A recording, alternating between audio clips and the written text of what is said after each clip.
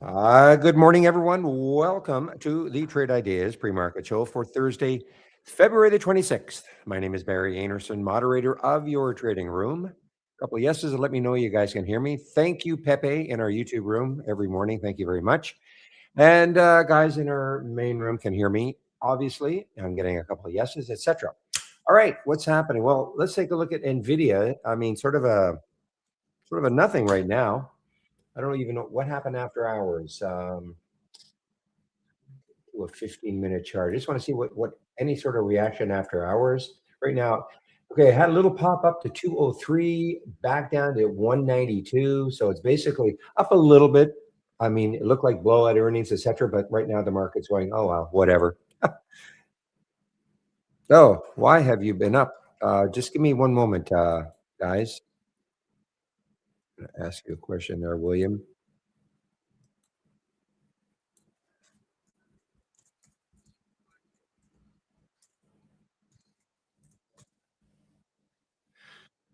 Okay, give me a moment. Okay, so ALBT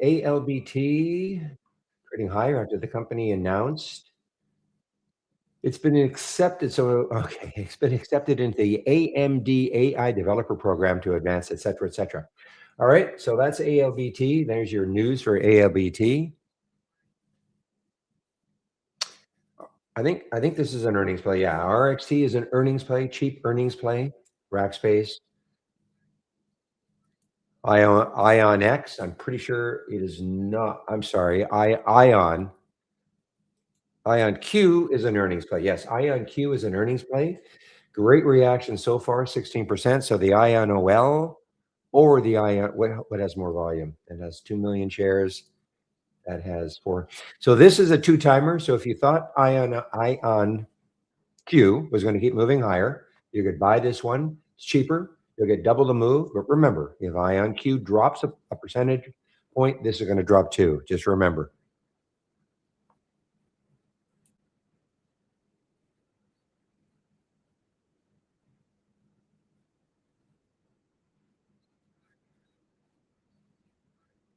Ooh, okay. Okay, William.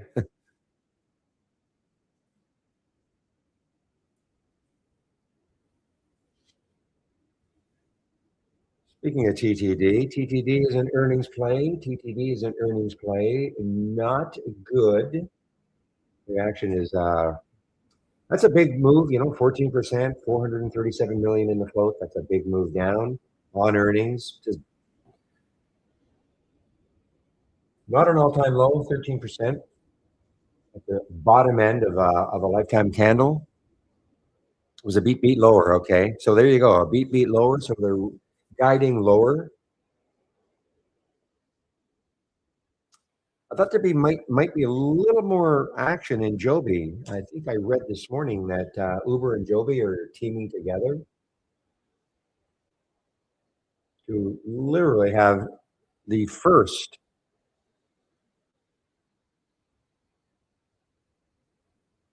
partnership with Uber to launch the electric air taxi booking. Anyway, it is sort of non-reaction. I mean, it's up a little bit. Don't get me wrong; it's up a little bit, but I thought there'd be a slightly bigger reaction. Sezzle, SEZL is an earnings play. Not volume is picking up. Last time I looked, the volume wasn't that great. The volume is starting to pick up though. SEZL, and it's an earnings play. Low float. Now here you go. There's a low float, 17 million in the float for a $78 stock.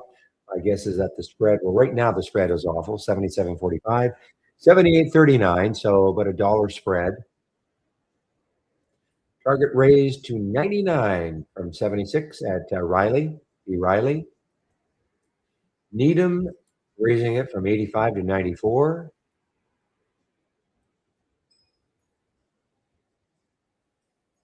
Goes to show though, guys, I mean, so far the VIR, this one is stuck.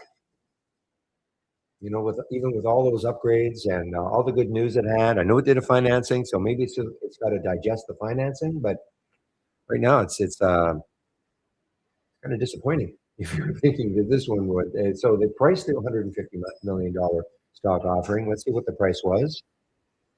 We had a problem early on getting this thing to load quickly. Oh, just give me a moment.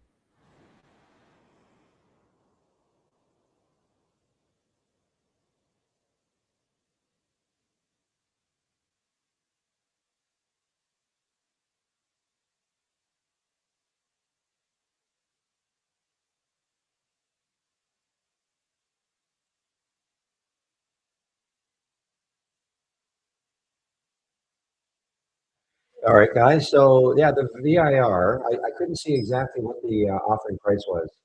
It says $150 million. Even though they said, well, wait a minute, it didn't load. That's the problem. I don't know why this is taking a while to load.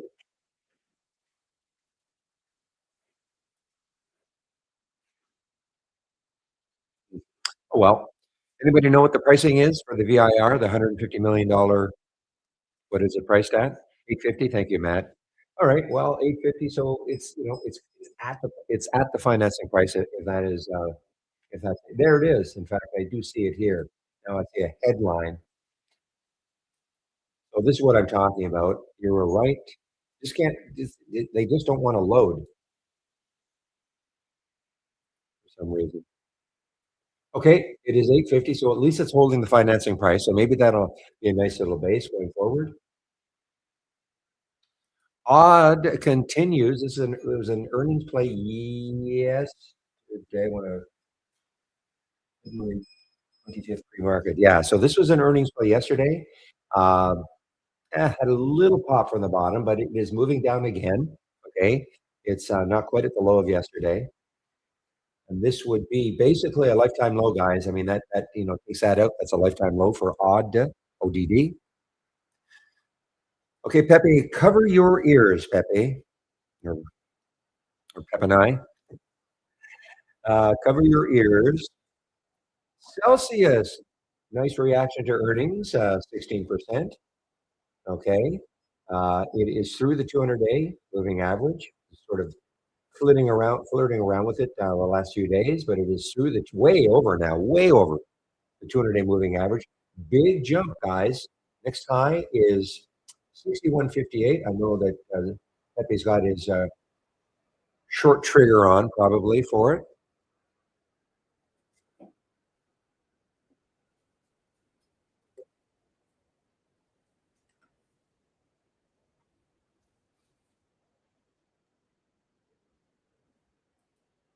Is this an earnings play? Is QURE? No, it is not an earnings play. Wow, it's getting clobbered a bit here, guys. Down 26. It's not an earnings play. It looks like unless they released early, looks like it's still March the 2nd. I don't see any news on this one. Anybody have any news on QURE? I see no news on it. I'm looking up here in my headlines. I don't see, other than lawyers wanting you to join a class action suit. I don't see news on it. I mean, this just happened. So that is the QURE. And it continues. I keep hearing this is my gap down. I have text to voice in this. So she keeps saying QURE over and over again.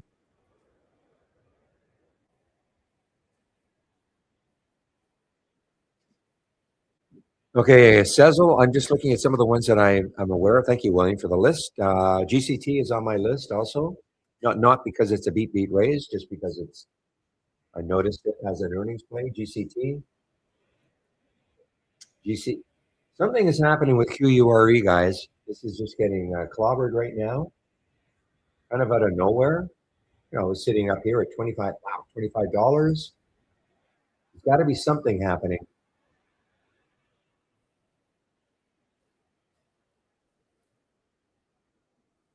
Gene therapies, hemophilia.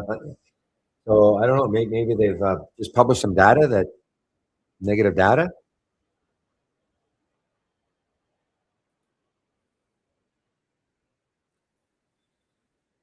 Well, whatever it is, it's not helping.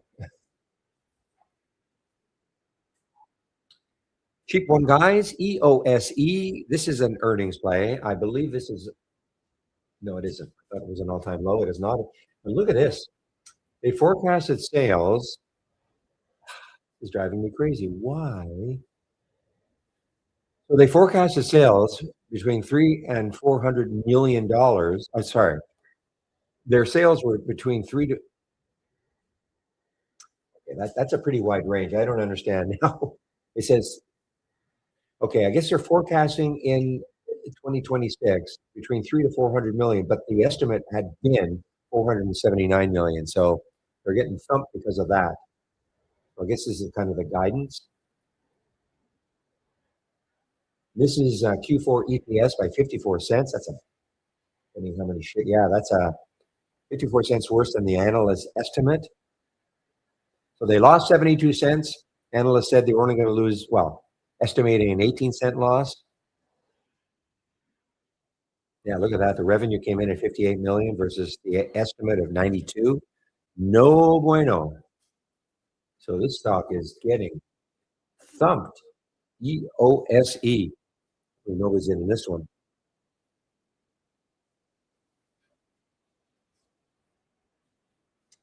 Okay, I have my doubts about this one. I don't even know if I can still see it.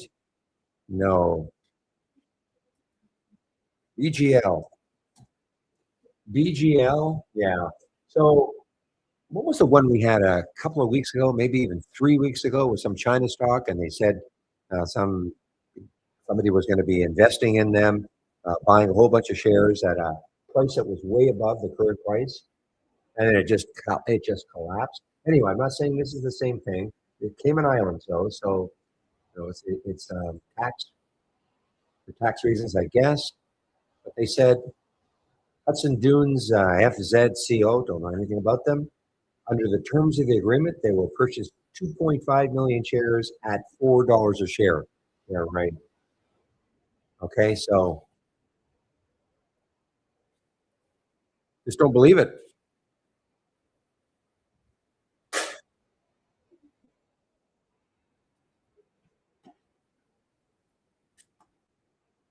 Just doing one moment, please.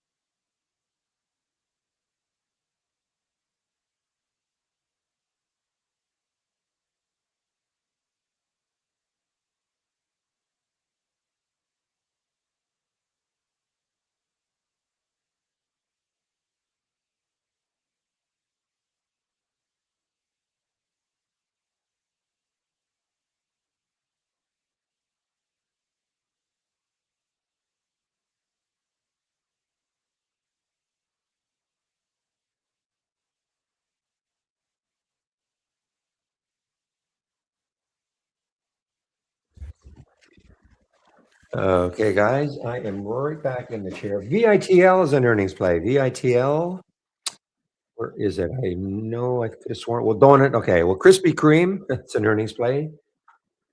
Krispy Kreme, DNUT is an earnings play.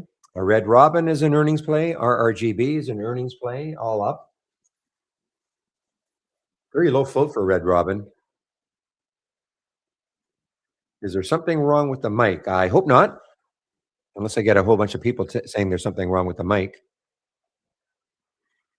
How's my sound, guys? Let me know. Haven't done anything. Okay, must be. Hopefully, it's. Well, I want to say hopefully. I guess it's on your end, Do Re Mi. Q Pucks. What is this? This looks like a two-timer.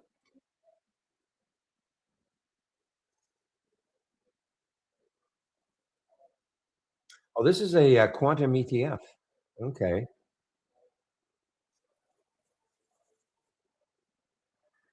AI is an earnings play. Look at this. All-time low now. AI is an all-time low.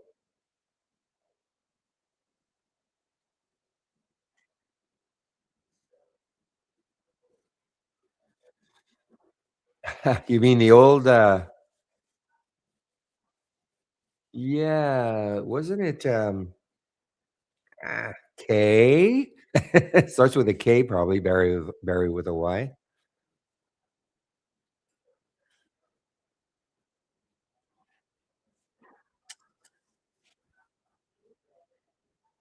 Ari, another lots of earnings play, guys. Another earnings play, Ari, Arry, is another earnings play.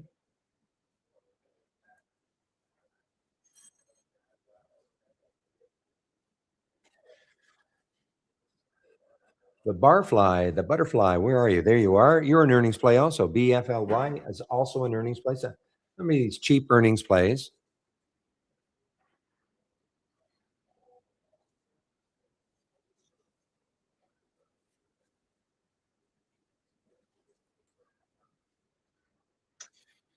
Not a lot of volume yet, but this is not an earnings play. Okay. A lot of room. RELX. I don't really remember what happened to this. It just got clobbered down from 43 down to 27. I don't really remember what happened. There has some news this morning says their data advantage shields it from AI native rivals. That's what the CFO says, which gives it a competitive edge. So this is the upcoming IPO, right? With Anthropic, Creme.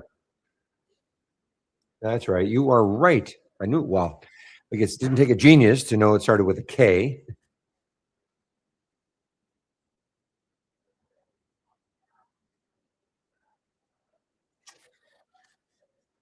So GCT. Let's take a look at it. GCT.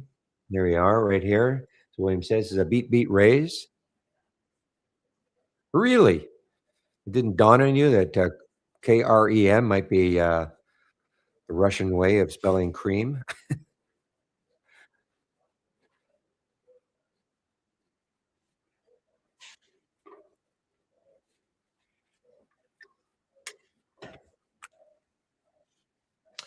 Yeah, I remember when they went public and then they went private and they went public again.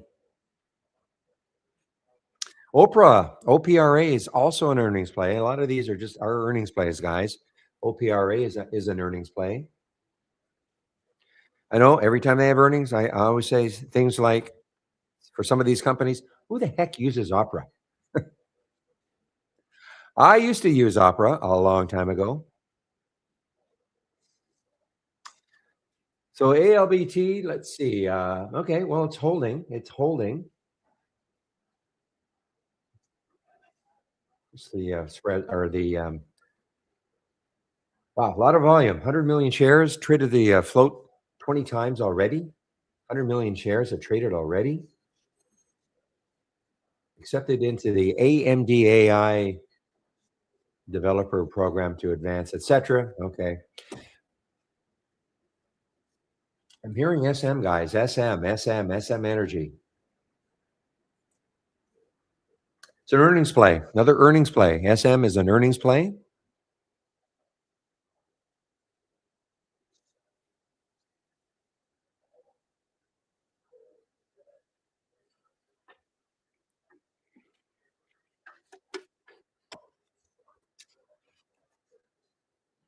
AKBA, AKBA. Guess what? Earnings play. So for those of you who might be a little bit new, why I'm calling these earnings plays, when I keep saying earnings play, these are companies that either released earnings after hours yesterday or they've released this morning. And that typically means that the stock, well, the ones we're seeing anyway, probably be active all day long. Don't, we can't know what the direction necessarily is going to be, but in terms of it's going to still move higher or is it going to hit a top and move down. We don't know, but they are going to be stocks to probably follow, some of them anyway, to follow all day. Can't follow them all, of course. There's too many of them, but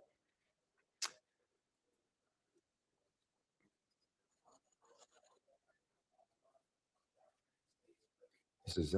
I'm trying to don't have anything to drink right now, Pepe. Celsius shows no signs of slowing down. No signs. So fourth quarter sales came in 15% above analyst estimate. Well, the EBITDA was were 23% above the forecast. However, the gross margin was a bit shy of expectations, probably due to Pepe shorting the stock.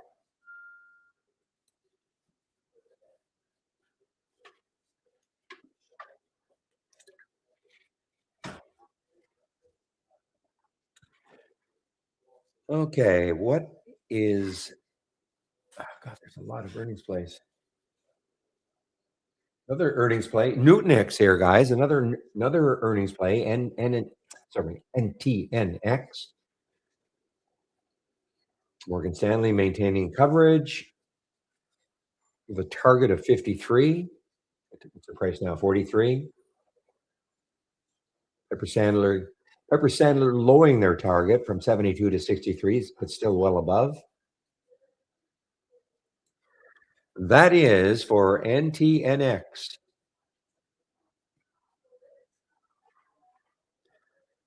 I don't think we're out of the decade yet, right? This was the stock of the decade by, I think it was in 2018, I think, by Goldman Sachs. Morning, David.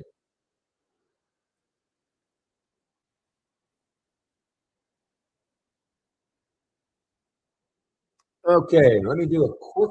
Okay, the market had a nice move yesterday, both the Dow, SPY, and the Qs all up. So, how close now is are the financials to that 200-day moving average? Yeah, I mean, they're getting closer. And the other one that was down below,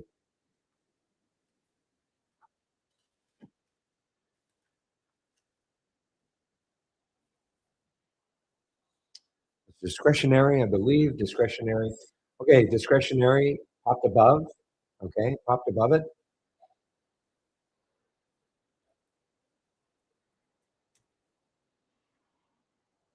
Yeah, so I think everything else is safely above. Well, retail is, in sight of the 200-day moving average.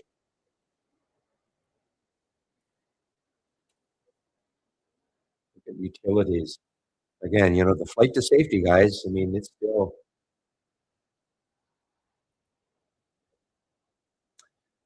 all right, 9:22. So what I'm going to do now is get my 9:30 layout up and running. So give me a moment. First thing I always do is save my layout. Even if I didn't make a change. Why do that? Just in case I forgot I made a change.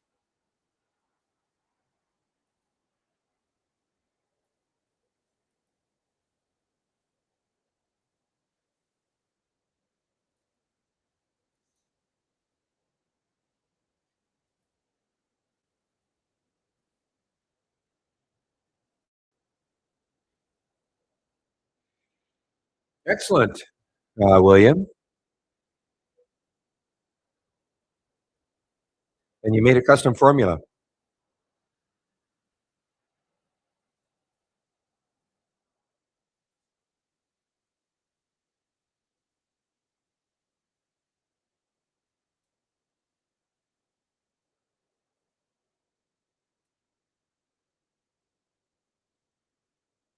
Yeah, you can't share it because the custom formula does not copy. However,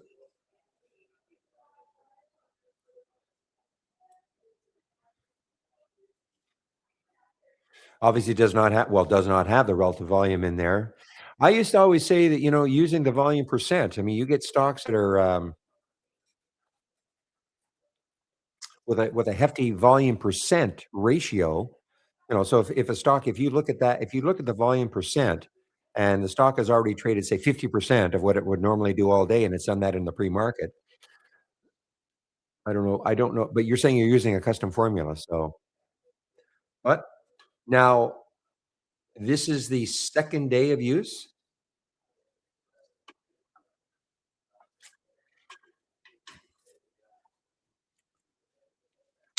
This we did not see. Is this a SMJ?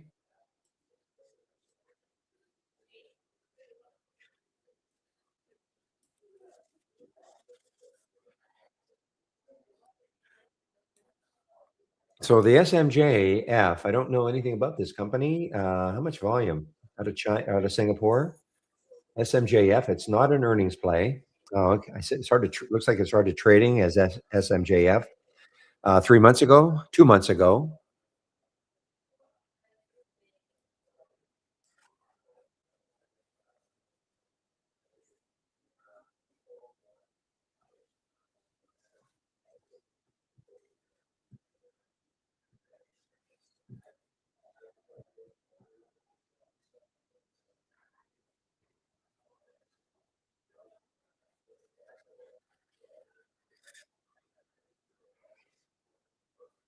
There are some. What time is it now? 9:25. There are some economic numbers. I do believe. Well, there was the jobless claims came out at 8:30. I don't think that really didn't do anything to the market. At 10 o'clock, we've got Bowman speaking, one of the Fed presidents. I guess that's it. Nothing really more. I don't know how much this Kansas Fed manufacturing index. It comes out at 11 o'clock or 11 a.m. Yeah, 11 a.m. Not sure how much that will affect the market. Good morning, Ecat Dole in our YouTube room. Don't know if that'll affect the market much. I don't not too familiar with that those metrics for Kansas. I don't know if they really have that. Not like Michigan anyway. Michigan seems to be the big one. I don't mean the state of. It's just I don't know why it's a particular state releases those.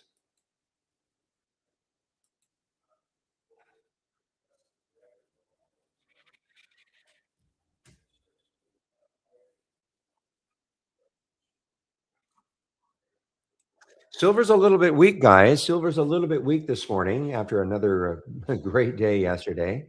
It's been a nice little run since the big pullback. But silver's a little bit weak this morning, SLV. Okay, so if you're looking at silver plays, you want to get your short hat on. CRM, that's Salesforce, isn't it? CRM. Yeah, they had earnings, didn't they? Yeah, they had earnings. Ah, it's actually up. When I read this morning, I thought it was well, it was down, but it now is up for the day or from yesterday's close.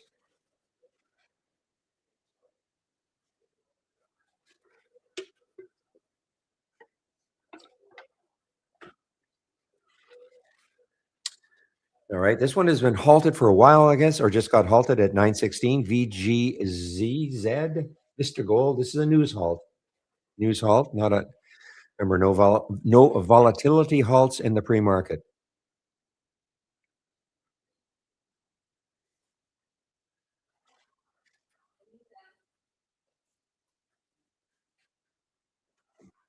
Moment.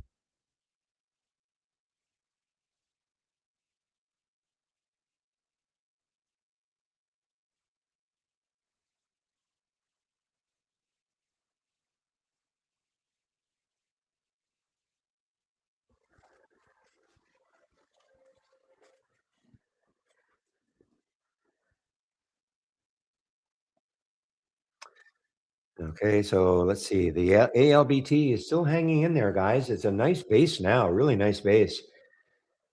Better take a look at this a little more closely now on a weekly chart. So what did it get up to? It got up to this morning about 136, and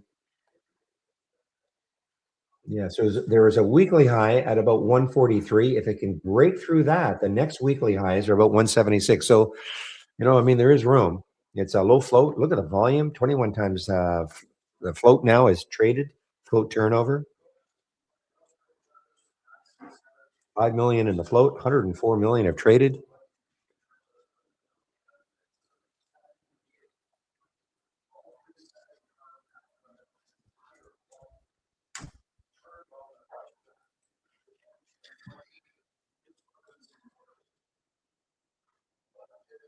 Bitcoin. What's Bitcoin doing right now? So Bitcoin's off $1,000 from 668,000. So sort of safely above that 60K. All right, guys, we have 10 seconds. Let's have a great trading day, everybody. Typically, don't trade in the first 15 minutes. Try to let things settle down a little bit. Oh, that's why I wasn't seeing anything. It was covered up.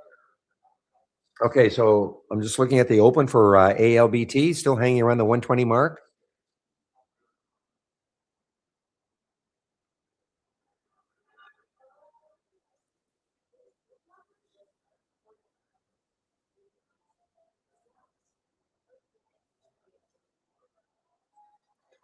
SPY is, yeah, a little bit of a downward move here. We're still basically flat. Got through the VWAP, a little bit below the VWAP right now.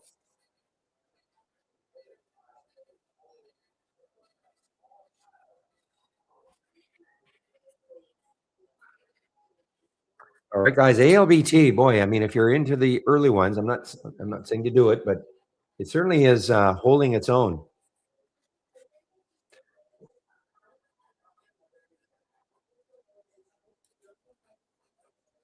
Holding its own in that it is not really given anything up. It's over the VWAP. Okay, it's over the VWAP. VWAP, the purple line on my chart. Look at the 15 big base, 2-minute basing.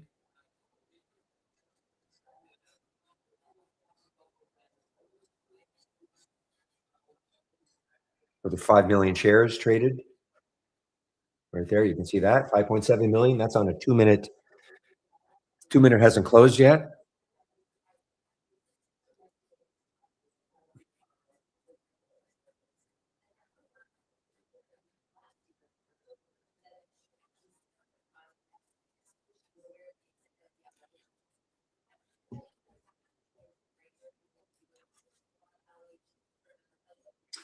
All right, there's the Sezzle, guys. Has the volume picked up? Yeah, it's starting to pick up. Relative volume is 101. 101 times normal up to this time of day. Remember, the relative volume filter is time sensitive.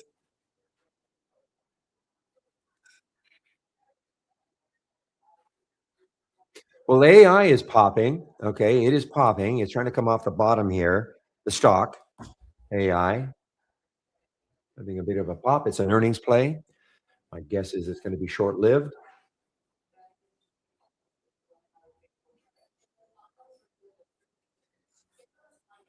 Okay, there's a BFLY butterfly. This is an earnings play making a move.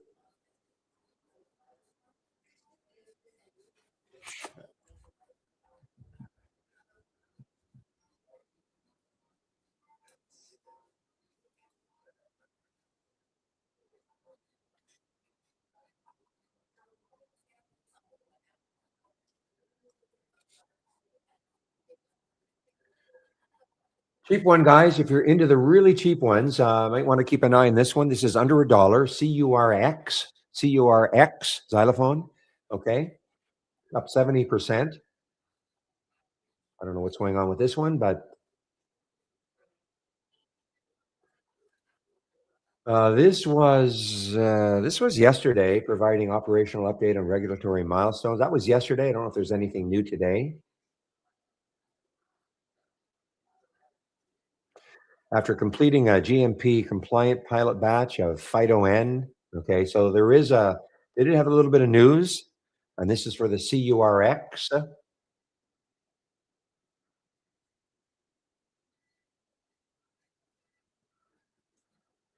Krispy Kreme donut at the highs here, guys. Earnings played. Where could it go? Okay, on the weekly chart. On the weekly chart, the next high is 451. So there was certainly room on a weekly chart. The cruisers are. I saw a couple of the cruisers here, guys. So let's see them here now. But NCLH. I don't think it's an earnings play. Has earnings next week. But NCLH moving. I don't know if it's ahead of earnings. But CCL, I also think I saw CCL moving. Yeah, so and I'm sure RCL will be moving, the three big ones. Yeah, so they're all moving for some reason.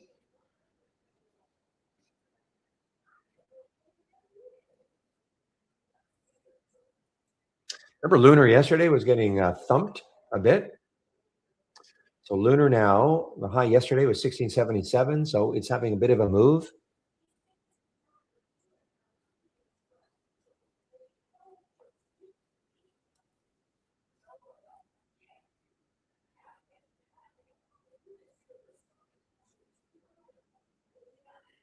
Morning LD in our YouTube room. So TTD is having a nice, kind of a nice comeback for a while anyway. Okay, TTD still down 13%, but it is popping. Oops, at the high of the day, of course.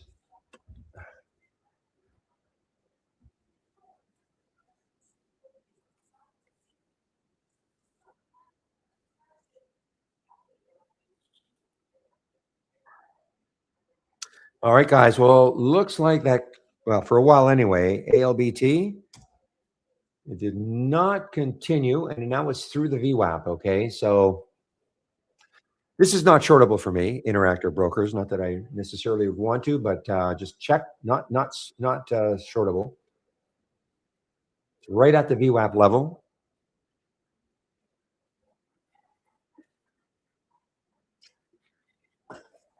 Macy's is up for whatever reason. Yeah, look at this. Macy's has earnings next week. It's at the high of yesterday is 2082, so it's right there. The next high looking left, 2125. A little bit of room.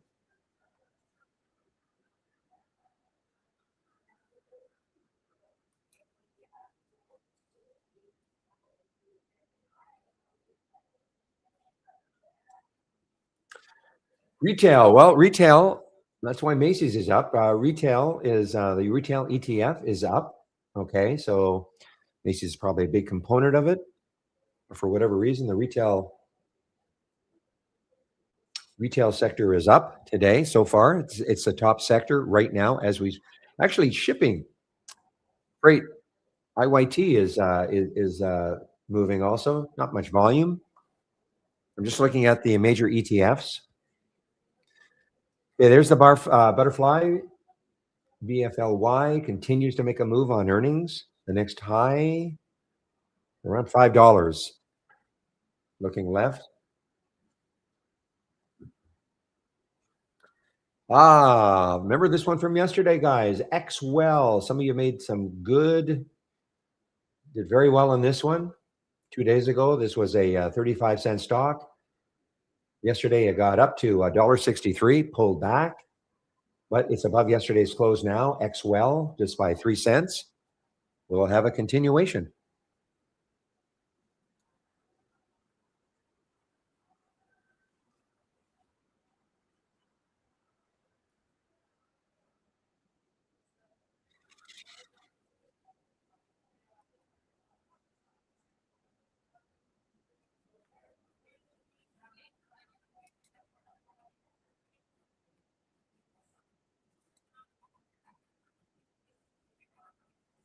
All right, FSK, guys. Okay, this is another earnings play.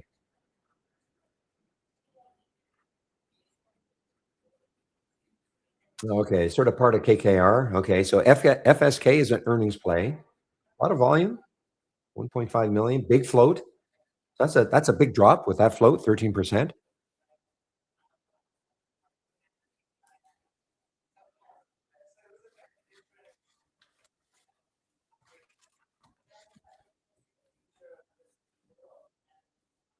Oh, guys, this is appearing over and over now. This CURX.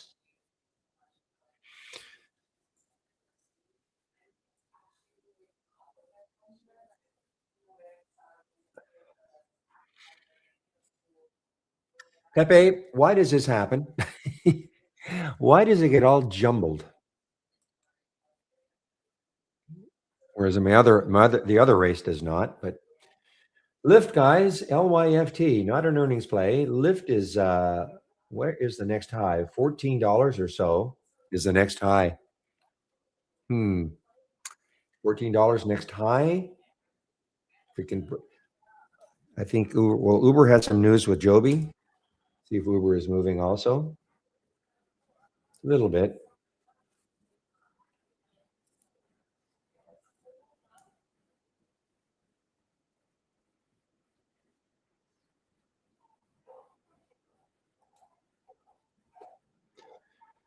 It is just this race. Yeah, the other race is fine. I don't have it up and running, but you see, I don't know why I have to. It gets all jumbled up. Not right now, but you saw what was happening. You don't have to. It's just kind of weird. I just stop it and then it resume it again, and it gets back to normal. But yeah, the other race is fine. Never does it.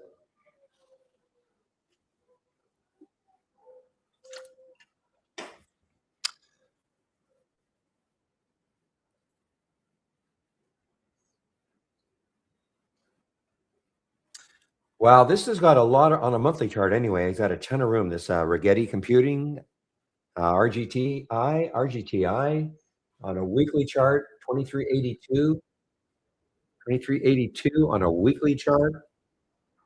On the daily chart, what's the next high? 1972. So about a dollar to the next high. That is for RGTI. And this is at, well, okay.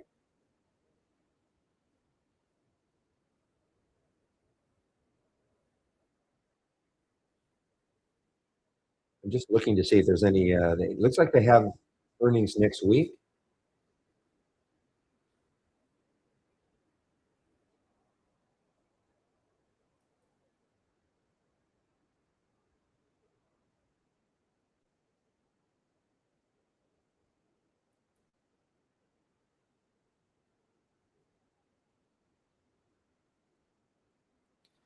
So Red Robin has a little bit of sorry, room on a weekly chart, just not that much though.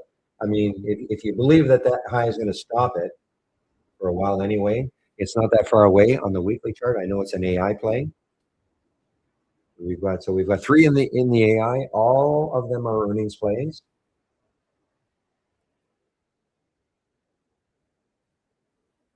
Another earnings plays. CHYM, another earnings play. This has got some room. 2579. Yeah, so this has got a little bit of room to the next high, guys. CHYM, Chime Financial.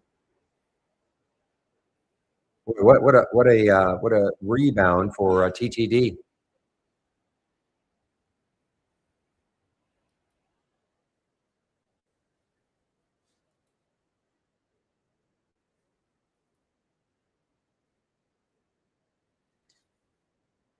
Yeah, so let's take a look at what the market is doing. So the VWAP could not hold it. So far, what time is it now? 9:42. So three red bars down. Okay, so far.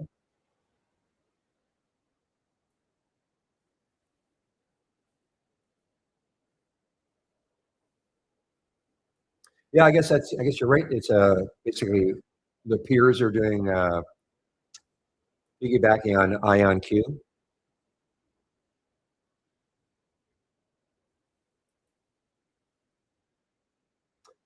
All right, so this one just got halted, guys. NDRA just got halted. And got halted on the way up. Let's take a look at where it could open. So, and please listen carefully. This blue screen, blue window you're seeing here is nothing to do with trade ideas. Okay, this is time and sales from Interactive Brokers. Can't see the price of the stock, but it is NDRA. Halted at 495. Potential open in this area. Okay, 520. So if you're in this one, that's what you want to see. You want to see a number greater than the halt price right now. Typically, they are 5-minute halt. So if it is a 5-minute halt, you will open at 9:44 plus 19 seconds.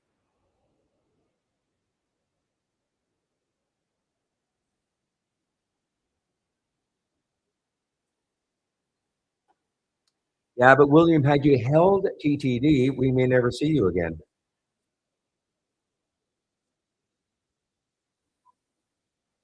You probably wouldn't spend any time in the room anymore.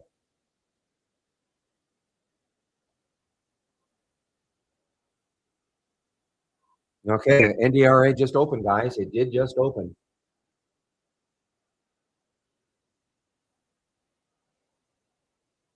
With that float, 680,000 in the float. That is, you just got to be very careful, of course, with that sort of a float.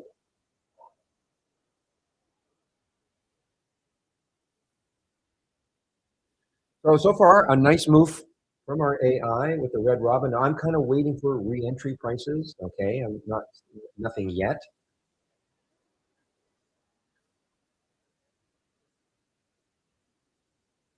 So, okay, TTD continues to make this move.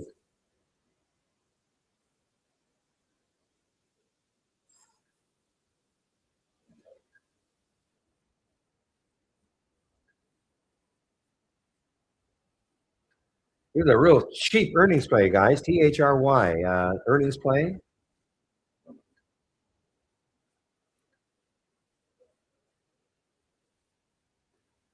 And guess what? Another earnings play. Four. Four, the number four, FOUR. Another earnings play.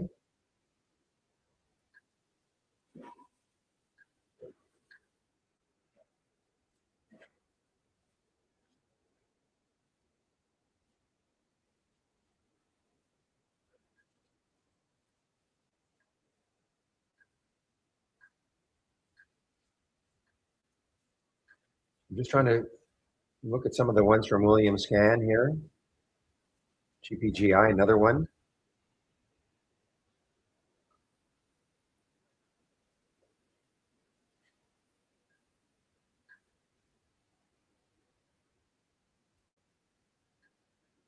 Sarepta is an earnings play.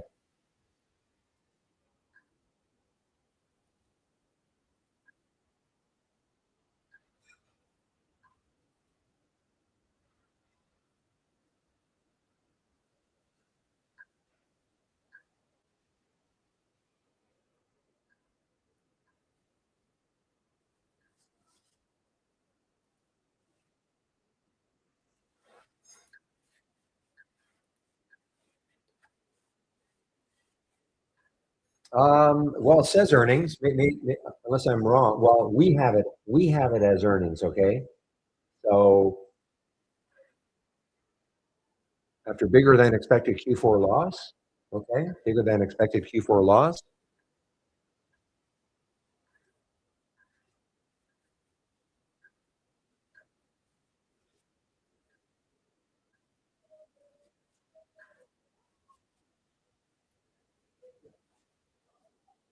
All right, I may have to take a short on this EOSI. Oh, EOSE. However, shoot. Well, the next low is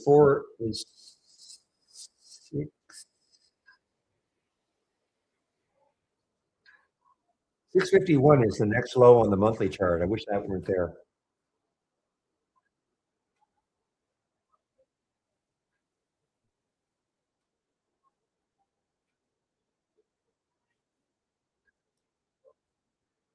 Okay, odd is coming back a bit, guys. Odd is coming back a bit.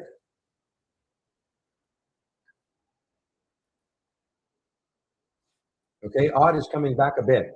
Okay, ODD from William Scan.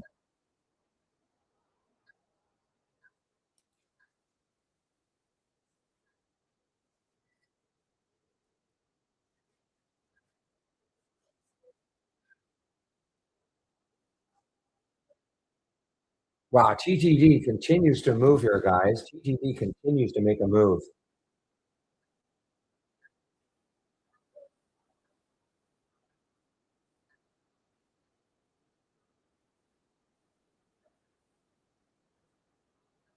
Waiting to see if odd can hold 14. Okay, I might take this one if it can hold 14, maybe get up to 14.10 on the bid. It's a bit of a struggle right now.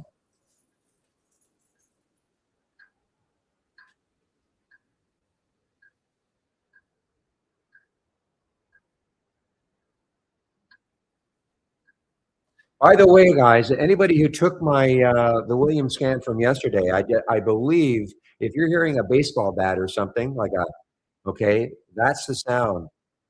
I think I had the sound alert still on, whatever I was sharing. Okay,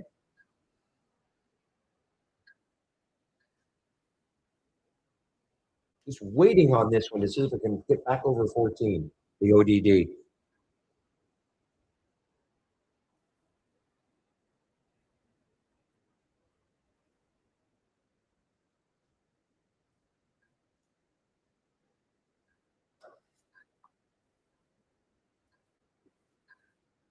Boy, TTD and Sarepta guys, SRPT, just mentioned that one on the way down.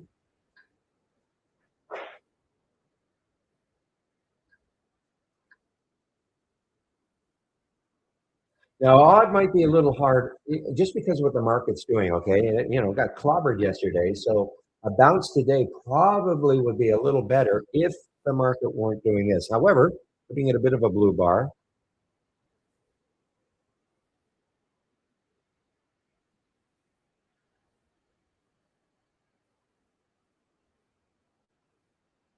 Ah, that is that's a killer, isn't it? Then, William, I didn't see that.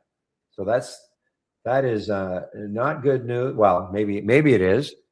Maybe I got a better CEO, but right now, yeah. Hmm. Okay, come on, get over 14 again. I want to just like the obviously all the room it's got.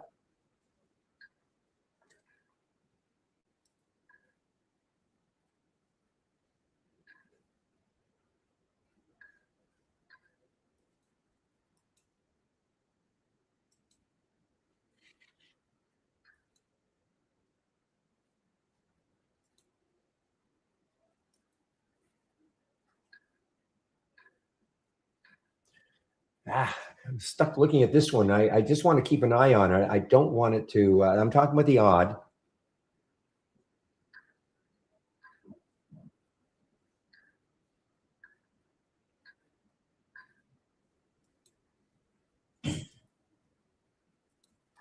All right, I'm going to forget about it. I have a price alert up in this area. I'm just going to forget about it.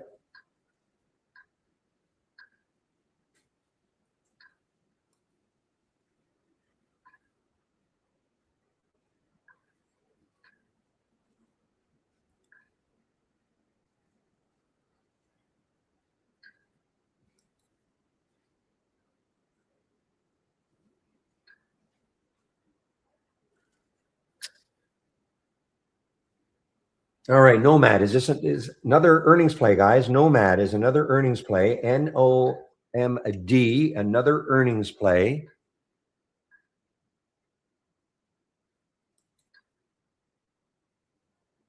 Oh man, this is the one I should have hopped on right off the bat. This Cure. Shoot. Yeah, that was the one that we. Okay, so finally, this is okay. Maybe somebody already posted this, but okay.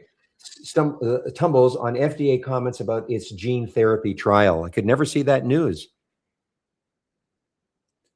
but now I finally see a headline on it, and it's right here. Okay, didn't see that earlier, so that is the reason. Wish I'd seen that.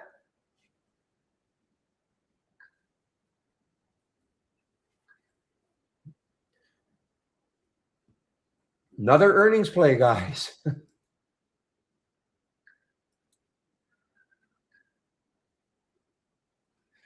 SDGR Schrodinger has another earnings play.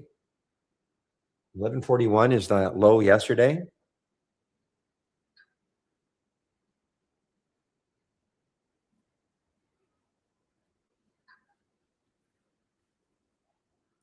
Okay, VIR is on the move a little bit here. Okay, VIR is on the move a little bit.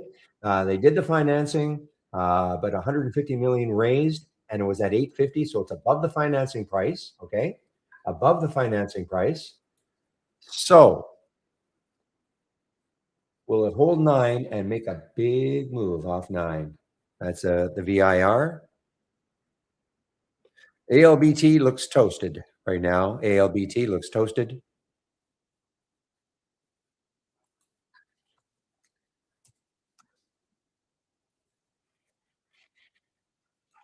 Okay, guys. I mean, this VIR with all the news it had. Let's see. If finally it's going to hold the gains. Hold the gains.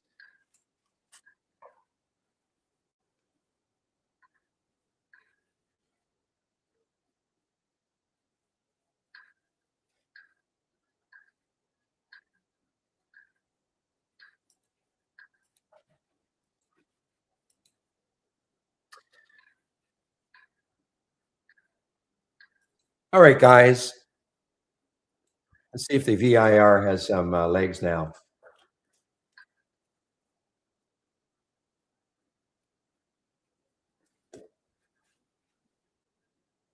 XWell, new highs, really? Now remember this one from yesterday, the BRAI, which I think a lot of people might have confused with the BNAI, but maybe not.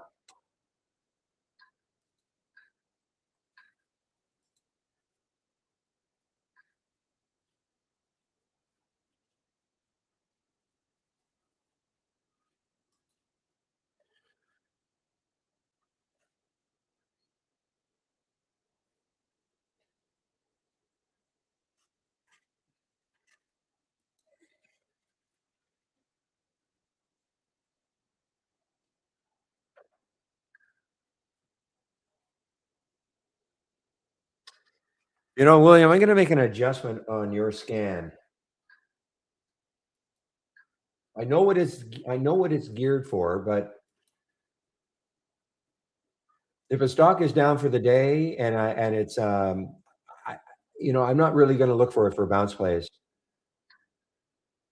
if that makes sense. You probably don't care, but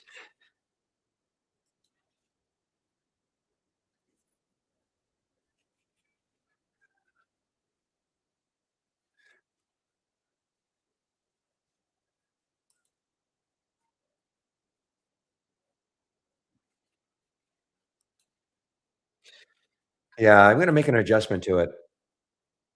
Yeah, I know those are the ones yeah, absolutely. I'm looking for the continuation. So, I was fixated on this odd and a couple of ones yesterday doing the same thing. Stock is down for the day and it's putting the bounce. I know that's exactly what you're looking for.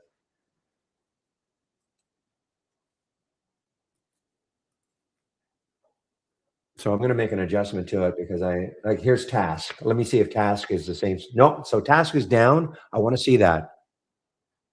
So, I mean, in theory, it's the same idea. I just want to make sure that when I get an alert on a potential bounce, it is down for the day though. That's all. So that's all. I just want to make sure it's down for the day. So I will make that. I'm going to make that change.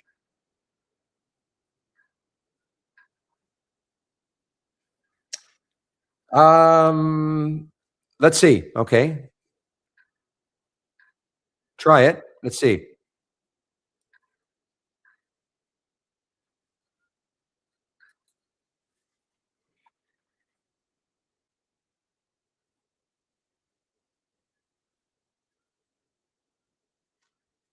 I mean, I obviously I can create the formula.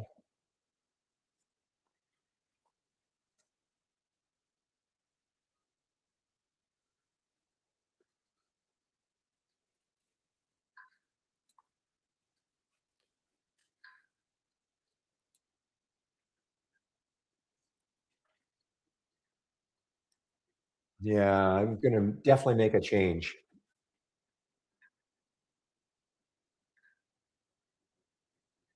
On the other hand, I wouldn't have seen the TTD. So I mean, I would not have seen the TTD because it's down for the day. And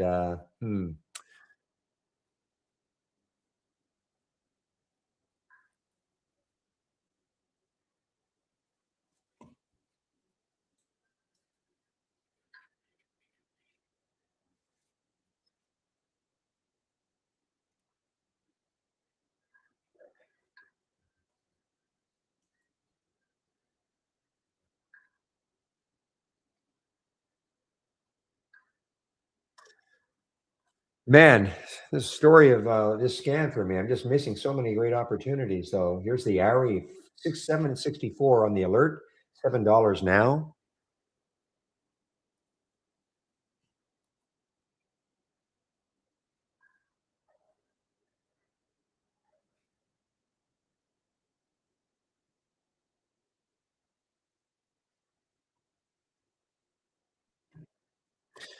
Fast half hour so far, guys. So I'm going to go over my homepage right now, but I am just, of course, keeping the eye on the VIR. See if I can keep moving a little bit anyway.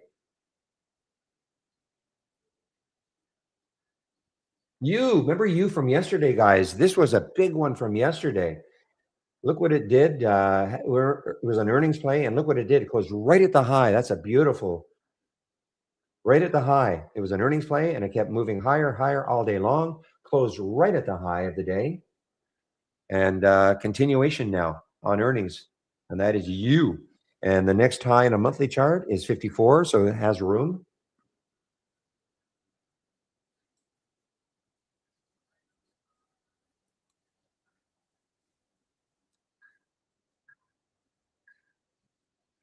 Wow, airy, airy, airy. Look at that one. I mean, that is just a sensational alert.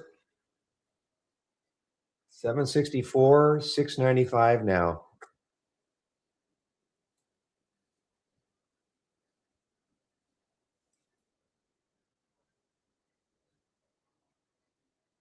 Hmm. Down for the day.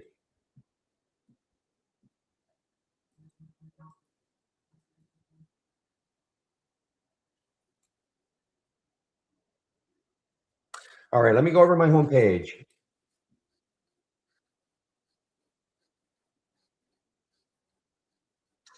Let's see, am I?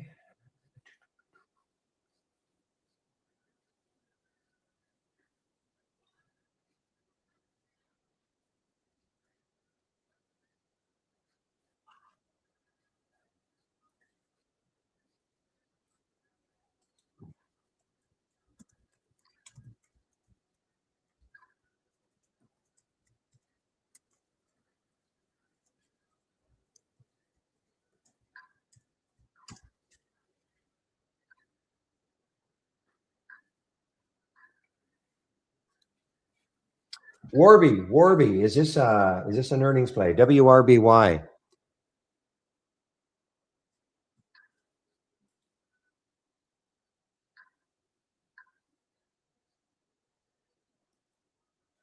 Warby is an earnings play, guys. So Warby is an earnings play.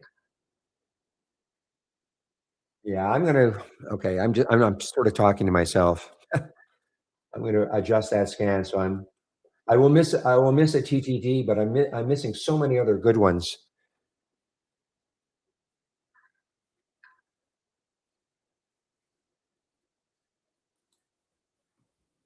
I'll do that after hours today.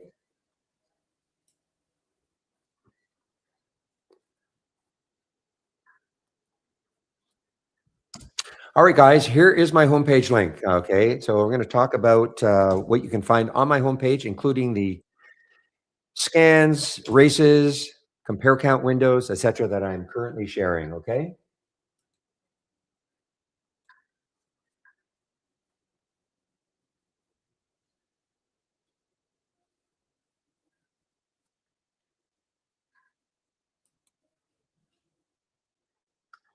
okay. So here is how you can take out a subscription to Trade Ideas. You can use my promo code Barry15.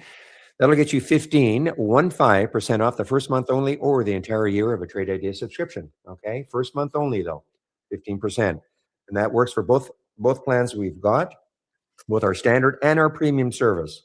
Premium service, of course, the big deal, but it is our AI, which I'll go over a little bit later. So, only have one favor. Please use my code if you're going to take out a subscription, okay? It really helps to keep these rooms free. I moderate our YouTube room, and for those of you in YouTube, the trading room, okay? So, I moderate both of these rooms at the same time. So, if you're sitting in YouTube right now, you don't mind just hearing me and seeing my screen, that's fine. But if you're looking for a lot more interaction amongst other traders, come into the trading room. Trading room is free also. Other good thing about this one is that it opens at 6:45 a.m. Eastern time, okay? I don't do it. A little early for me. I live in Vancouver, so that'd be 3:45 my time. So thank you, Obi, birthday boy plus one, for opening the room at 6:45. Now, I usually leave sometime between 2 and 2:30, always staying later if there are questions. But when I leave, William usually keeps this room open after I leave. Okay, so sometimes till about 3:45. It's up to him. I don't know what he plans to do today. I know William are still off tomorrow, right? So on a big day, this room is open from 6:45 to 3:45 Eastern time. Okay. Education. Click on the, whoop, before I do that. So keep scrolling down, keep it simple, get the trade of the week. You can sign up for the trade of the week right here. It's free. You'll get it before the market opens every Monday morning. If you sign up for the trade of the week and you don't think you're getting it, before you contact us, please check your spam folder. And if you have Gmail, check your promotions folder, okay?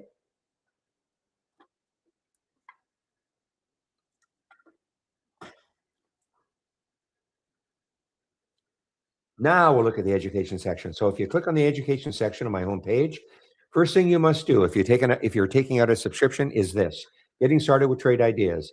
12 short videos to get you started. If you don't have trade ideas and you're wondering about the product, is it a good fit for you? Start off with the second video and go to the end. That should give you a good enough idea about whether or not you'd like to try us. You can always try us for a month. If you don't like it, just tell us and we'll unsubscribe you. Okay. Back to basics. If you are new to trading, this is for you. Free series, 15 videos. Okay. If you're new to trading.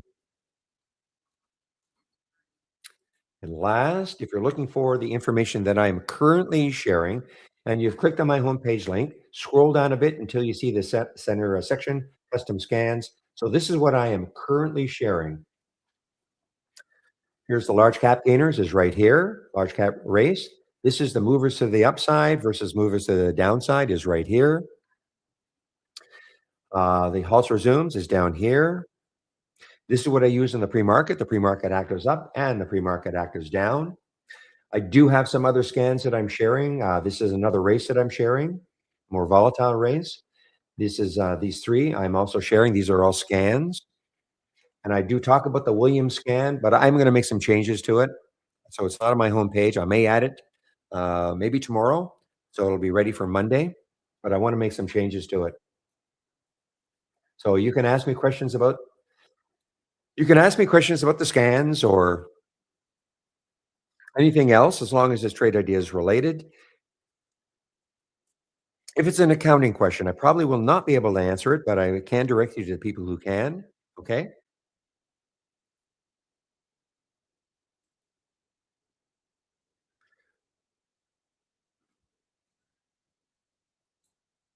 Whoa.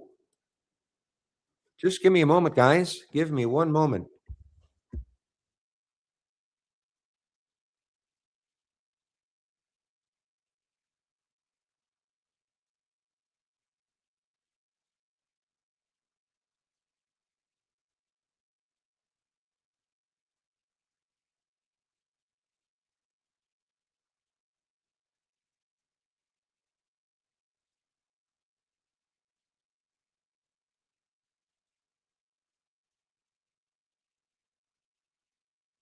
All right, guys, I'm back.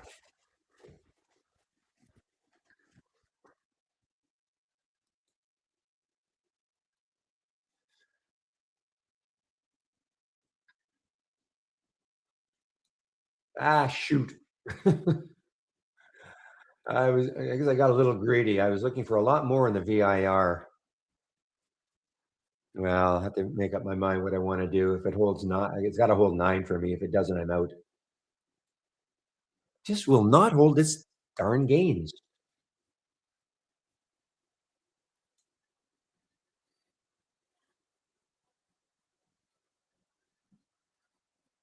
Give me a moment, guys. I'm just watching it now, okay? I want to see if I can get back into the 910s at least.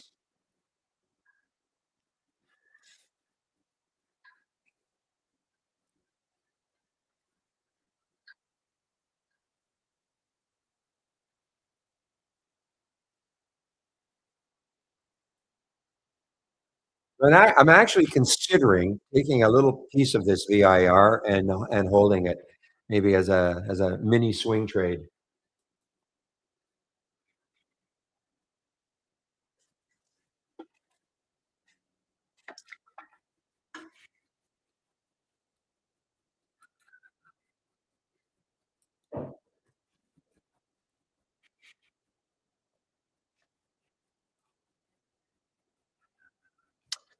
All right, guys. Well, I'm out of the VIR. I might take a look at it again. Might take a look at it again. There's no swing. No, there's no swing trading room. You could, but you can still talk. I mean, there are people in the room who are swing traders. You can just you can still talk about swing trading. There are people in here who swing trade, but there's no specific swing trading room. No.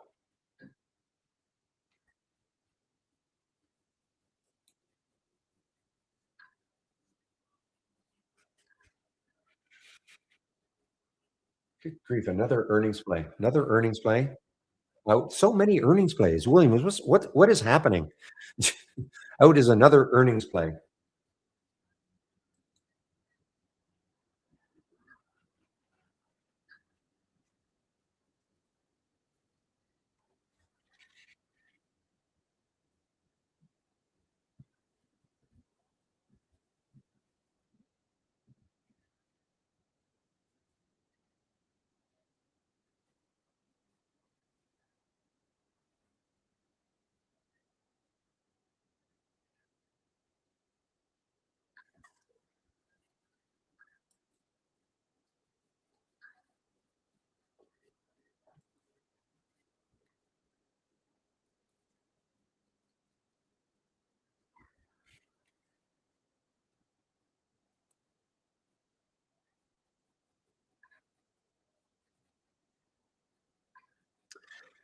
Okay, guys, I am okay. Like the INVX. That's what I would want to see. INVX.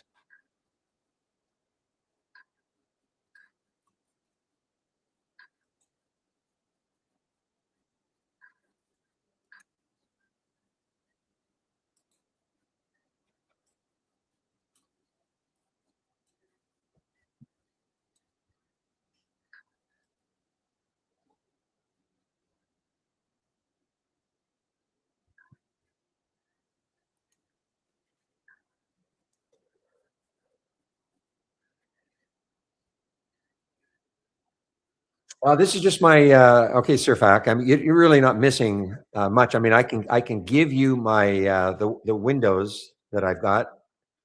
Okay, it's just on my homepage. Okay, so I mean, this is just my layout, my personal layout. Okay, talking to Sir Fac in our room in the support question area. So if you want some of the things that you're seeing, you just have to click on my homepage link, scroll down a bit. Okay, scroll down a bit where he says custom scans. Click on the view scan. So you can see these. Here's the biggest gainers from the start of the race is right here. This is this compare count window. The movers to the upside versus the movers to the downside is here. Halt is here. Okay, so that's what you can see. You know, you can create your own charts, of course. You know, with your own time frames. Not necessarily everybody wants my time frames. And also, this is what I use in the pre-market. Pre-market act is up and down. So it's all here. So you haven't missed much. I mean, it's just a matter of loading what you want. Okay.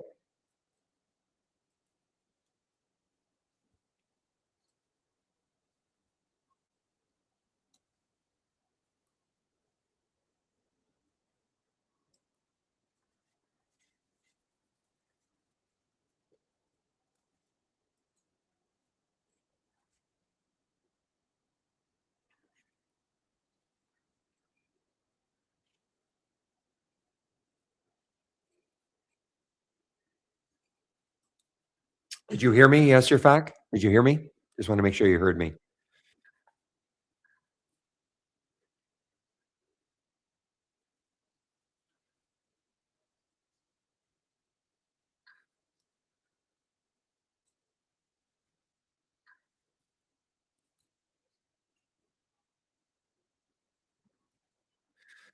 Guess what? Another earnings play, ADMA. But when I look left, there could be some blockage around 1533. So I'm not as interested. TTD, boy, what a yeah. I would if I adjust the scan, I would miss that one. But like, I just feel I'm missing too many others.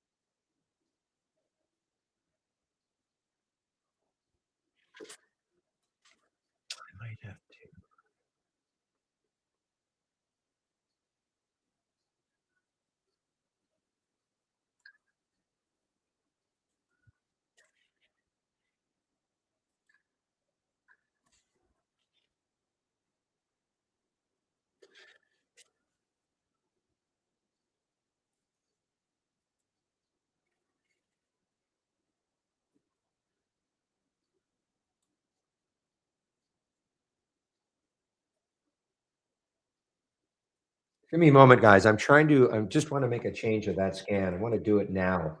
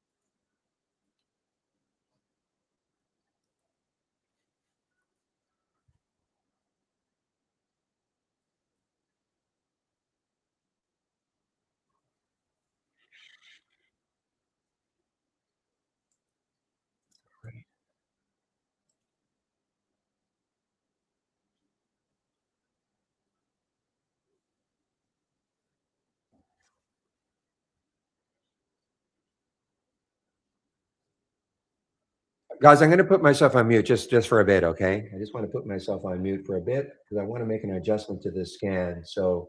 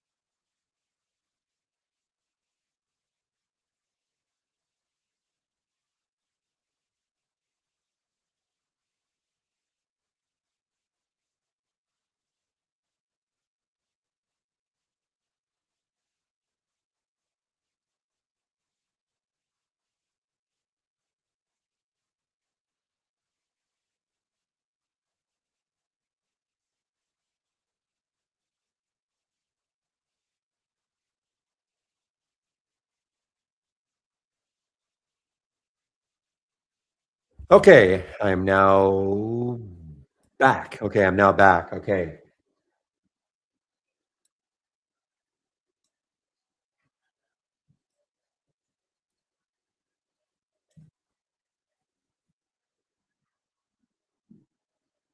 Whoa. Yeah, look at this market. I'm just looking at the market now. Wow, down 6 points, the SPY. Okay.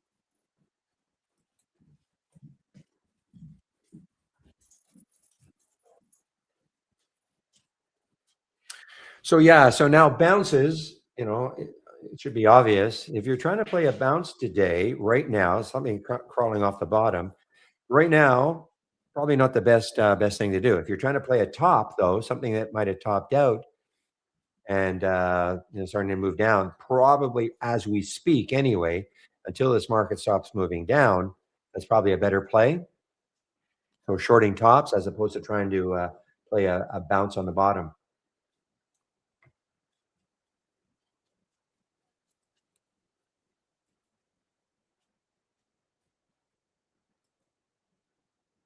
like you. Yeah, Madam, probably. Hmm. Through the VWAP.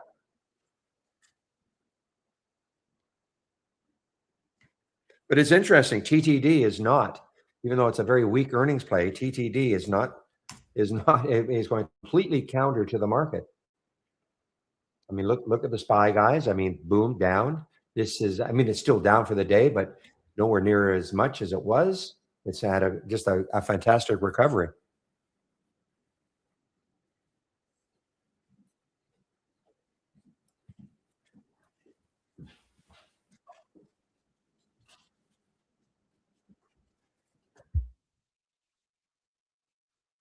Guys, I will be right back.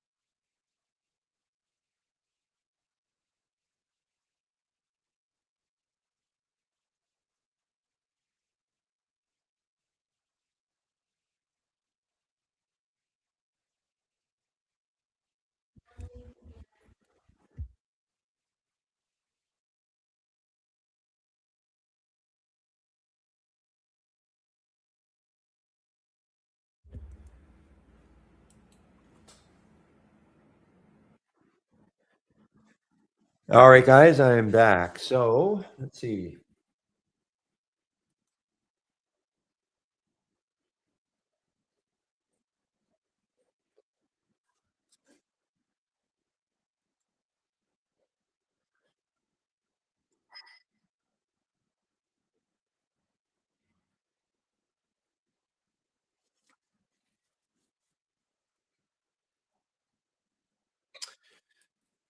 All right, well, let me take a look at the SPY and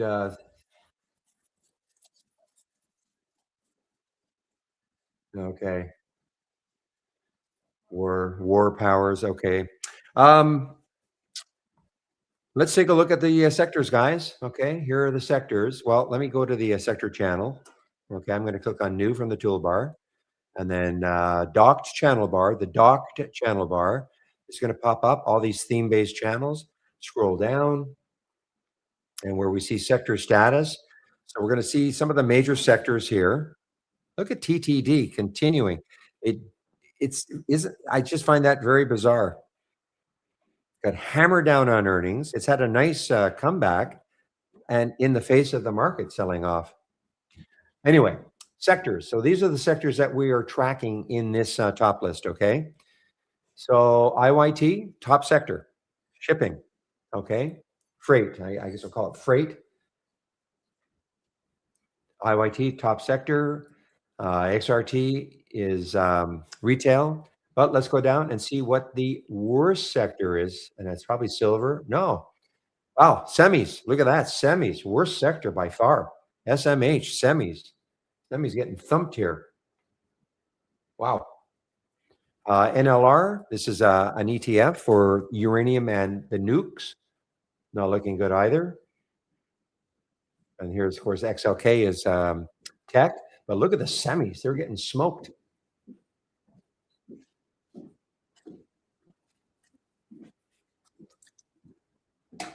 That's a big drop, 4 or 5%.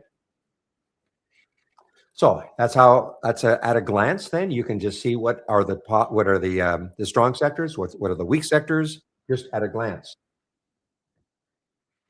So if you wanted to, for instance, if you thought about buying a semi right now, well, I'd probably hold off, until either this stops moving down. But I mean, it's basically the market, isn't it? The semis are driving the market down. The SPY anyway. So, but you might want to maybe make a thumbnail chart of SMH and see if it finally finds a bottom. And then, because a lot of these semis are not being beaten up because of any specific reason to them, it's just that it's not like it's an earnings play, a bad earnings play.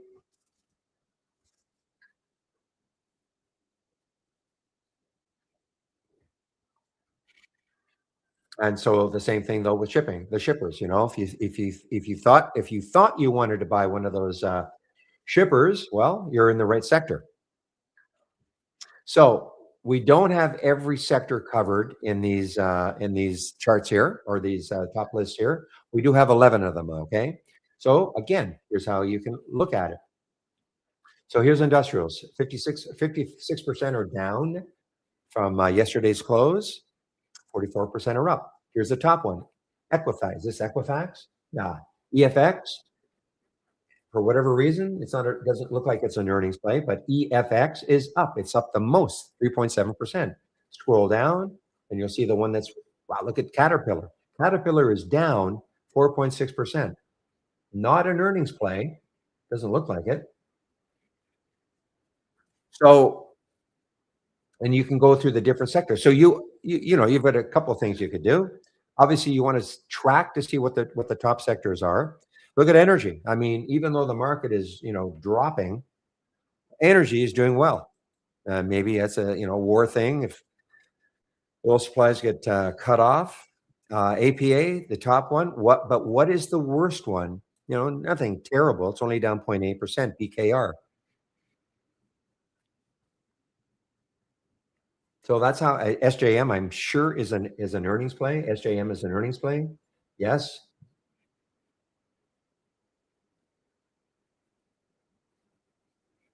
Doesn't Smuckers make jams and stuff? Isn't that a jam maker? Also, why is it in the dog and cat food manufacturing?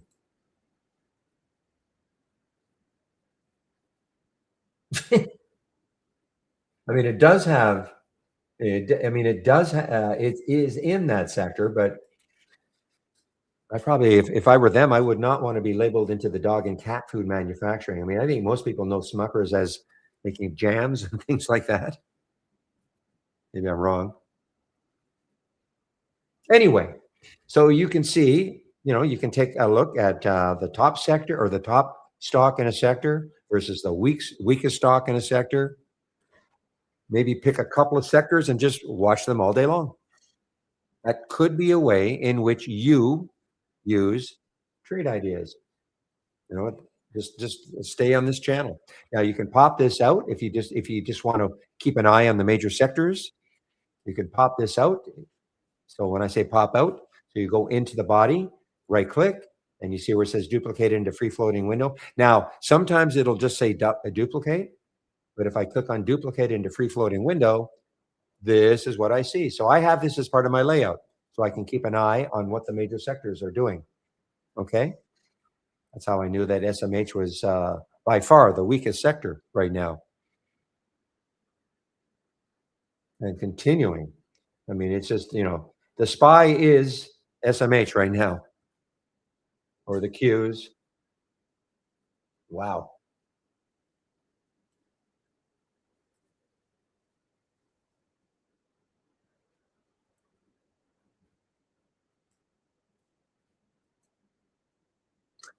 Well, I'm certainly glad I got out of my VIR long. I didn't get stubborn and think, it's going to come back. It may come back, but how do we? I can always get back into it.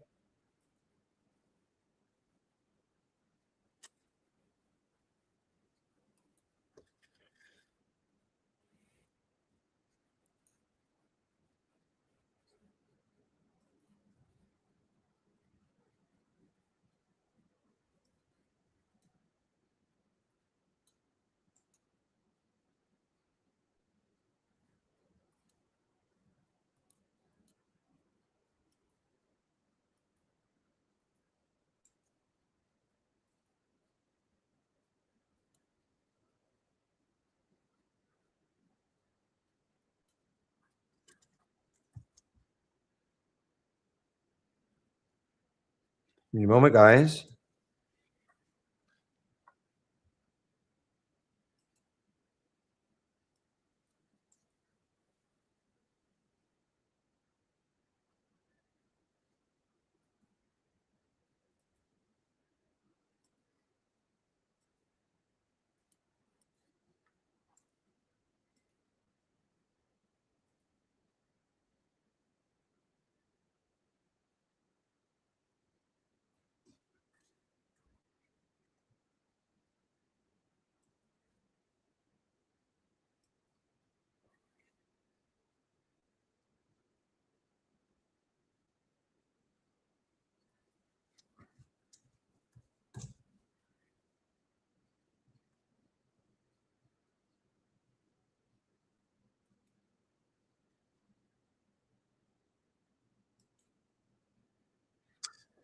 Okay, so that is don't repeat versions.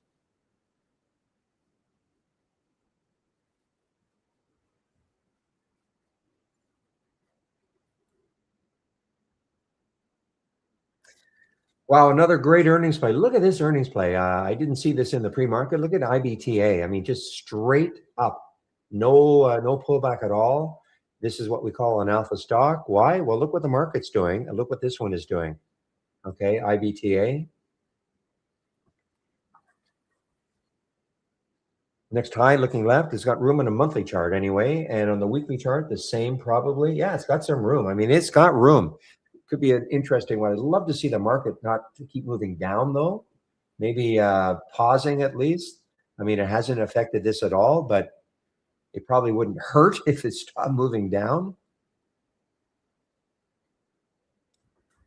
So the IBTA is certainly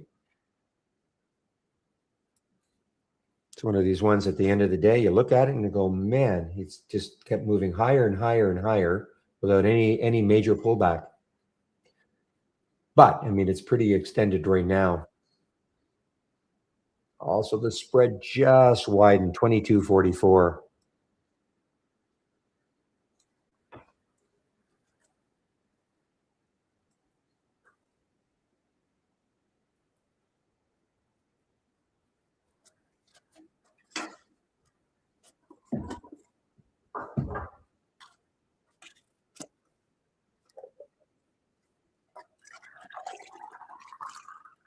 Ooh, now that was close, guys. Almost filled my coffee over the brim.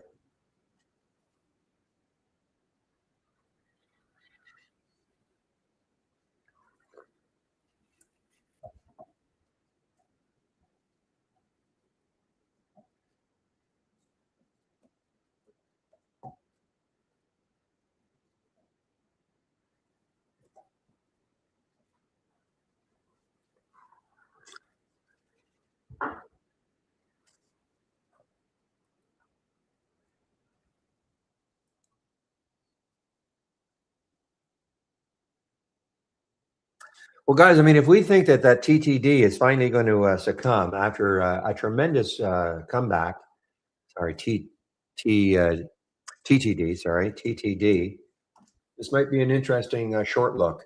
Okay, right up here. Okay, if it starts to move down, especially if the market continues to move down, it's just surprising that it has not moved down. Still down 5%. It is an earnings play.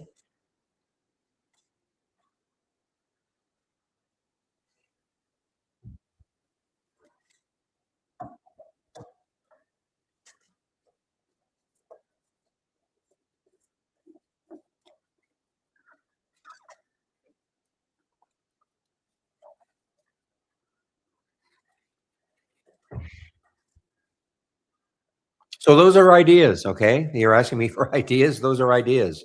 I'm not going to Mr. Singh. Okay, I mean those are ideas. I mean I'm not saying to follow them, but I'm not saying to take the short now. I'm just you got to wait and see if it finally succumbs. If you're into short, if you can short.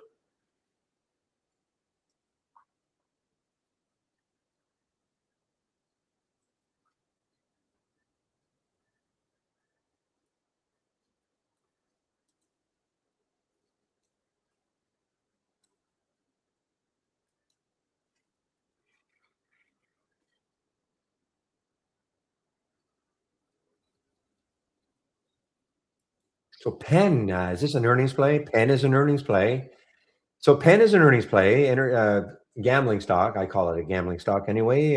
Penn is an earnings play. Is an earnings play, but yeah, look left. I see all this potential resistance. So not interested. Okay, guys. TTD looks like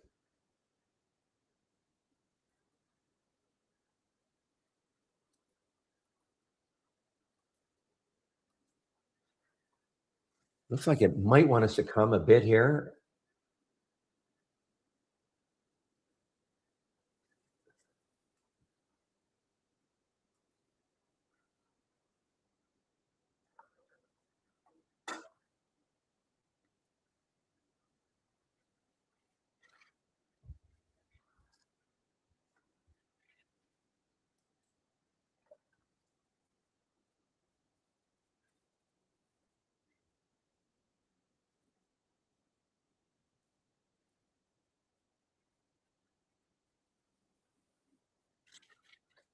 Well, maybe not. I mean, it looks like I'm just looking here. I got a 1 minute chart here. See if it's turned orange.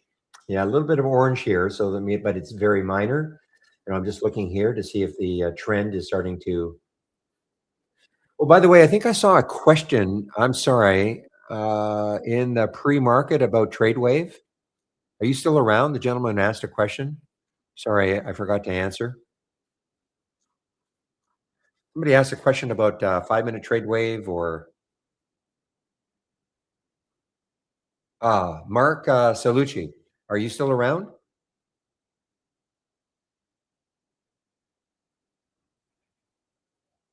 The answer will be no.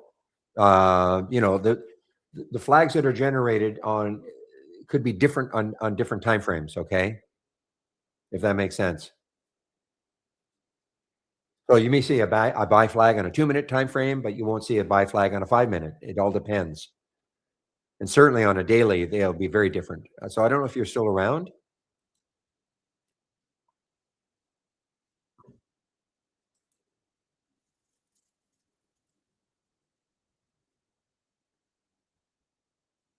But look at that. Look at that. The resilience of this. I thought maybe this was going to be it. For a while anyway. Would it, I'm not going to even be surprised if it goes positive today, just the way it's traded.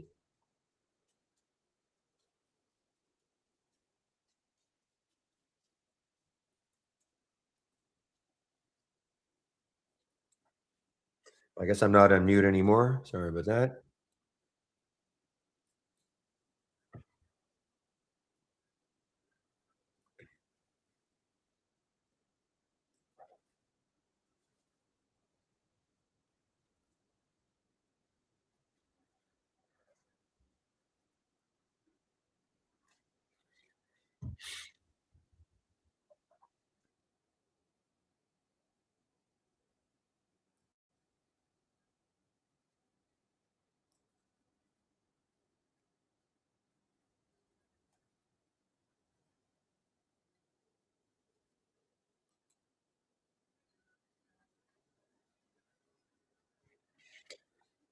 All right, let's take a look at our AI and see if there's anything interesting. Yeah, I mean the red robin is still pretty good.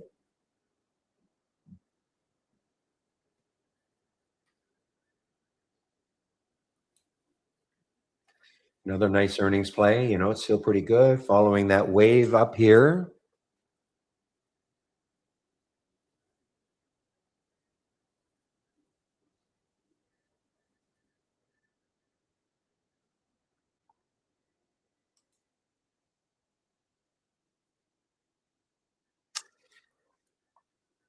NVDA bouncing. Okay, well, it's obviously helping the market a little bit.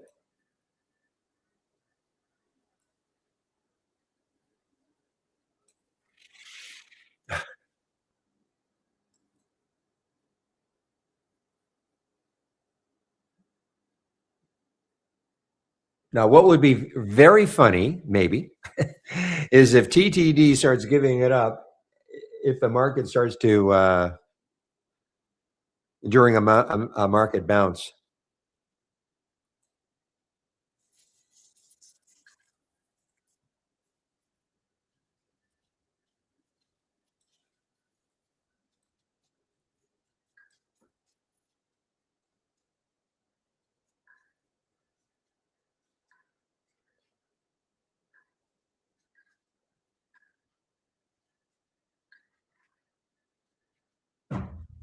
Boy, this would have been a beautiful short at the beginning. EOSE. I didn't take it because I thought that monthly chart might, the monthly low might hold it up, but right now it's not. It's just down, down, down. They had a big miss, like a big miss on earnings.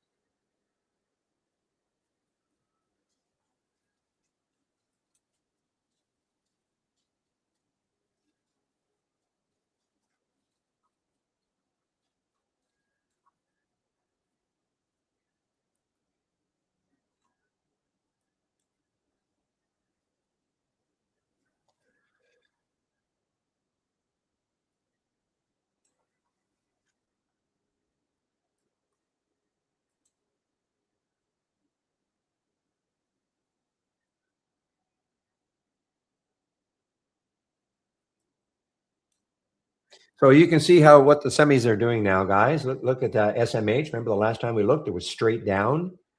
Now, at least it's put in a little bit of a base. So that's what I was saying. If you had SMH and you thumbnailed the chart, thumbnailed it, little chart you could follow, and you're watching this action right there. Look at all the action, right? 1, 2, 3, 4, 5, 6, 7, 8.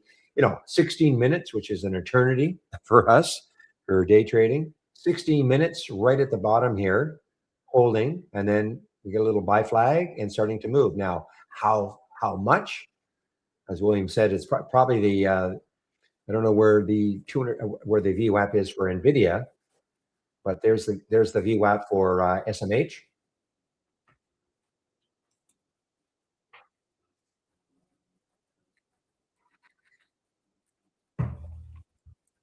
TTD, guys. I mean, maybe it is.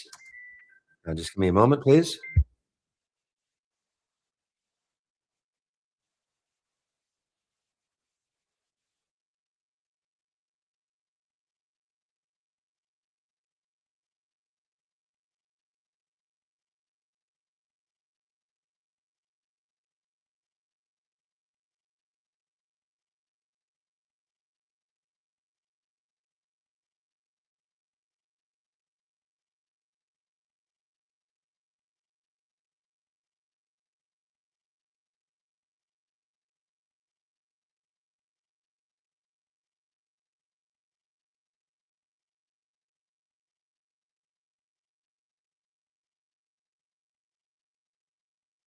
All right, guys, give me a moment. I will be right back again.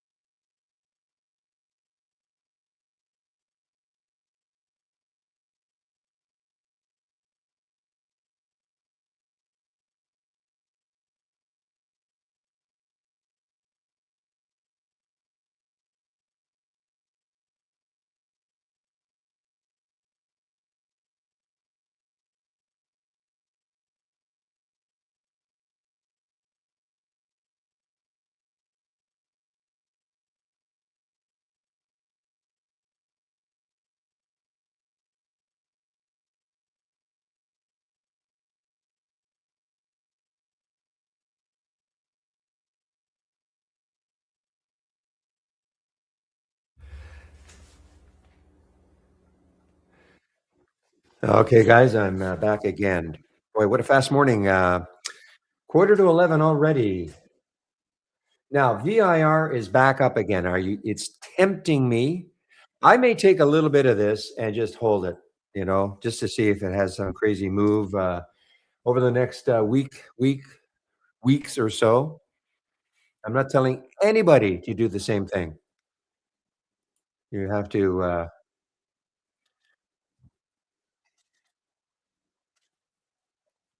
make up your own mind and doing something like that. And as you know, I'm not a swing trader, so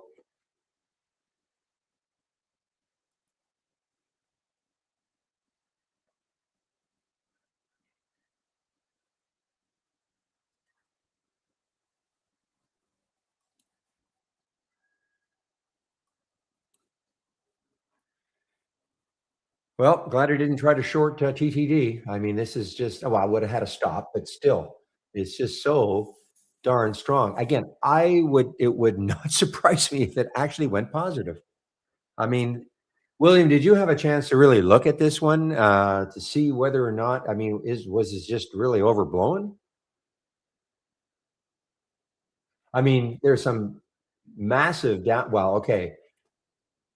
I mean, there's some real downgrades from some of these analysts. Look at Stiefel from 74 down to 48. I mean, it's still above the current price. At Stiefel, BMO 98 to 55. You have to trust me on that.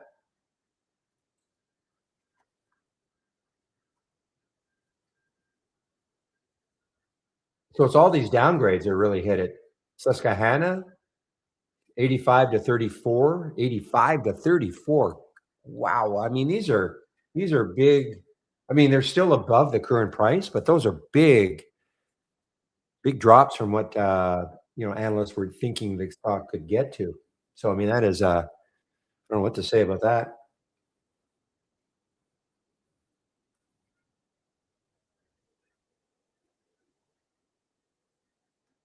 I see. Okay, thank you, William.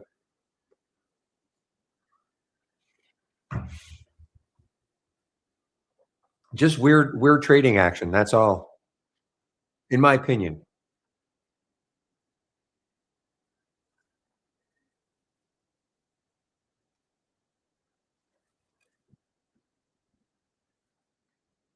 Well, I'm going to put a price alert at the close of yesterday, just out of to see if it actually gets to the close of yesterday.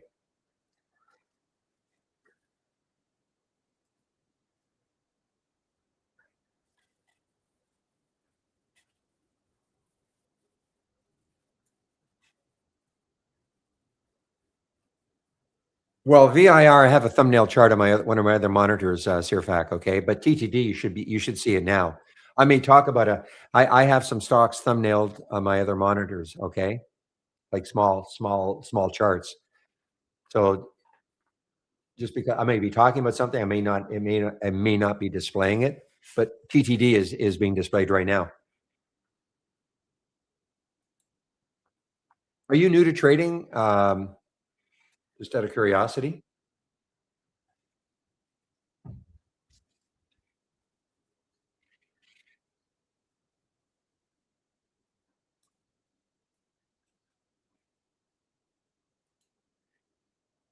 New to day trading, okay. Well, you're certainly in an active day trading room, okay? Boy, look at this, only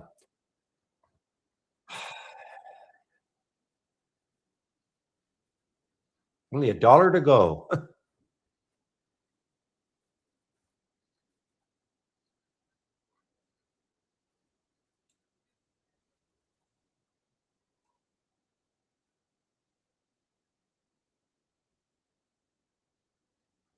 Oh, I see. Yeah, that's right. The TTD was, okay.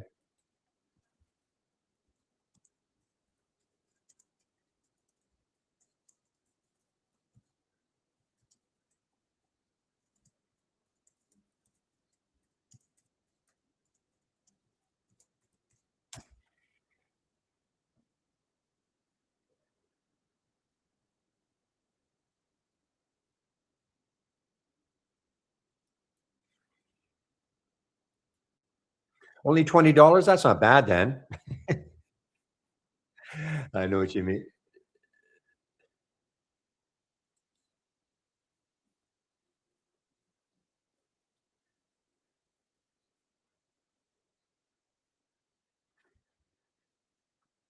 Boy, I just feel like taking this right now after that move.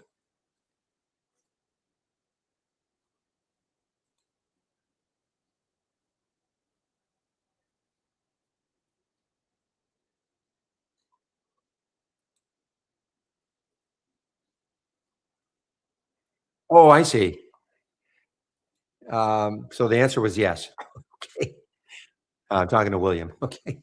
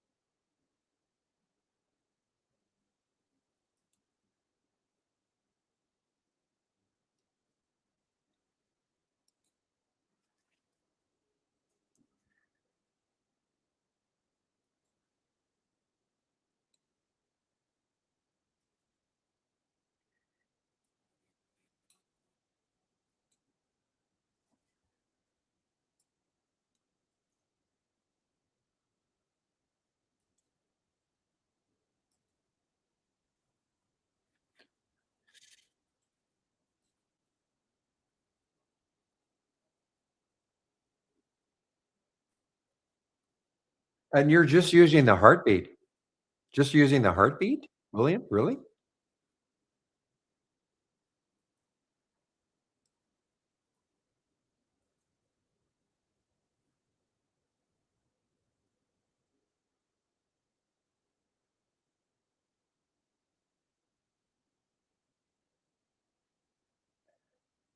Probably, but okay, but at least I have okay, let me, just copy that down. So the volume divided by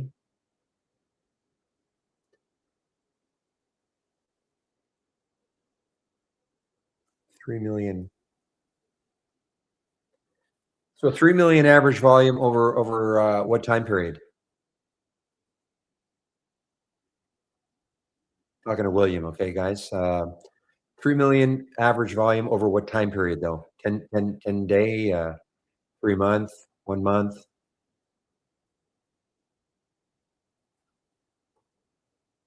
3 month, okay.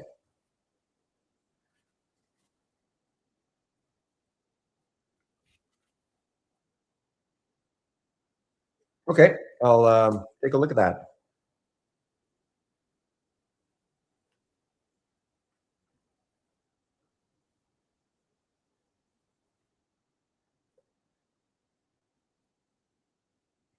Right, okay, well, then you can just, put a filter in with for earnings.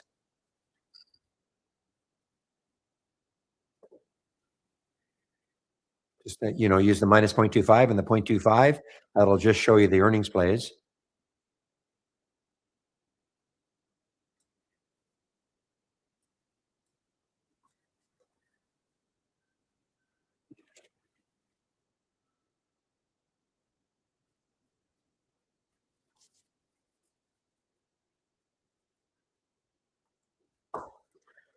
All right, little homework after hours. Thanks, William. I'll, see what see what happens.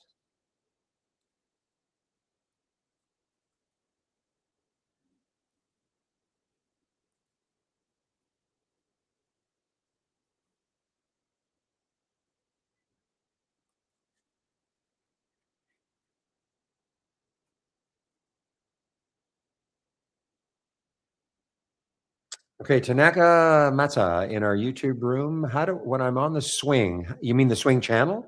I don't know.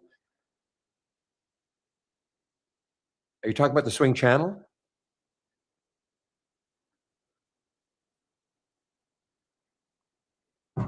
Are you talking about this?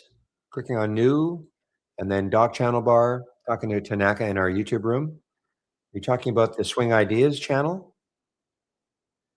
or Swing Picks?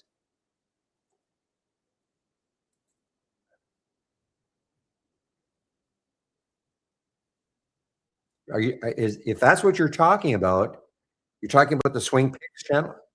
Okay, because here's the email that you should be getting this. Okay, now it's you don't have to if you're a subscriber, you're getting this. Okay, but you should be looking at this. This is the you're not going to get an alert. It's just going to give you an idea about where you could take an entry and where you're going to put a stop. Okay, you you should see something like this. Okay, if that's what you're talking about this the swing picks.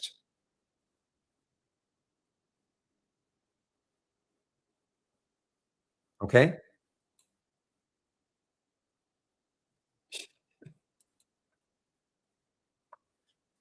So you're not gonna get an alert. You're just, you just have to, if you believe in these, potential entries and the stop, then you just follow it. It's, wow, look at that stop. 173, a stop at 126, but okay. Okay, good. Yeah, so you're not gonna get any alert.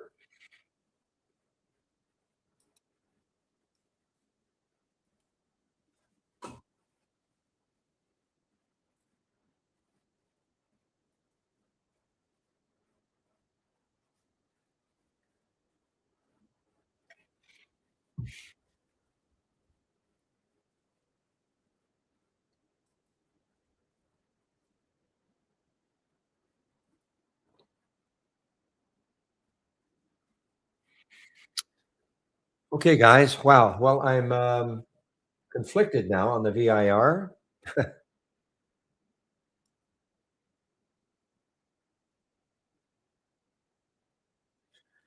And the TTD is still really, really, really tempting, guys. The longer it holds over this 24 mark, it's still the wave is still positive, of course. Market is starting to recover a bit here. Let's see what happens at the VWAP for the SPY.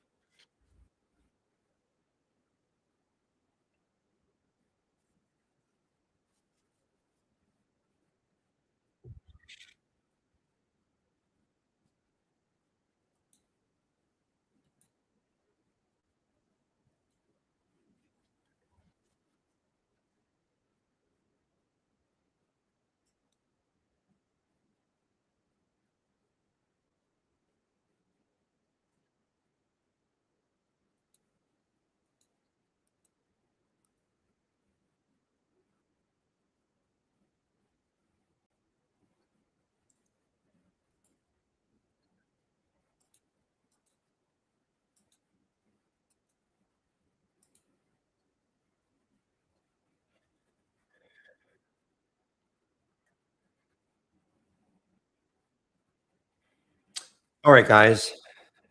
11 o'clock now. Have about another hour. Steve Gomez will take over for me in our YouTube room at around noon Eastern time while I take my break.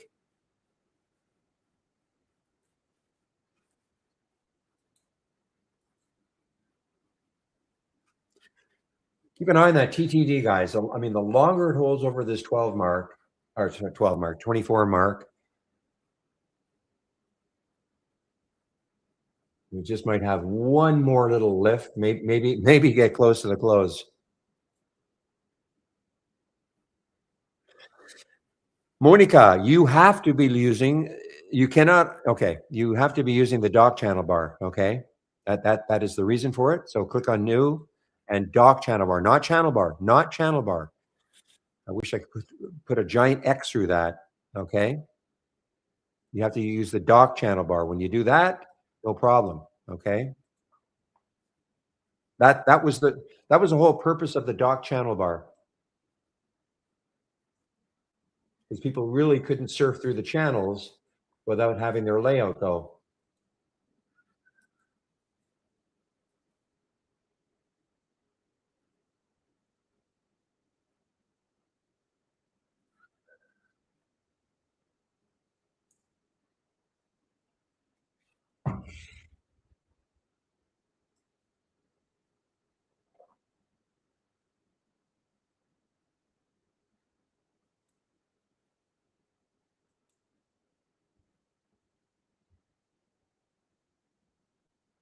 Okay, guys. Well, the SPY is getting closer and closer to the VWAP.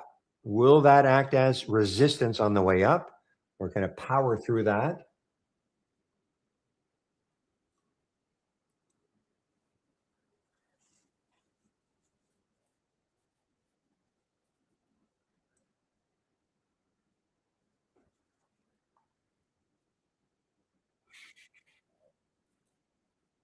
Yeah, maybe this is, well, I'm still holding out on this TTD. The longer it holds over 24, may have one last little run on it.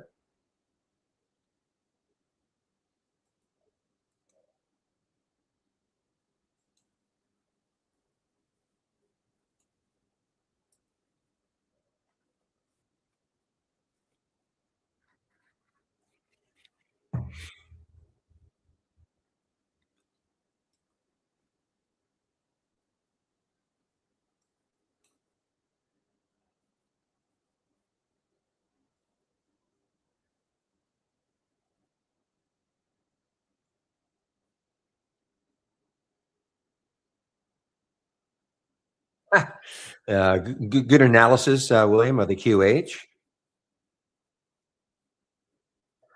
Okay, guys, get ready, Pepe.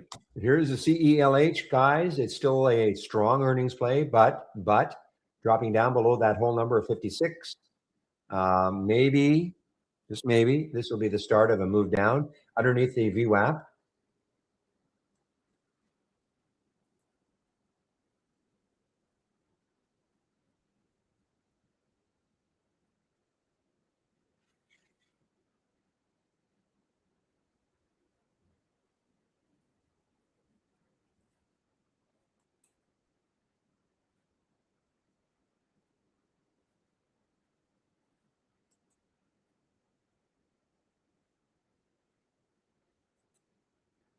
The semi still bouncing? Not really. Okay, they're sort of basing and underneath the VWAP, virtually acting just like the SPY. Okay, look at that. There's the VWAP for the SPY, VWAP for SMH.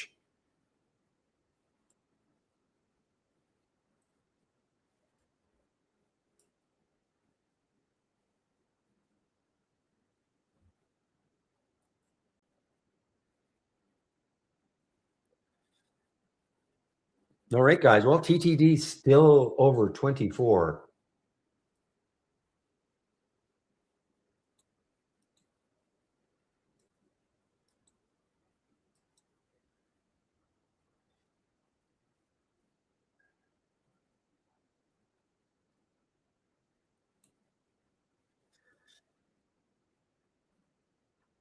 All right. Well, I got to do it. If it dips down below 24 again, I'm out. But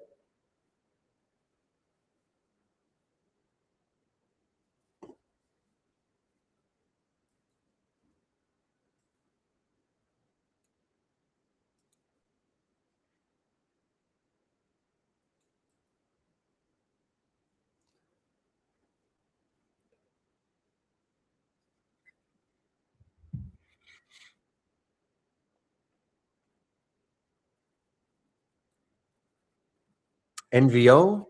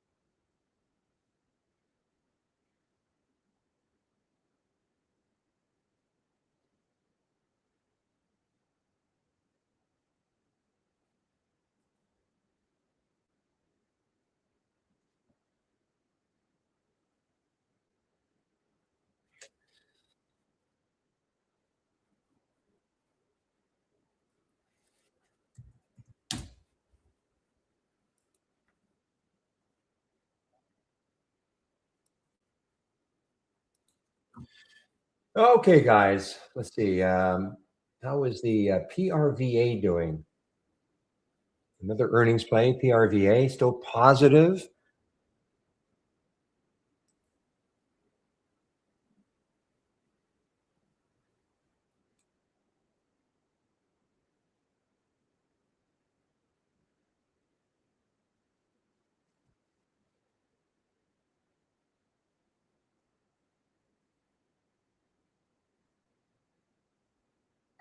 And look where it stalled. I mean, look where it stalled. Look where PRVA stalled for a while anyway. Right at that there's a daily high in that week. That's what that red line refers to. There's a daily high in that week. The week what week was this? 1208. So 25.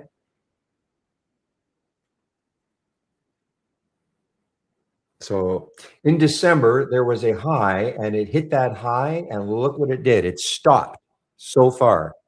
So I'm going to put a price alert there because if it can take it out a little bit later, if it can take it out a little bit later, the next high on the weekly chart is 2655. Certainly far enough away.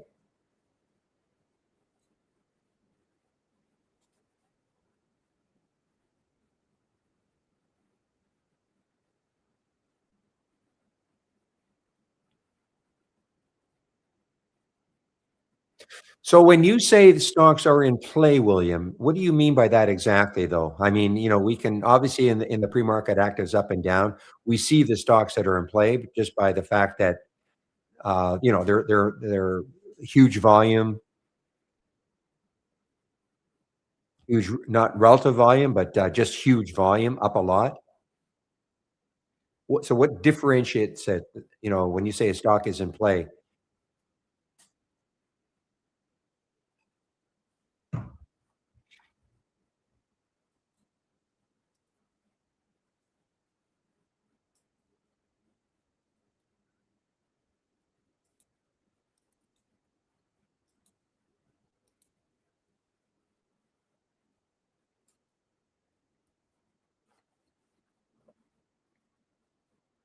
For the history of the stock, okay.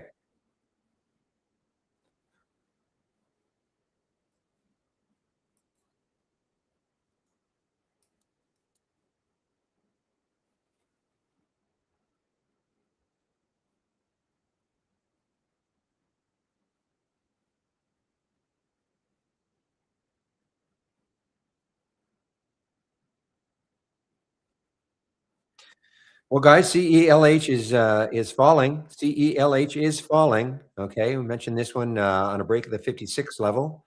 CELH is falling.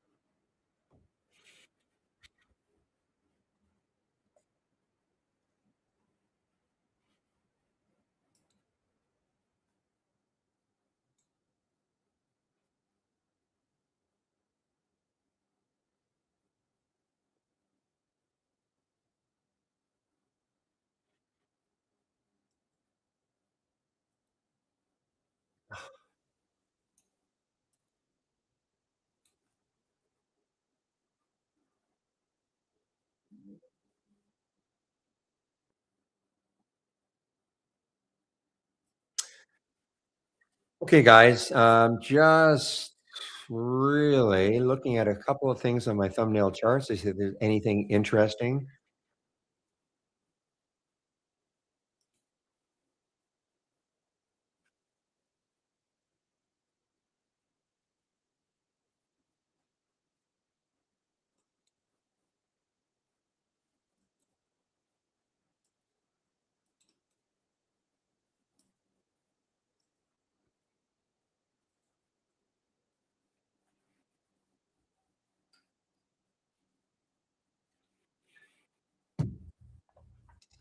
Okay, so I see NAVN is leading a race here, and it's showing up here. So that must mean it's making a new high. NAVN.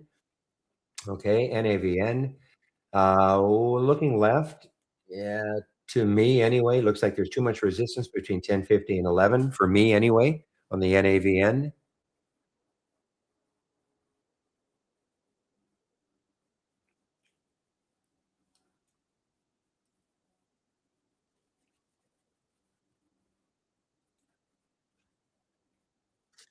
Okay, now guys, I wanted to go long odd earlier, and now it's back up over, probably moving a little bit with the market. Okay, not that I think this really follows the market that closely, but it probably can't hurt that you're getting but look at the VWAP. Can the SPY get through the VWAP, that purple line? As I act, is it will it act as resistance on the way up?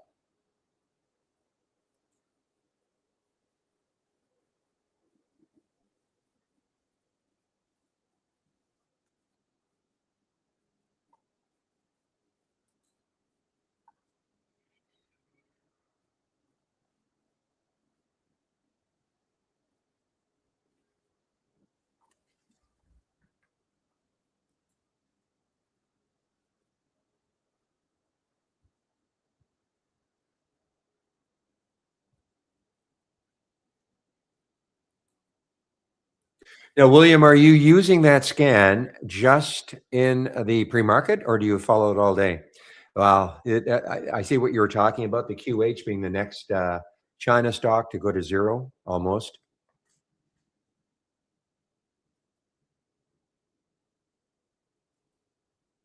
Only pre-market. Okay, so that gives you a bit of a watch list then to concentrate on. Okay.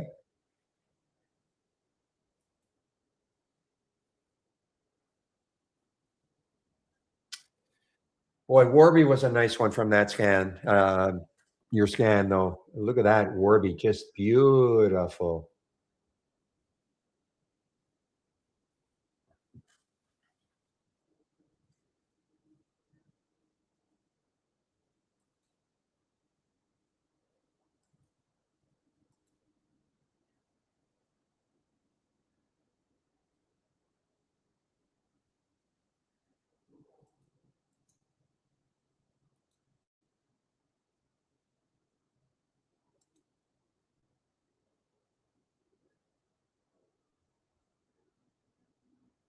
Okay.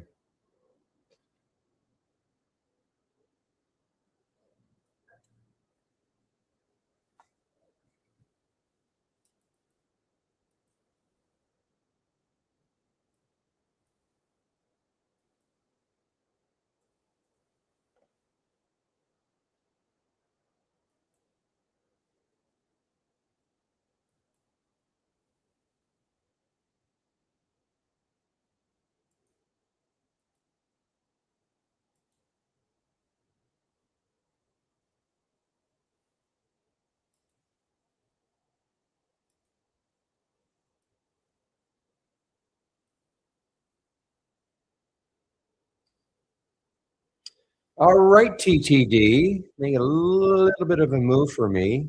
I don't want to get too greedy on it, but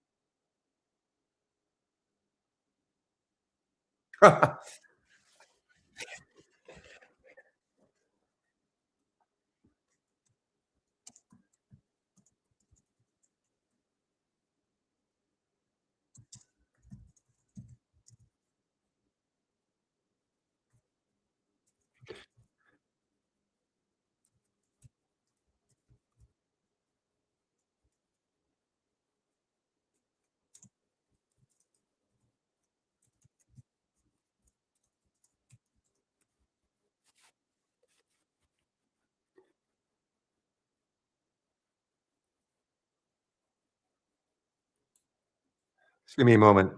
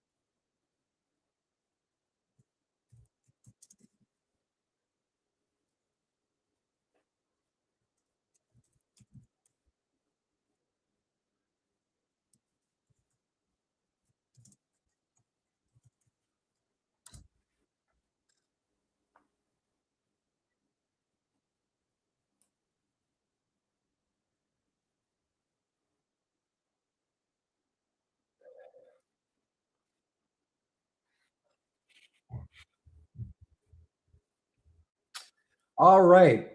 Well, TTD is now working for me in a fairly big way. Okay, I'm going to see. I mean, it's getting closer and closer to that to yesterday's close.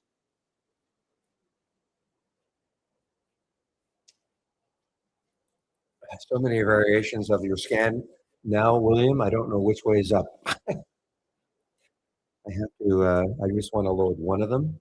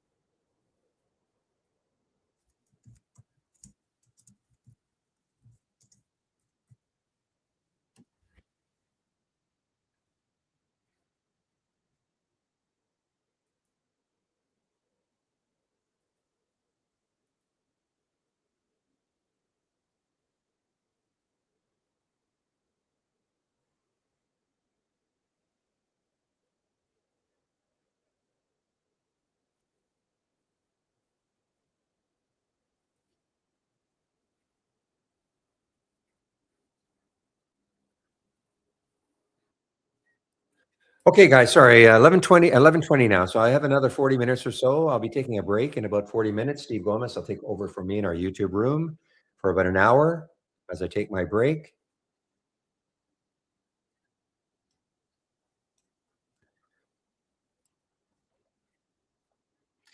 Boy, Warby was just an awesome earnings play. Awesome. Look at this. Look how beautiful it is on that wave. Even a narrow 2-minute wave, only one time it poked down through the bottom. That's what you really want to see. You want to see what a great wave looks like.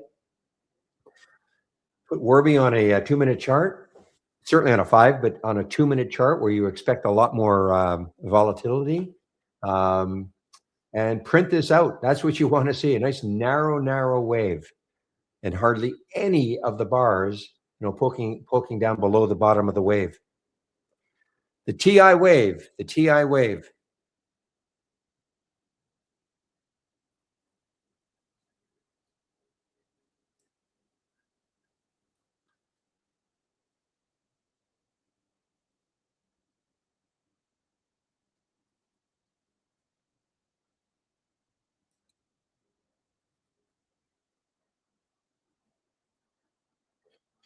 Okay, guys, I got out of the TTD. Okay, I did get out of the TTD. Looks like it's finally did okay. Not. I was hoping it might get. It still may get closer to the close of yesterday, but I still have to remember that it is still down and got hammered down on earnings, even though it's had a nice recovery. Well, no, odd was an earnings play yesterday. Okay, I mean, I wanted to take this one earlier. I was really, you can see I had a price alert in this 14 level, but then it started to drop, and I just completely forgot about it. So odd was an earnings play yesterday. Yes, it's had a nice comeback. TTD, though, was to me way stranger because it's an earnings play today. It's almost see odd did not do what TTD did. Yes, odd did not do yesterday what TTD is doing today right now. I mean, but I have no odd could continue, absolutely. But it looks like it's tracking the market. Okay. Look at the run it's been on and look at the market's doing. Okay. It's probably one of the reasons why at the beginning of the day when I was it was following the market a little too much. Even though I mean it's a stock that I'm sure most people never even heard of. I mean, it's in the toilet preparation manufacturing sector. But seriously, I mean, it looked like it was just following the market too much, and now it's following the market so far. So, I mean, for me, I could never take it now. It's too extended.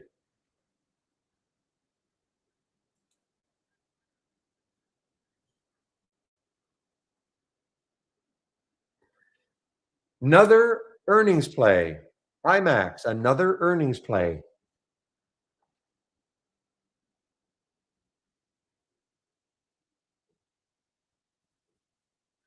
Well, it's having a nice drop though, isn't it? CELH.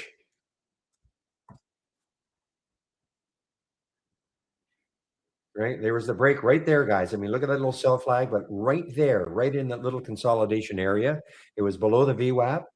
It tried to get into the VWAP area, didn't get that close, and said nope. And now look at the drop. Look at that beautiful drop.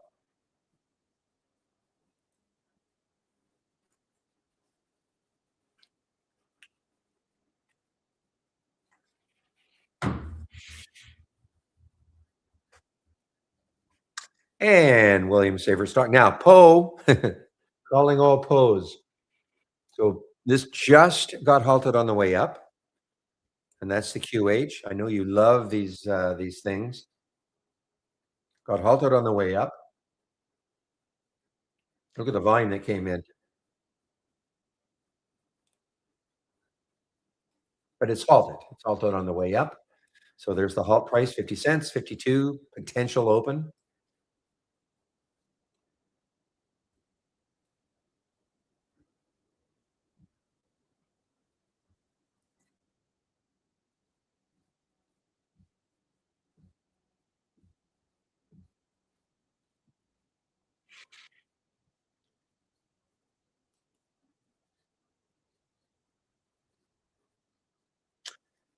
Guess what? Another earnings play. XNCR. I mean, this is almost like we're in the middle of earnings season. There's just so many earnings plays. I mean, of more obscure stocks, but there are just so many earnings plays.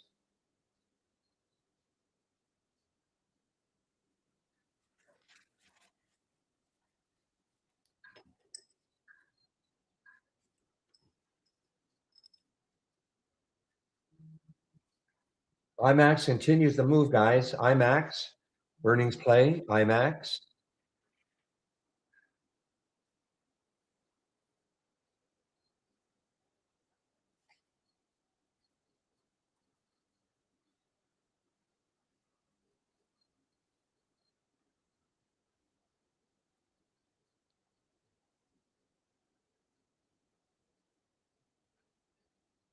Whoa, CELA just took a little hit down. I think it's still probably positive. Well, I'm sure it's positive for the day, but boy, it is nicely moving down now. Yeah, it's still up 8%. Oh, look at that, right at the low of the day. Wow, IMAX just took out 41. Just took out 41. You know what? This is a lifetime high. IMAX is a lifetime high. I have no idea why.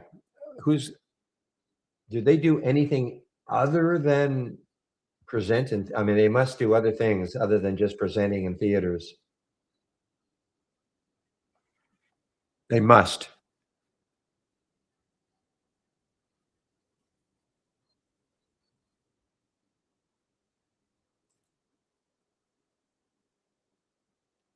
The IMAX CEO, you're talking about IMAX CEO was on CNBC this morning, Stevie? Hmm. Well, it's an all-time high right now, all-time high for IMAX. Now, listen, if somebody's gonna go back, 20 years, maybe it isn't, okay? We're only going back on our monthly charts, maybe. Well, let's see. So, just in case somebody says you're wrong, hmm, that doesn't make sense because I do see a monthly high over here of 43.86, so I'm not sure what's going on.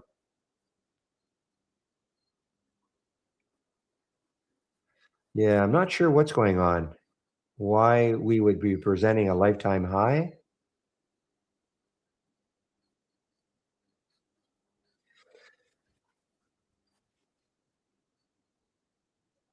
Guys, TTD might be ripe now, finally, for the short. Might be ripe for the short. It's now, moving underneath 24.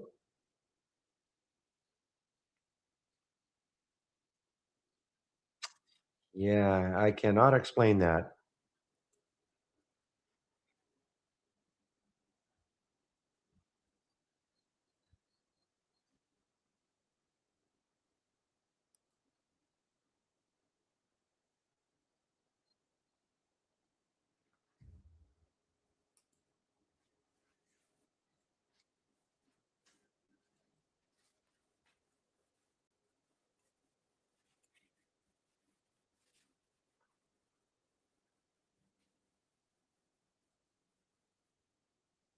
Guys, TTD breaking down under 24 now.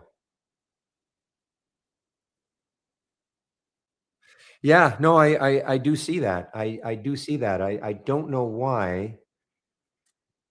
Sometimes if you go back long enough, like, 20 years, we might say, "Hi, I know our charts don't go back that far," but I have no reasonable explanation.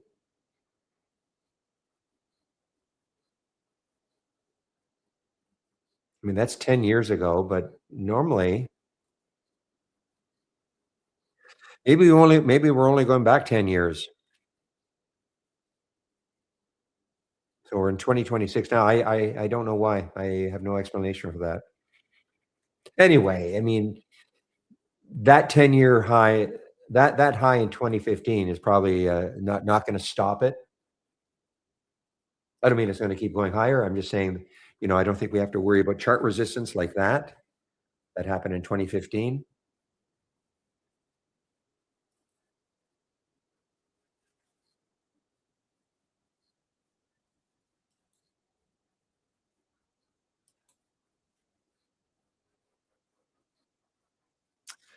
What a great name. Well, actually, what a great symbol for Viper Energy. Venom, VNOM. What a great, in my opinion.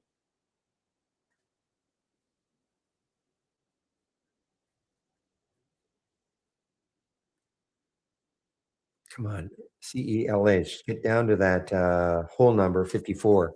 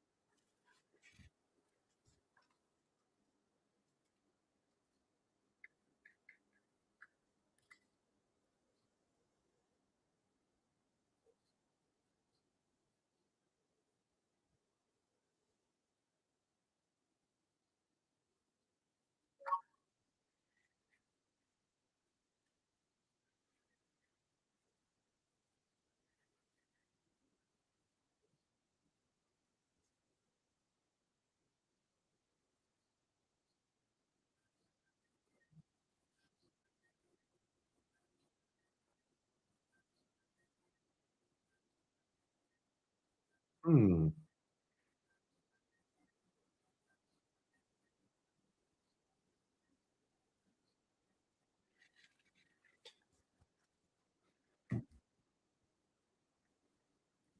So when you say you've worked with Benchmark, what does that mean, PJ? What does that actually mean? You've worked with them. You mean you follow them, or you actually had you worked with the company as in some capacity?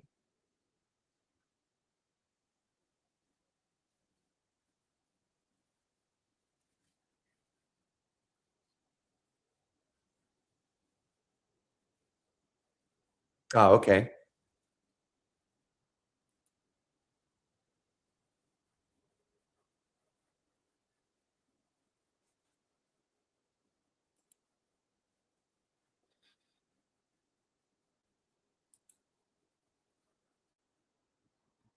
Oops. Hope you didn't take it, Poe. I mean, well, I don't think you would have taken it because when it opened, it didn't open above. So now QH. So it's getting closer and closer, William, to your to your buy of 10 cents.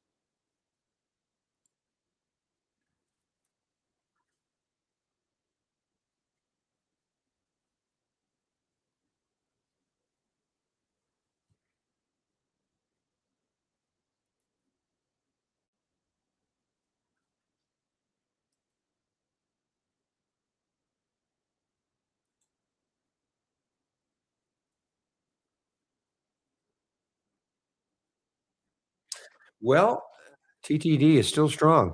I'm not in it anymore, but it's still strong. It bounced off that 2380 mark and back over 24.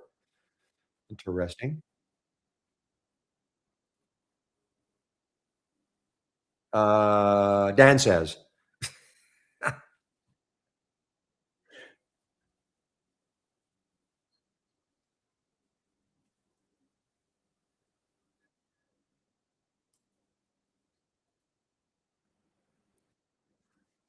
you got that one, Pepe.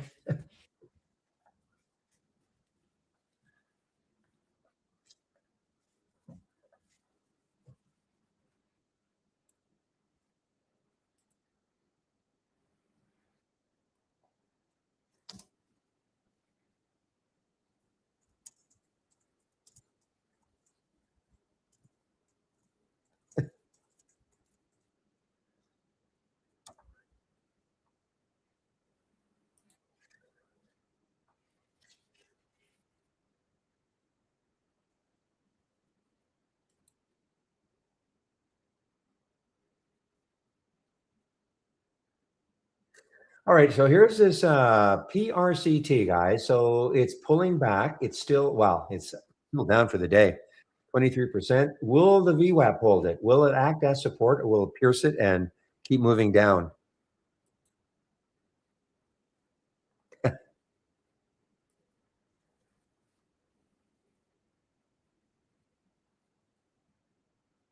When looking at a 10-minute chart, okay, I'm talking to somebody in AJ Burke in our YouTube room. I'm looking at a 10-minute chart on snow.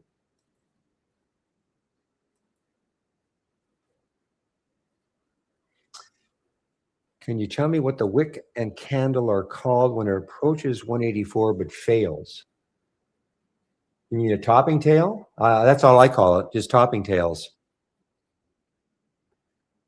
I mean, I don't know why it, see what you, well, you can kind of see what it did, AJ. Look left. You know, that's what I do all the time. I look left. Look where it got to. 184.42, and that high looking left was at 184.60, basically right there. That's why I always look left. I mean, does this happen all the time? That's one day, a 1 day high is going to stall it. But when you look at this area, that was around the 184 area. So I just call that a big topping tail. Okay, because it got up to 184, but it closed down here 179. That's what I call it. But more importantly to me, when you look left on a daily chart, that's where it stalled. That's where the resistance was. It makes sense if you see my daily chart. So regardless of whether, I mean, it didn't have to be a topping tail. It could have been inching up. Didn't have to completely sell off on that tail. It could have closed right at the high, and then that could have stalled it.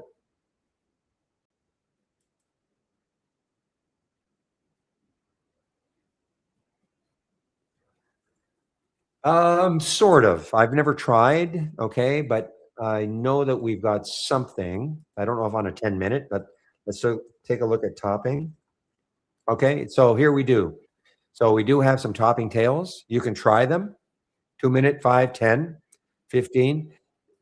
Now, so first of all, you know how to find that, okay? So go to an alert window, any alert window, right click on it, click on the configure. Okay, click on configure, and then in the search box, type in topping. Okay. So when you do that, we have these different time frames. Now, if you want to find out what our exact definition is, so if you highlighted the 10-minute as an example, highlight it, left click on it. Okay. Are you with me so far? If you're not, just let me know. Okay. I'll do it a little more slowly.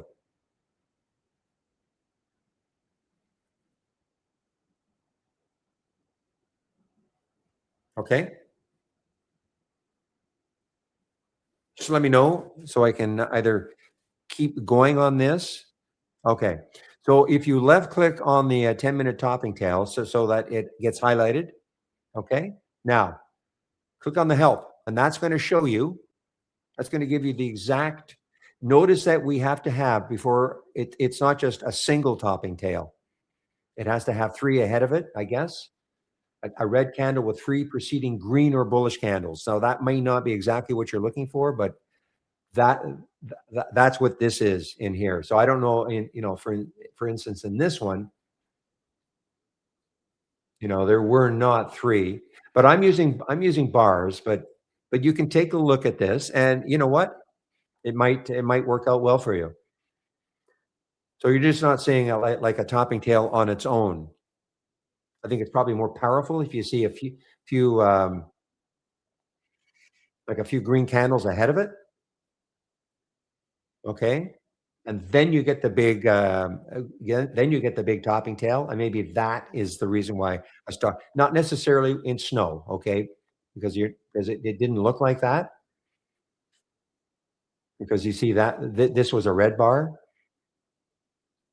but sort of. Okay, but so do you see what I'm saying though? So then just construct your scan with the price range you like, minimum volume that you want, etc. All the other filters that you're going to use, and then just use this as your trigger, your real-time alert. Okay. So you would say add alert and just check it. And then Now the percent actually, if you go to the, if you go into that help again, it probably defines a little bit what the percent is. It probably is going to maybe, like I've never used this, okay? But maybe for instance, I mean, that's pretty dramatic on that one. I mean, it closed right at the low, but maybe it has to be down at least a certain percentage from the from the high. So it's maybe taking the like the body, the size of the bar, so it has to be down at a certain percent for to be a topping tail. But you can just, you know, that'll be up to you to fiddle around with it. Okay, with the percent if you're going to use a percent. But the best thing to do, just click on the help, and it's going to define everything for you. Okay.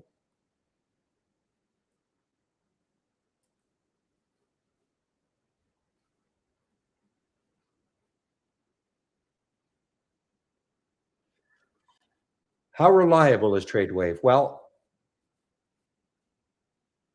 I mean, nothing is 100%, so it depends what you mean by reliable. The TradeWave 5 and the Market Explorer, that's a can, like you cannot adjust anything. Okay, but for instance, you see a sell flag here. I mean, does that absolutely 100% mean that you just pile into the short?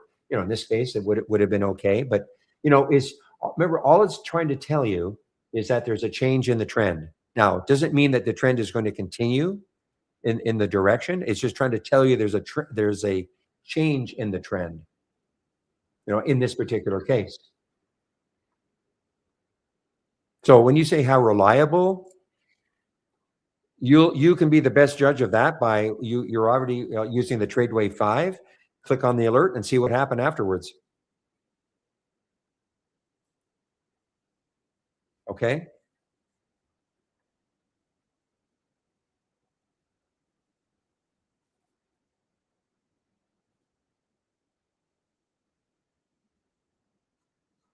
Okay. I mean, I don't use it, but let's take a look. I mean, all you have to do is go back in time a bit. You can see all the previous 5-minute alerts and just see what happened. How many were good?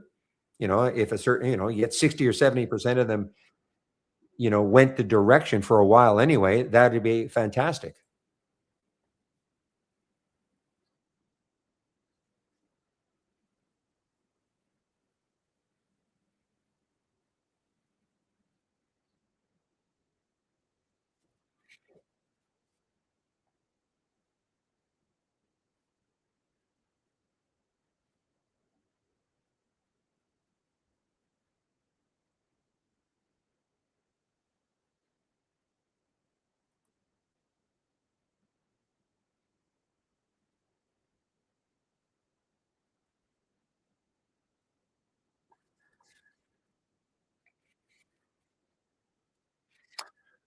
Well, you can find any, for instance, how about a stock today, Hamad? That I mean, XWell was all over all the scanners yesterday.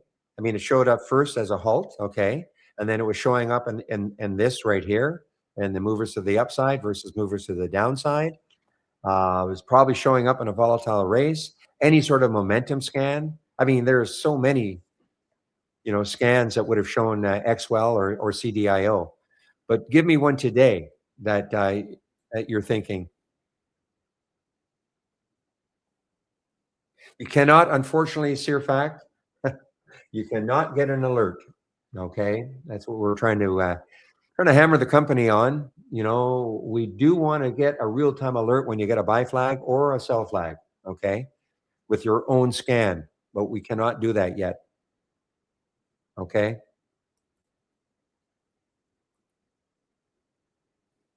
And I say yet, that implies that it will happen someday. I can't guarantee it's going to happen any day, but okay.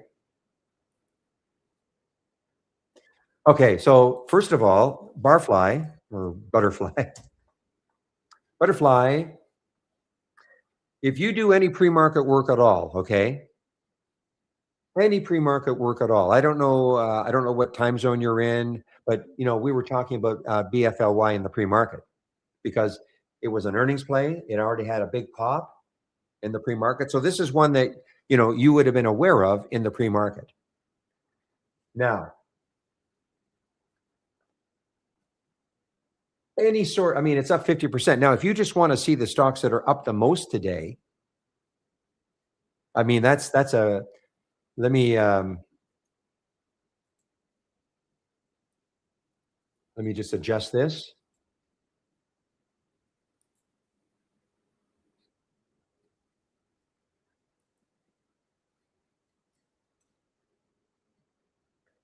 Let me just do something here. I want to duplicate it.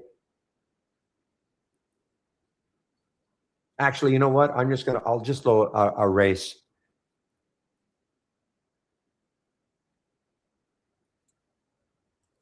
Give me a moment.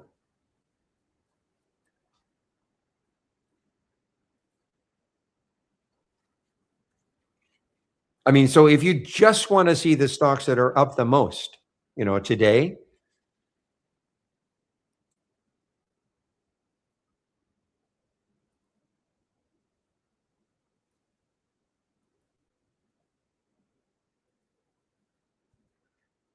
I don't have this race up and running. I'm just going to load it, but I'm going to show you the top list that it's from, or that generates this. I'm going to open the top list. I'm going to sort on it, change from the close. There's Barfly right at the top here as an example. Okay, butterfly. I know it's butterfly. Okay, so if you just want to see the stocks that are up the most today, very simple to do that. Here's my top list. I mean, I could give this to you, and you could also see the stocks that are down the most today. Now, just because a stock is up the most today doesn't mean it's going to continue higher. But if that's your goal to see these stocks, then this is a real simple way. I've sorted on the change from yesterday's close, and there it is, 50%. Okay, so I can give this to you if you want. You can see this every single day. I've sorted on the change from the close. Okay, all right, I can give this to you.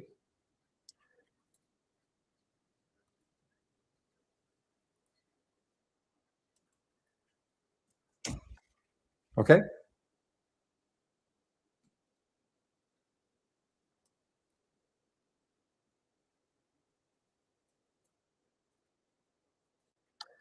Well, Stefanos, in our YouTube room, there's no guarantee that any stock is about to move. But again, if you look in the pre-market, I don't know how much pre-market work you do. You can always see the stocks that are moving in the pre-market, and when the market opens at 9:30, the 9:30 open, these stocks can continue to go.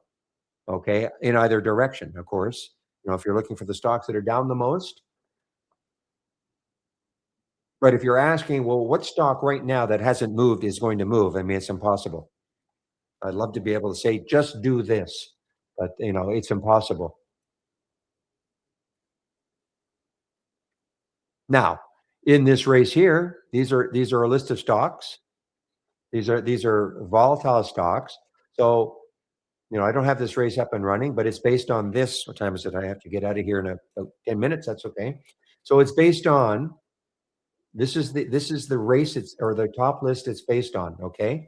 These are the stocks that are meeting the filter requirements in this top list. I'll just quickly show you. So 1 in $50, 200,000 shares minimum traded, up 2% from yesterday's close. Okay. So as an example, all the race cares about, this is the concept of the racing. All the race cares about is what stock in this list of stocks is moving the most percentage wise. So there's a possibility that there's some stock down here. Well, I mean, look at POAS. I mean, it's up 6%, but it could be really starting to move again, 8%, 10%, 12% up this list. Okay. That's what the race can do for you. See how POAS has moved. I mean, it's not a big move. It's 3 cents because it's a pretty cheap stock. So it's up 2.5%. But what if one of these stocks down here that's kind of buried, what if all of a sudden it just started to move up this list? Well, that's what the race can do for you. Okay. It doesn't care if its stock is near the high or near the high of the day, number one, or up the most from yesterday's close. All it cares about is in this list of stocks, what is moving the most since the race started. That's what the race concept is all about. So here's RXT. Again, these are cheap stocks, so 2.7%. It's only a 5-cent move, but sometimes you're going to see stocks in here that big percentage moves because it's a more volatile type race. So I don't know if that completely answers your question, but I am sharing this race.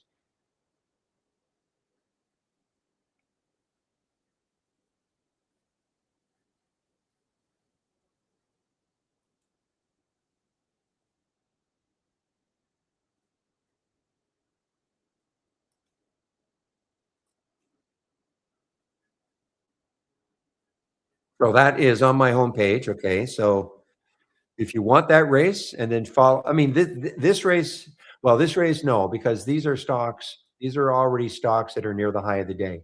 Okay, that's how I've sorted that's what I wanted to see. Stocks near the high of the day. Okay, and but some of these moves are not huge. 3.9%, but they're larger cap stocks. So, I mean, here's the TGTX. I mean, it's only up 4.6%. I mean, that's a great move with 147 million in the float, but there's nothing stopping this from continuing. It's an earnings play.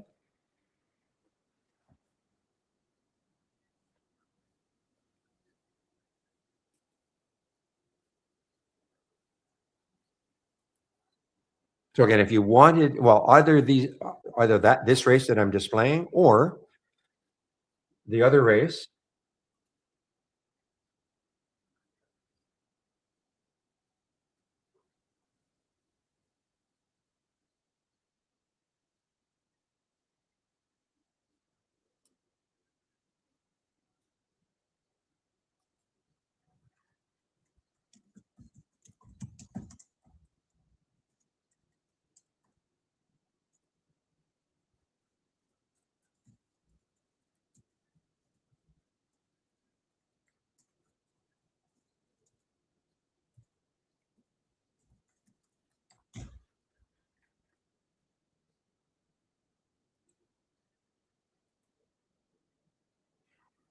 So on my homepage link, okay, sorry, my homepage. Here's my link to my homepage.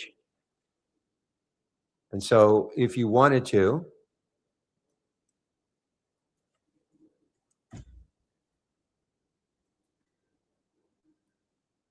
just go down to the scan section right here.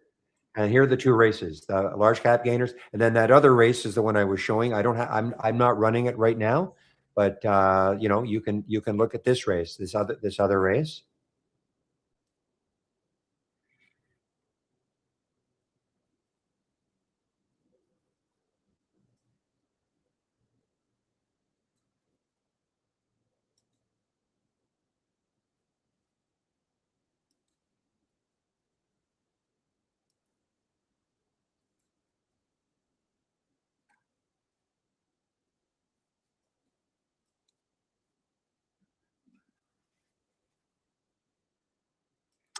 All right, guys, it is 11:52.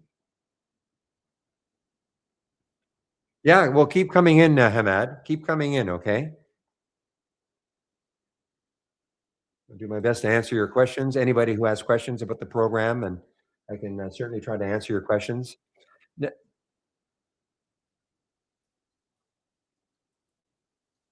Now, I'm going to put the YouTube link in to the main room, okay? Because I will be taking a break in about 5 minutes or so. Okay, so I'm going to put the YouTube link in right now. Steve Gomez will take over for me in our YouTube room.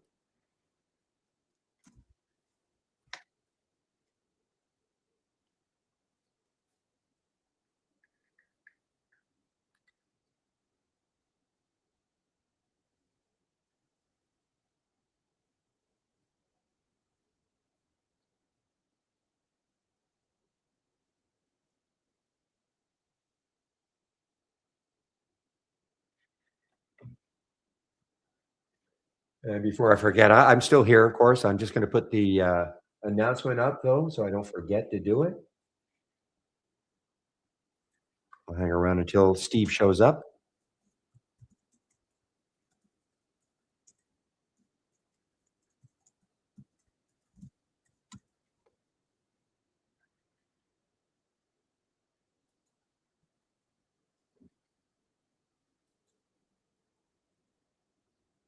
Boy, look at that run on IMAX. Man, I didn't take it. Look at that run on IMAX, though.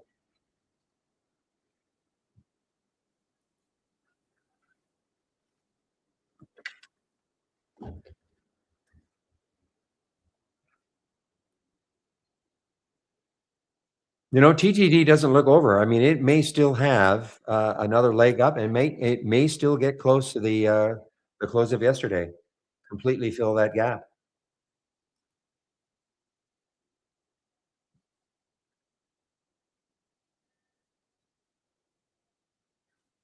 Okay, guys, give me one moment. I will be right back.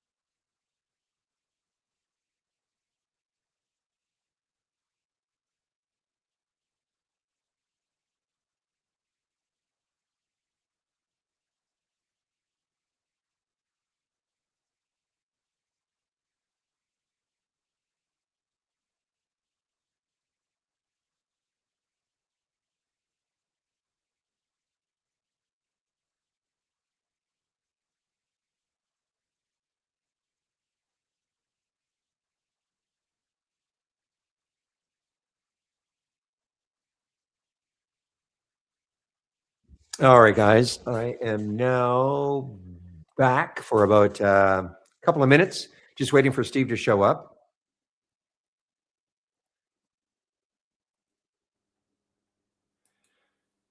And I'm going to really have to spend some time on your scan, William, to figure out how exactly I want to use it.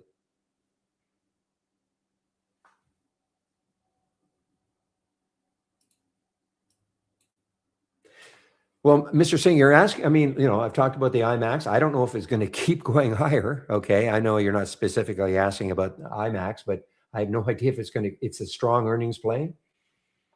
But, it's hard for me to answer a question like that. Any upside. I mean, we don't know if a stock will continue to move. But I mean, this is a very strong earnings play for IMAX, but that doesn't mean you should take the trade. You have to have some kind of an idea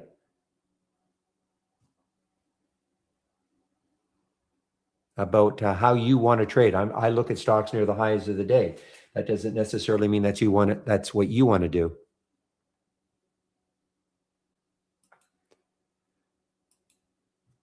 But you can sort of, that's why we talk about earnings plays all the time. These are stocks that are in play virtually all day long. Doesn't absolutely mean they're going to just keep moving, higher and higher and higher, or lower and lower and lower.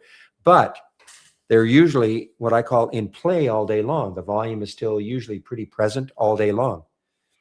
So you're looking at stocks that all of it, you're not going to look at a stock and all of a sudden it's not doing anything for hours.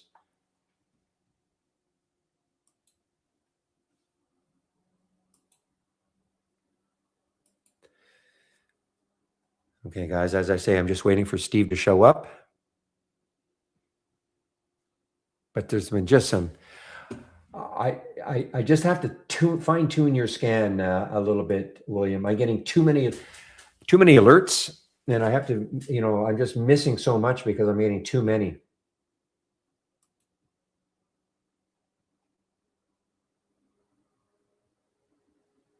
And it's funny because it wasn't like that about a week and a half, 2 weeks ago.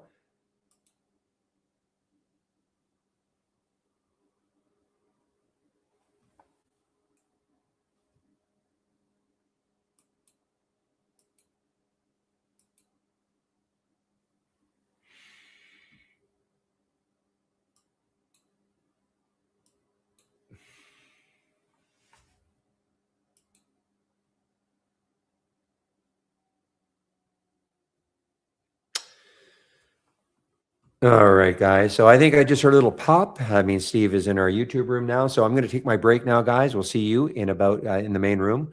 We'll see you guys in about 1 hour. So I'm muting myself right now.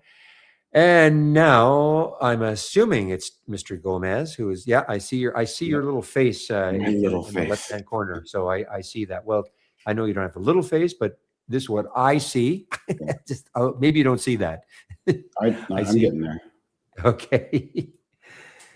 So how are you this morning? I'm fatigued, Barry. Oh, okay. Any any particular reason? Well, swing trading in a market where you have these liquidity hunts in the market, in the NASDAQ and the Qs, they just literally suck the life out of you if you're trying to get things to work. Mm-hmm. And did you guys talk about Jane Street at all yesterday? We'll talk about it today. Jane Street? No, what's that? They're a firm that got sued, and now through disclosure, we're finding out that they're one of the biggest market manipulators out there in stocks and mainly crypto. At 10 a.m. every day, they were hammering Bitcoin with these crazy disruptive market strategies, just throwing a nuke, making tons of money, just being disruptive for no good reason. So, I mean, a lot of traders who are following it are a little pissed off about that today, quite honestly, because there's just too much volatility out there for no good reason, and all that money is going into this one firm's pocket. And who else? Who knows how many other firms are doing this? But now, was that basically they were just zeroing in on crypto, or was it more widespread? It's more widespread, but the evidence is right now is pointing to crypto. At 10 a.m. Eastern every day, they would do this trade where they would buy the spot market in something, and then they would short the hell out of it with futures and derivatives. And then at the right moment, they would rug pull it, and they'd make money on the rug pull. So I'm going to show people, when we look at the NASDAQ and we look at the SPYs, we've seen nothing but rug pulls for the last 3 months, and they've been really, really prominent. And I think they're all kind of correlated. And so people are kind of waking up to this. You know, Zero Hedge, I follow Zero Hedge, and he's been on top of it. They've been on top of it, and they're really exposing it right now. So it's an interesting story. Is it technically illegal what they're doing, or is it just sort of morally illegal? Or market manipulation is supposed to be illegal, but they were sued on insider trading. So this has to go back all the way to 2022 or 24, I think, where some firm, Terra Crypto, I wasn't really familiar with it, basically just went bankrupt because they had insider information and they pulled like $85 million out before something. But in the discovery phase, we're now finding out all these things about how they just are market manipulators. They deleted their entire X history, Twitter history yesterday. Oh, really? Yeah, it's starting to come to a head, and a lot of us totally oblivious. Of course, yeah, a lot of us are able to kind of put a finger on what's been disrupting the markets lately, and I think we're onto something there. So we'll talk about it. How do you spell them? Like Jane. Oh, okay. Jane Street LLC. Just look at the news. They've been sued for insider trading, and it all just kind of branches off from there. Okay, I will do that. All right. Okay, we'll see you in about an hour. I know you have to go at about 5 too. So yeah, I got the meeting thing today. Okay, thanks, Steve. I'll see you in a bit then. Yeah.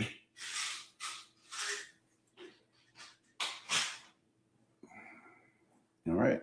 Looks like I'm good to go there on the desktop and the video. Let me grab my Illustrator. So that's what I was just kind of talking to Barry about. Andy and I have been just saying for months now, there's just something wrong out there, the way these incredibly volatile downdrafts are happening. And you don't really have to be a genius to see it here on the NASDAQ. When we look at the Qs, you know, they're showing up intraday on the dailies, and it's just a lot of them. Matter of fact, kind of reminded me of you guys remember this game? If you're old enough, you remember this game, Chutes and Ladders. This is what the market reminds me of right now. So I don't want to get too into it, but this whole Jane Street LLC revelation, Zero Hedge on X, on Twitter, Zero Hedge has been on top of it. Just go over there and check out some of the stuff they've been talking about. But boy, it would be nice to see some accountability and not just look at the SEC as a basic tax collector for the criminals. They basically call it a criminality tax. Oh, hey, JP Morgan, you've been spoofing silver. You owe us 800 million. Okay, we'll write a check for that. That's basically 3 days of our disruptive trading. This Jane Street was making like $80 million a day, I think. And it's just sucking the money right out of retail. So if it doesn't make you mad, it should. Because if you're finding trading volatile and difficult, I'm just going to highlight, right off the bat here. Nice day yesterday. And then just, this is the kind of setup that these types of predatory firms are looking for. Now, me as a swing trader, more so as a cash swing trader, I can't keep turning around and buying back and selling and buying back. I get a certain amount of cash allocated from the trade T+1 settlement, and I have to use that cash wisely. So for somebody like me, Barry asked me, why are you fatigued? Well, you get a couple of good days, you start to get some things working, and then they just rug pull you. And I use rug pull literally because that's what this Jane Street LLC, that's their MO. That's the kind of setup they create where they can rug pull retail and they just cough up shares and you quickly cascade into a short covering position. It's a winning position for these predatory algos. And that's not the way the market was intended when they created the New York Stock Exchange under the buttonwood tree 250 years ago or whatever. So it's getting a little out of hand and people are getting frustrated that there's no accountability. Yeah, they're being sued. Yeah, we're seeing discovery, but when is somebody going to be, held accountable with prison time, not just a damn check rate? All right, enough of that.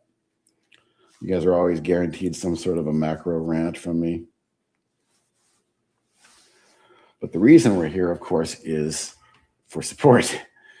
And if anybody was sent here from our support staff that needs some help, please, you are up first. You're welcome to ask questions and do the best I can to give you support. Let me just make sure I'm not missing anything here. Market-wise, I've done a couple things. I bought Oklo. That one's doing the best for me. Horrible downtrend. Nothing to like about that chart. I hear these companies have to come up with their own energy solutions, and these particular stocks are above their 130, above their 5-day moving average. So I took a shot, then I added to it this morning. All of it this morning. JetBlue, I got out yesterday, and then I got back in today. It's one of those things, trying to time it right. But one of the reasons I did is right on the open, JETS, JETS, was the ETF that popped up out of the gate first. So the money, trying to make sense of this market, we got to figure out where is the money flowing. And right off the bat, what I do is I use the sector ETF here.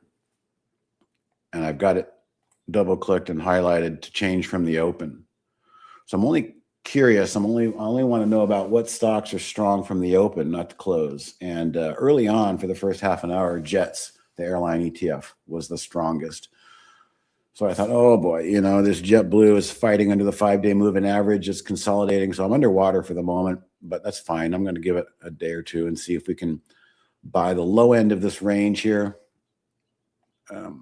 I've just noticed that the airlines have had really nice moves, especially Southwest. I've flown Southwest on my last 2 ski trips, and I'm really impressed with their logistics now and how they do things. They're really making some improvements. Oh, what else did I buy? I think I bought some RR, Rick Robotics. Not doing a whole lot. Most of these are downtrends. I'm just trying to pick off what I can. Now, what I'll do is I'll use this 5-day, just like in that Oklo. And was there something else?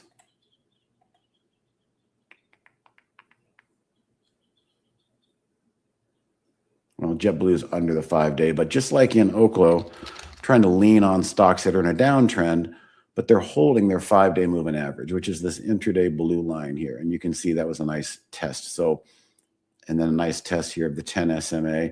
Hopefully, Oklo has a decent day and holds up for some of the other stuff that I'm in that's not working.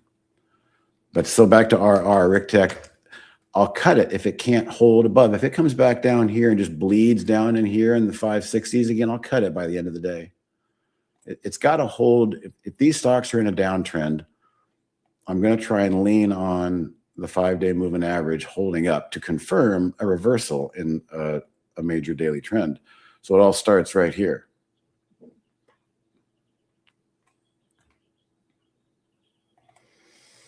What's up, 3 Sharp? Good morning. I'm back from my ski junkets. I've got one more planned. I'll be here next week, but the following week, the first week in March, is my last. And my coworkers are probably about ready to kill me in support for doing it. But, you know, there's only so much snow during the year, and I've dedicated most of my PTO time to want to make some good ski trips. So they've been great so far. And the next one, is going to be in Utah with my daughter and her boyfriend, which will be fun. They snowboard, of course.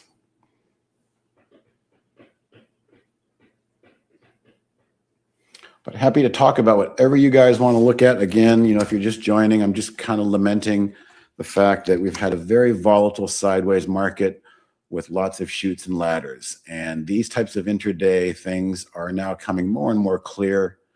They're just liquidity hunts, and they're very disruptive.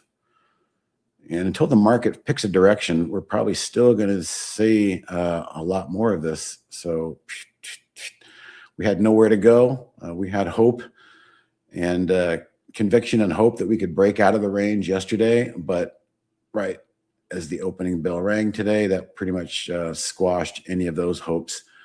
Right back down to the 5-day moving average, blew through it. There's the first test. I'll call this the second test. Technically speaking, today for the S&P and the NASDAQ, we really need to hold this, you know. I can't remember the name, but somebody usually asks me, am I bullish on the market? And it's just been such a difficult question to answer lately because of the back and forth. You know, 1 minute you're bullish, the next minute they're rug pulling you.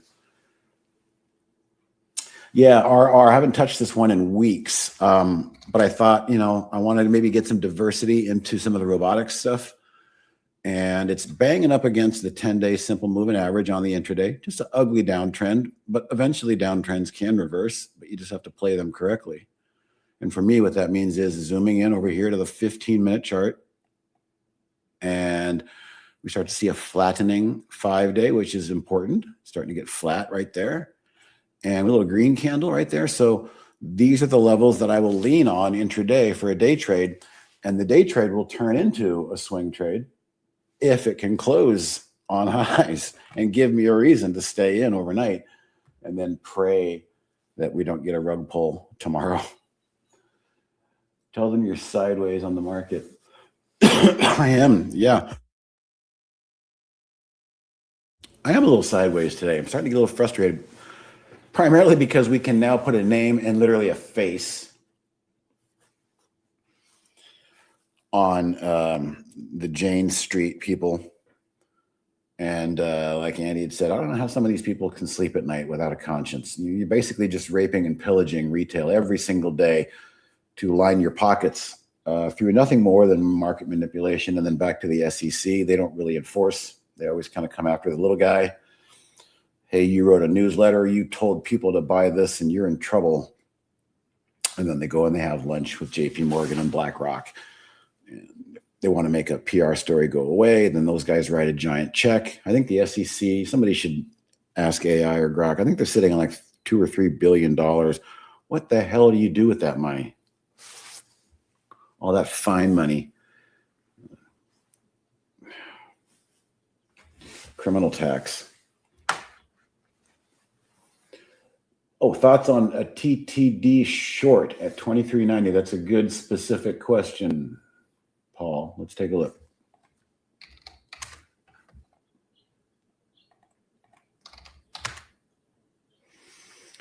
Trade Desk. So they had earnings yesterday, and one of the few stocks that actually gaps down and actually trades back up after earnings. So that in itself is very unusual.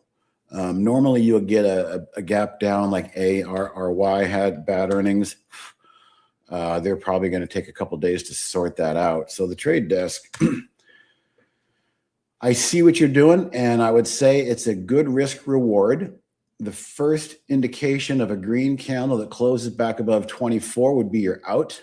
So you could probably risk 30 cents here to make more. However, the current of the way this stock is trading today, the winds, the trade winds, the current, whatever you want to call it, the way it started so low and everybody said, whoa, this is a deal down here. It didn't even blink. There was not a red tick in sight on the open. So right as the bell rang, there was a buyer in there. That buyer could show back up. That makes me a little concerned. But as it is for the moment, it's just kind of riding that rail down there. And I would say 24, a closing candle above 24 would be a safe out. So you could risk 30 cents to make, a buck maybe. But again, the backdrop of the way the buyers came in and held that thing this morning is a little concerning for a short trade. That's all.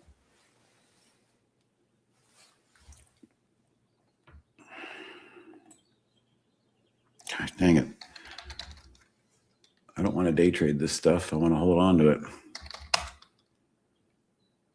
But you're not giving me a reason, are you, market?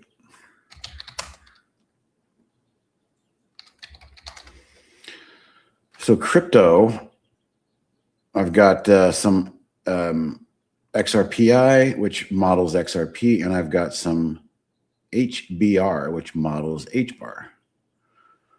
And so I often come over here to TradingView just to check the 24-hour spot market on the cryptos. But, you can pretty much kind of see what's going on there with IBIT. This is the Bitcoin ETF, and they're trying to hold on to the 5-day moving average, which is flat and which is everything we just discussed. So this is a critical support level for crypto, Bitcoin, what have you. You're welcome, Paul. Hopefully that helps. If it wasn't such a deep gap down and buy, if it was like a slight gap down and then kind of rolled over and was looking like it wanted to make new lows, it might be a better trade setup. But there's just something about the way that TTD looks. It seems like there's a buyer in there and they're probably going to stay intent. Hopefully he didn't talk you out of a good short, but that's what I see. Oh, there's the first little green seed. Yeah. That's just what my gut tells me, and my gut's usually pretty good with all the experience I've seen. So NASDAQ and spiders, what are you guys going to do here?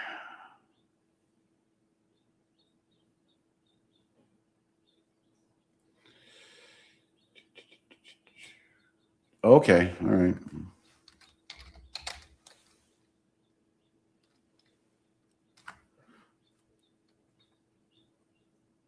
Love on lows. Well, that's not going to help my JetBlue, is it? I don't really want to sell my JetBlue either. 23.90. That makes more sense. Yeah, I like to see the closing candles because as we noticed, see all those wicks that were in there. Those wicks, if we zoom in, every little one of these little attempts were stymied by sellers. You got that working for you, and you're still on the correct side of the 10 SMA here. So that's why I want to conclude with saying, wait for the closing 15-minute candle. For me, I can avoid getting stopped out or wicked out or scared out of a directional trade by waiting for a closing candle. And the closing candle gives me just a definitive look that was, the intent of that time frame. Whereas these little spikes, every one of those attempts has been sold. So you got that going for you. But I think a closing candle above 24 would spook me out of that short.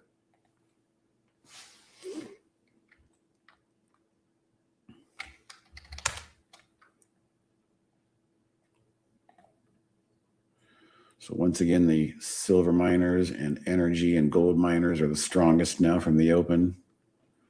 Commodities.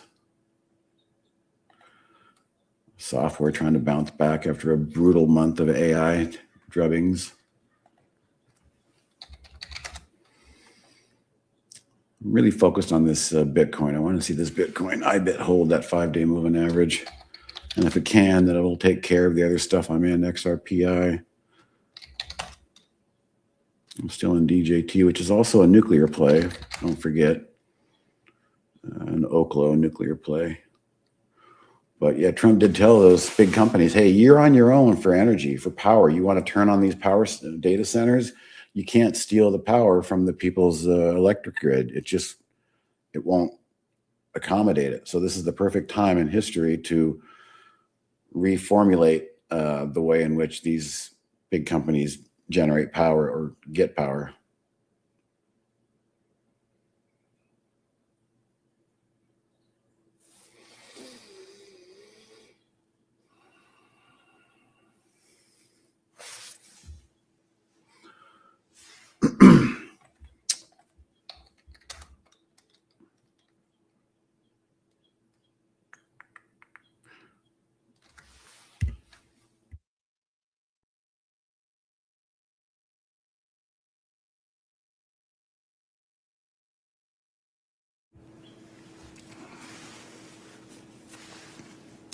So I'm not really doing too much. I'm not looking for too much. A couple times this morning, I wanted to buy this EXO, but it's only got 3 million shares on the float. And I'm just tired of playing manipulated stocks that are low float. So I'm just in kind of one of those moods where I'll just sit back and nurse what I have and see what the close brings.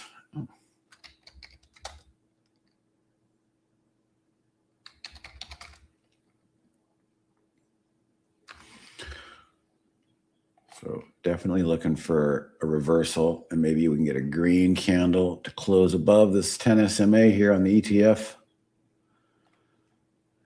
soon.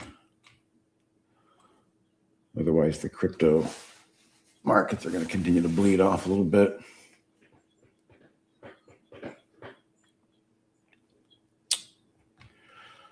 Low on lows. I don't want that.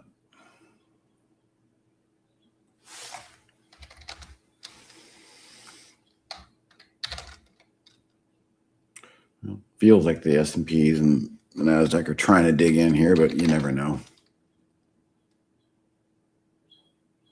Giant wedge in these small caps, IWM. Above the 50, that's the good news. But yeah, I just don't know. If somebody said, are you bullish or bearish? It is really hard to figure this market out. Now, on Tuesday, when I was with you guys, we were talking about the greed and fear index being really strong to the fear side in crypto. It was like a score of 9 or of 10, 11. And then the very next day, we had that giant bounce yesterday in crypto. We've given a pretty good chunk of it back here. So I'm really trying to watch and see. There's a battle. Who's going to win? Are the sellers going to, enter again and start to become a player again? If they do, they'll show up, below this 5-day moving average again. They'll make an attempt. If the buyers are going to make a stand and say yesterday was real and we're going to follow through, well, here's the place to do it. So let's see what happens.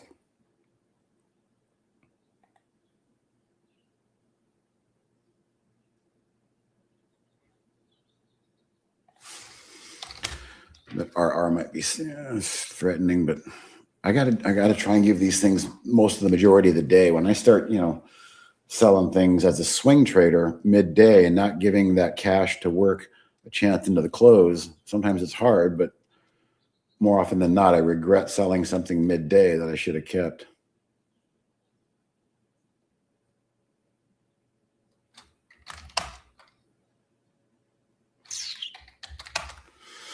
But yeah, I'm open for any questions on the software, the scanners, charts, trading, psychology, whatever you want to talk about.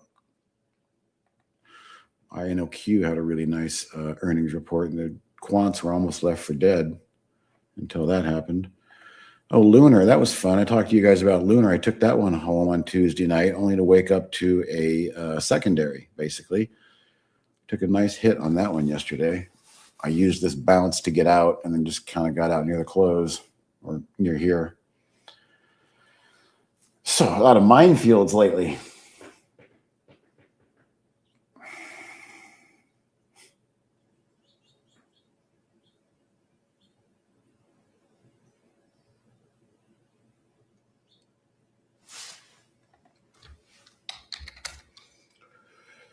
NVDA dip makes sense to you. Gosh, it was.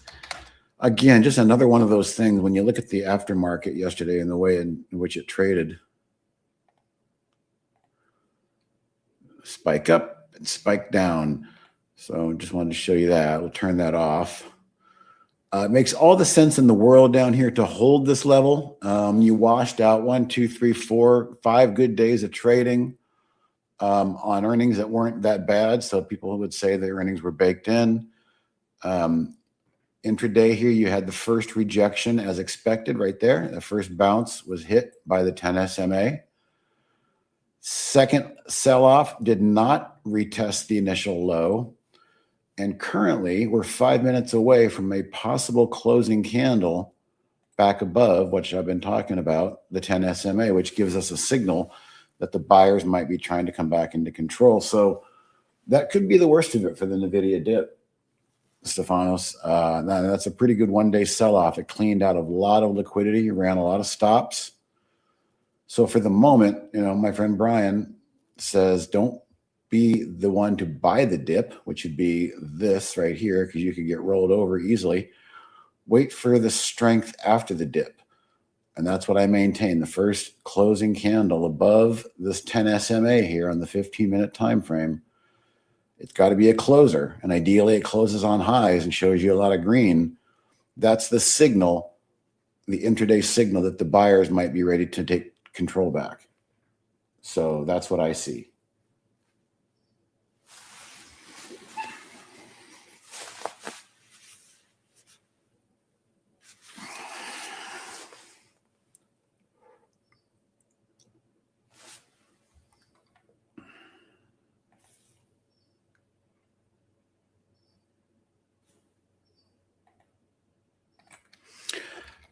Nothing makes any sense to me right now. I'm just trying to make sense of it all. That's for sure.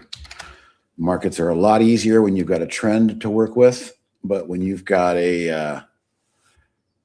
let's use a hockey analogy, right? This is the two players fighting out for the puck in the corner. They're both just back and forth, trying to figure out who's got the puck. And we've had about 3 months of this now. It's getting kind of old.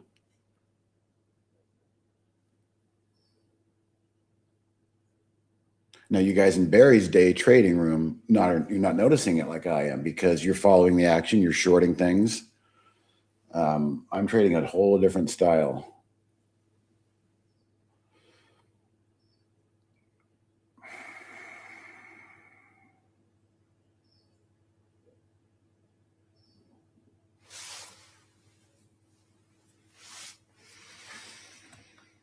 I'm just kind of sitting here in a holding pattern, not doing much market-wise.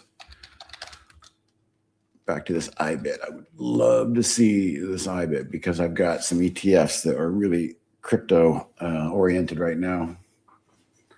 And if we can shake the dust off of crypto and start to build back up, I'd kind of like to be a part of that move.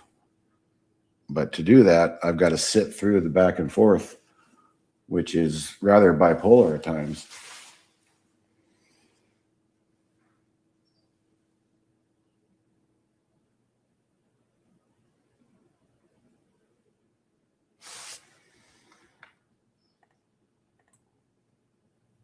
Yep, silver can't get much of a bounce either still.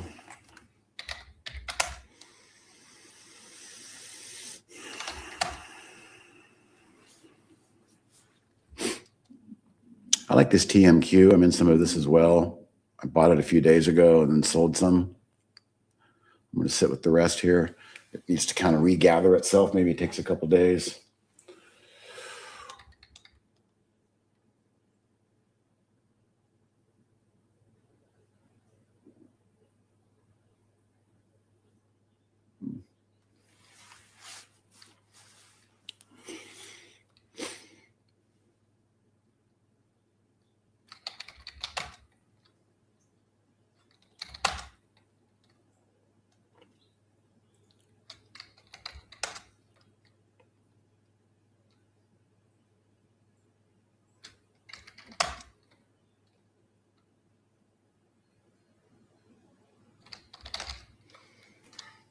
Oh, that one's getting hit.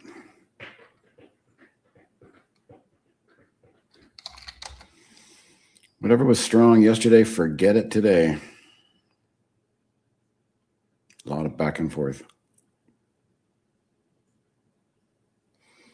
You just got to kind of sit with conviction. Second time you're hearing about ongoing market manipulation. I don't understand it. What's your theory connected to the block trades? No, it's not so much block trades. If you go, look on Zero Hedge on X on Twitter and find Zero Hedge, they've been all over it, especially yesterday. This company has been guilty of creating this trade where they will buy something in the spot market, and then they will short it using derivatives and futures on the back end, and then they create some event where they just sell everything at once on the spot market that they bought, and that crushes things short term. And they were doing that every day at 10 a.m. in the crypto market and Bitcoin.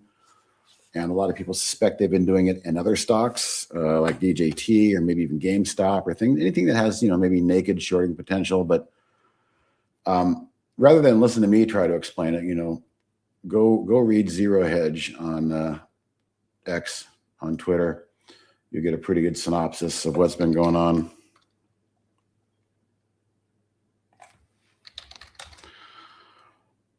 And then, you just have to look at the price action to understand the last 3 months, these vacuum spaces where there's just market looks like it wants to do something and then it's just a vicious sell-off. And that's usually at the moment where I read, the strategy of some of these disruptive quant firms that are trying to lay low but can't lay low much longer. They come in and pull the rug at the worst possible time when most of the people are retail and short-term traders are leaning long. The rug pull comes by them igniting it by selling their front-loaded long position, and then they make money on the back end with their derivatives and option shorts. Real bastard move, because it's doing nothing but pocketing money for them by causing disruption and the inability for people who are trying to figure this out, the right way. They're just creating noise and havoc. So hopefully, in a world of no accountability at the moment, maybe they'll find some accountability. But it seems like this morning the market was almost front-running that setup. We were overbought again in the channel, and it's almost like it's become kind of a norm. Zero Hedge is great. I never understood. I've had a few people in my ear that say, Zero Hedge, that guy's never been right. He's been right. There's just been no accountability. That's the problem. They, I think it's a group. It's a group of really wise Wall Street people that have pretty much seen it all. And a lot of the stuff goes way above my head on the options gamma stuff. But every now and then, as a matter of fact, they got they're so good. They got their account nuked on the original Twitter during COVID for exposing some shit that turned out to be true regarding COVID and the vaccine and all that stuff. So they sued, they won, they got their account back a few years ago, and they've just been continuing to drop bombs ever since.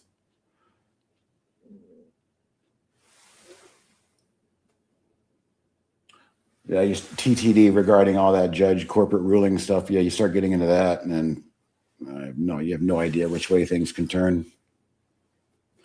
All right, seeing some green in my tickers here again. We did get to the bottom of the hour. Let's see what happens. That's trying. That IBIT was probably close to breaking.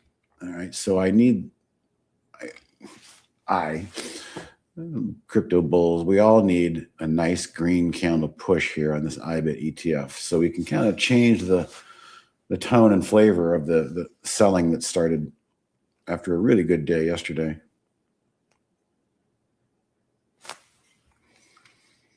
Oklo has been my strongest stock all day. It just went starting to go back up for me. Green. TMQ is just hanging in there flat on the day. Copper, this is the copper play. We can go COPX and look at the copper ETF. A little bit of give back after 5 days of big push. Totally acceptable.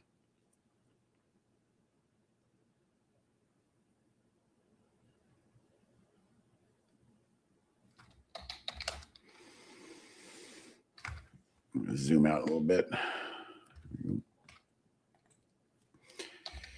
do you think, JetBlue? Are you going to try and do something today? You really kind of disappointed me there.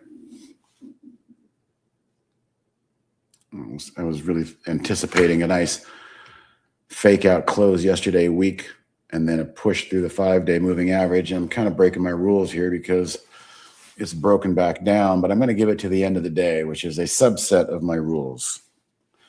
When in doubt, go to the subset of rules.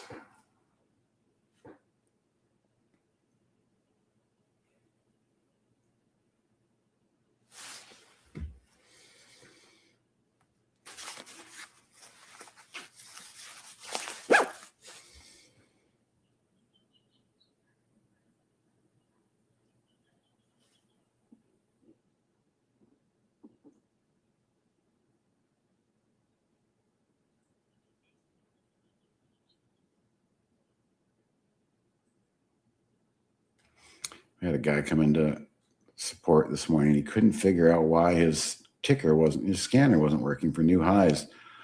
Sometimes you've got to look at the filters and see exactly what's in there. He was using a $20 price cap, and he meant to put in change from the close 3%. He put in change from the close $3, and that's like a really common mistake. So I kind of thought about that a minute ago. Oh, ABTC back to $1, huh? Oh, lovely.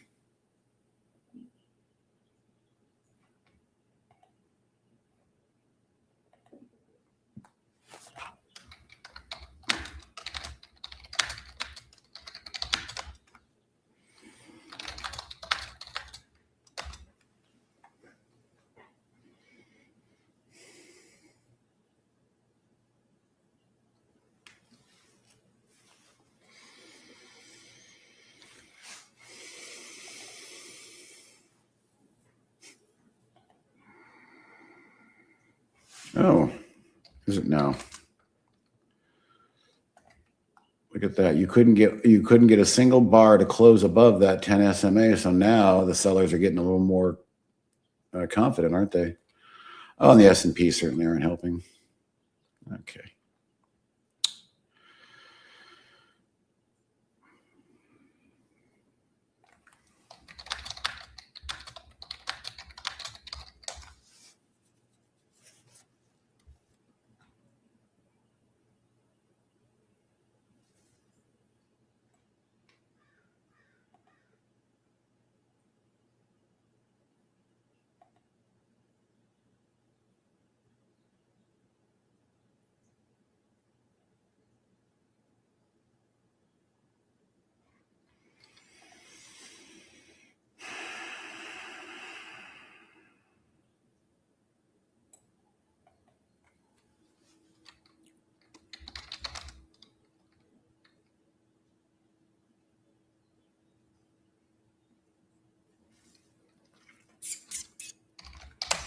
So yeah, your short's working out. They're okay.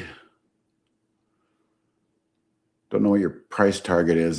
There's a tough one for a price target on a chart like this. It's so oversold.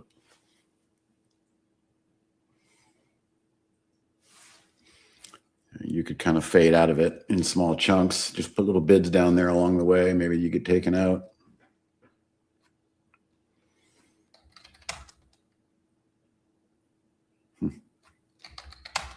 Well, the buyers don't want to step in, that's for sure, on the S&P and the NASDAQ.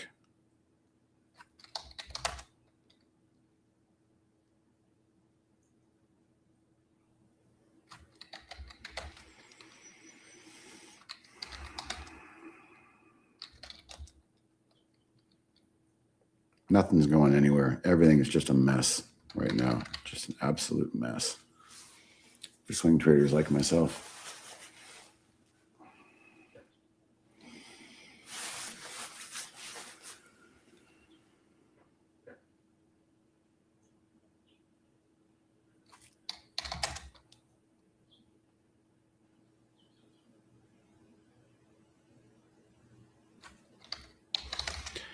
But I do have to give these things a chance during the day.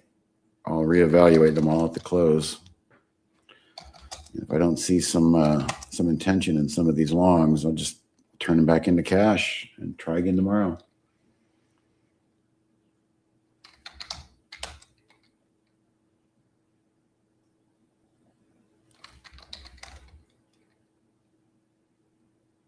But as a swing trader, I'm kind of out of ideas at the moment.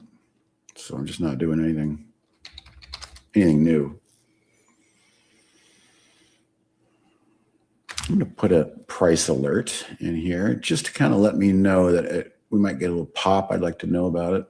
So I'll put that price alert right there. And if that trades, it'd be good to get a note on that. All right.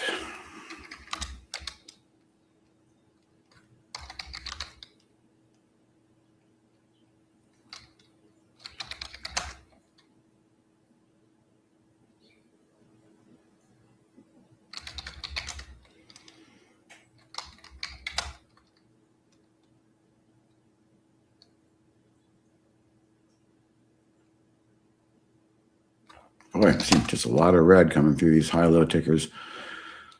You just can't get anything going.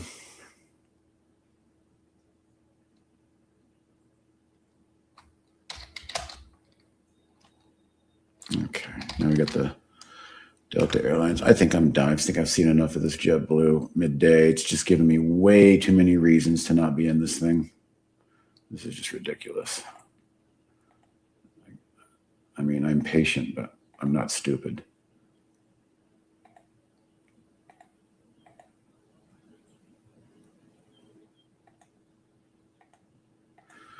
I just put a stop in there. That's all. 2 cents below. I'm done trying to guess here with these wicks. Every time you try to buy something, the sellers just smash it right back down. So it's a very difficult environment right now. I'm just trying to keep the damage to a minimum until I can make sense of things again. I don't know when that's going to be.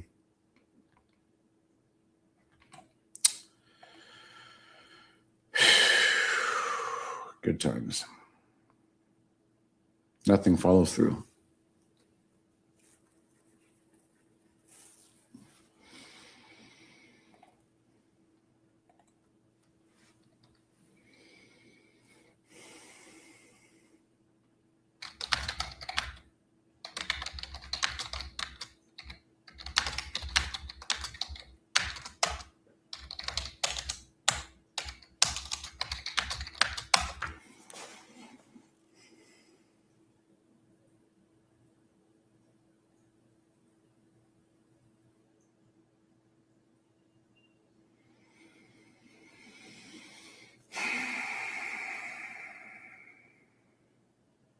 But I'm open for any questions. You got me for another 10 minutes.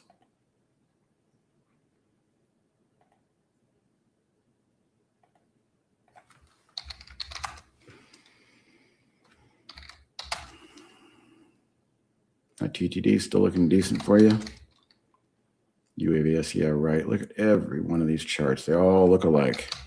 Just demoralized buyers every single time a chance the sellers jump in and crush them.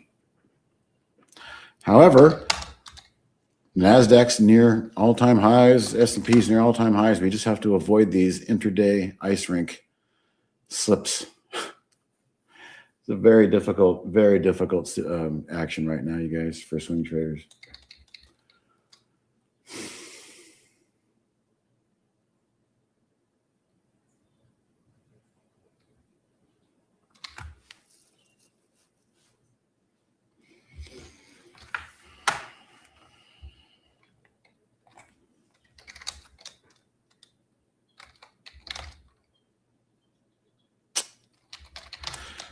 Okay, just more bleeding across the board.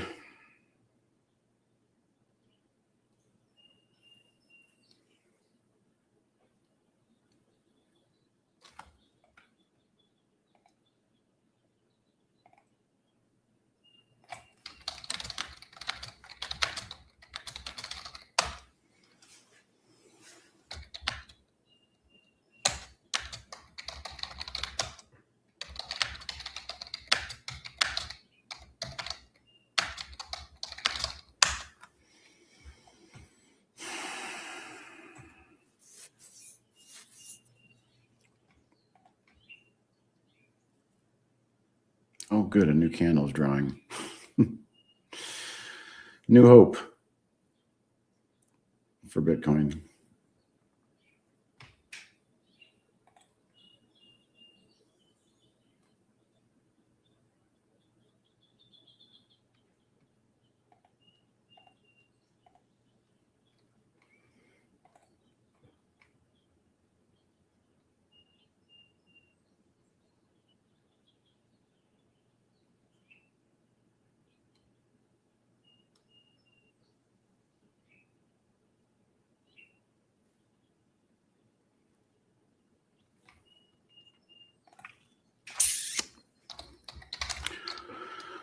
Well, what's NVDA doing in the midst of all this sell pressure?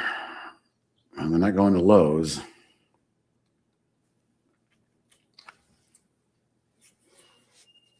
It looks like you're definitely on that TTD case.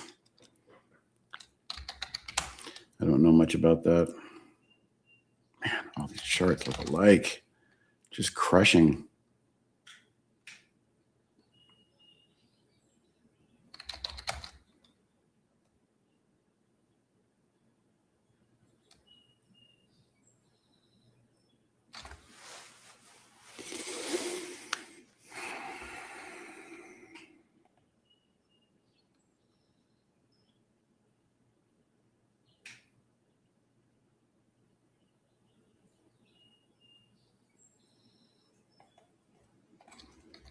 Probably have to put a stop in this RR too. Looks like it's holding for now. I'll just put a price alert in there.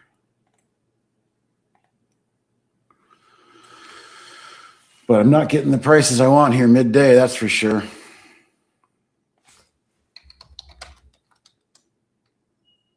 Just holding out hope I can get a nice big green candle in this IBIT and it takes out that blue line. If it does that, all the exposure I have in crypto right now will certainly lift.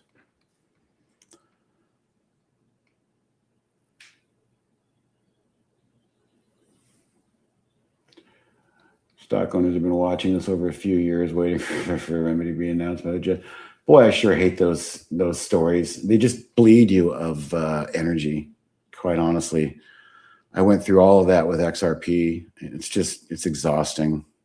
It's frustrating. Watching the system just break down.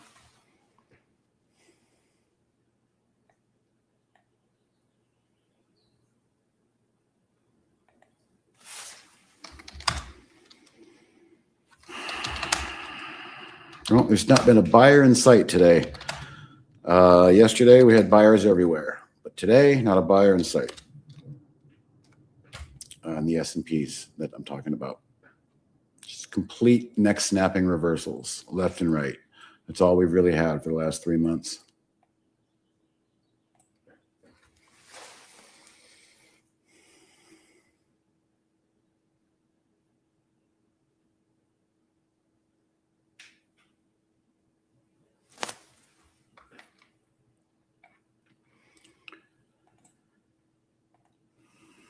Serve on lows. That's not going to help my RR. It's fine for the moment.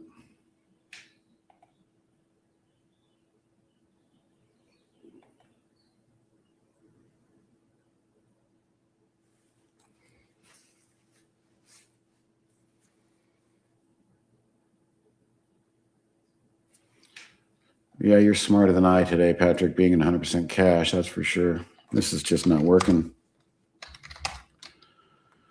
Nothing's working. Probably stopped out of JetBlue by now. Good riddance. Everything's rolling over on me.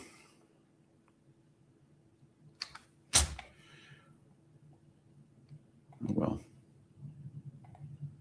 It's the way it is. Today. Tomorrow will probably be different.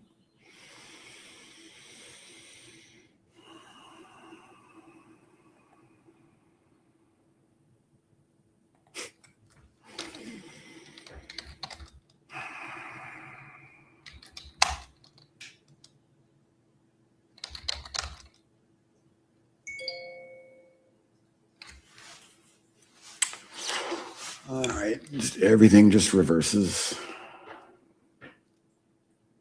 The market's got more than a NVDA cold. The market's just been a major problem for the last 3 months. There's something wrong with the action. There's something wrong with the price action. Andy and I have noticed it. We can't put our finger on it. There's just something definitely off. Stocks get hit way more than the indexes do. This is the most frustrating, odd bear market I've ever seen. If you're in individual small names, that you've been playing over the last year, the names we all know and love, they look nothing like the S&P and the NASDAQ. They have just been brutally demoralized, and they can't find buyers. So it's the weirdest bull market I've ever seen. That's what I meant to say, not bear. It feels like a bear market in many individual stock names, but hey, when you look at the indexes, the Dow closed up today. But meanwhile, things are just bleeding off internally.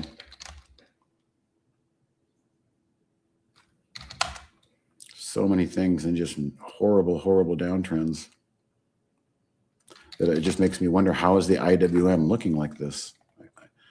Well, Andy points out they've got a lot of banks in there. So once again, shell game, don't look here, look over there.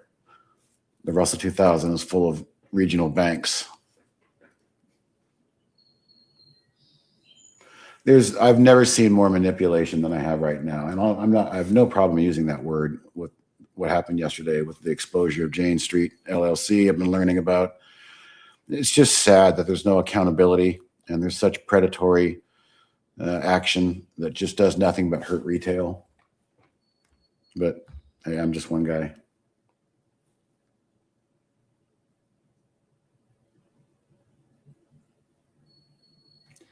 UAVS is on my shit list. UAVS is a perfect example of a stock that was doing something of interest, and now every single attempt to rally is absolutely squashed. I want nothing to do with this garbage anymore. I've written a lot of these stocks off a long time ago. So until that changes, there's no interest in me. I'm just trying to find out where the money's flowing. Is it flowing into airlines? Is it flowing into nuclear? Where's it going? Because I certainly don't see it. And I did get stopped out of JetBlue.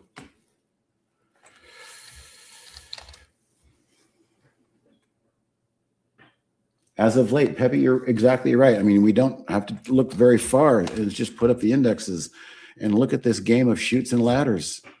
This is very unusual. And somebody's taking advantage of a nervous sideways market. And they do it with this type of manipulation right here. It's just, it's not normal. This is not normal action. I don't care what anybody says. I'll die on this hill. I've done this for freaking 3 decades now. And the changes I've seen have never, ever gone in the favor of the little guy. It's always against the little guy. And there's no accountability to help the little guy. So there's your sermon for Thursday, on a day when I'm getting my kicked in the balls pretty good here on my profit and loss. Just keeping it real. I mean, the money's going into, okay, silver miners, energy, and gold miners. That's it. That's it for today. Everything else is red.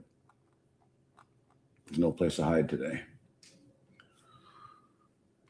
Yeah, and Pepe, it's just frustrating. We're all retail traders in here, and this game is hard enough. And Andy and I, we're up for the year. We're still beating the S&P. And we say to ourselves, if we're doing that in this kind of environment, I mean, what could happen if we were unshackled in a fair level playing field where the SEC actually did look out for the retail trader and not protect the friends on Wall Street?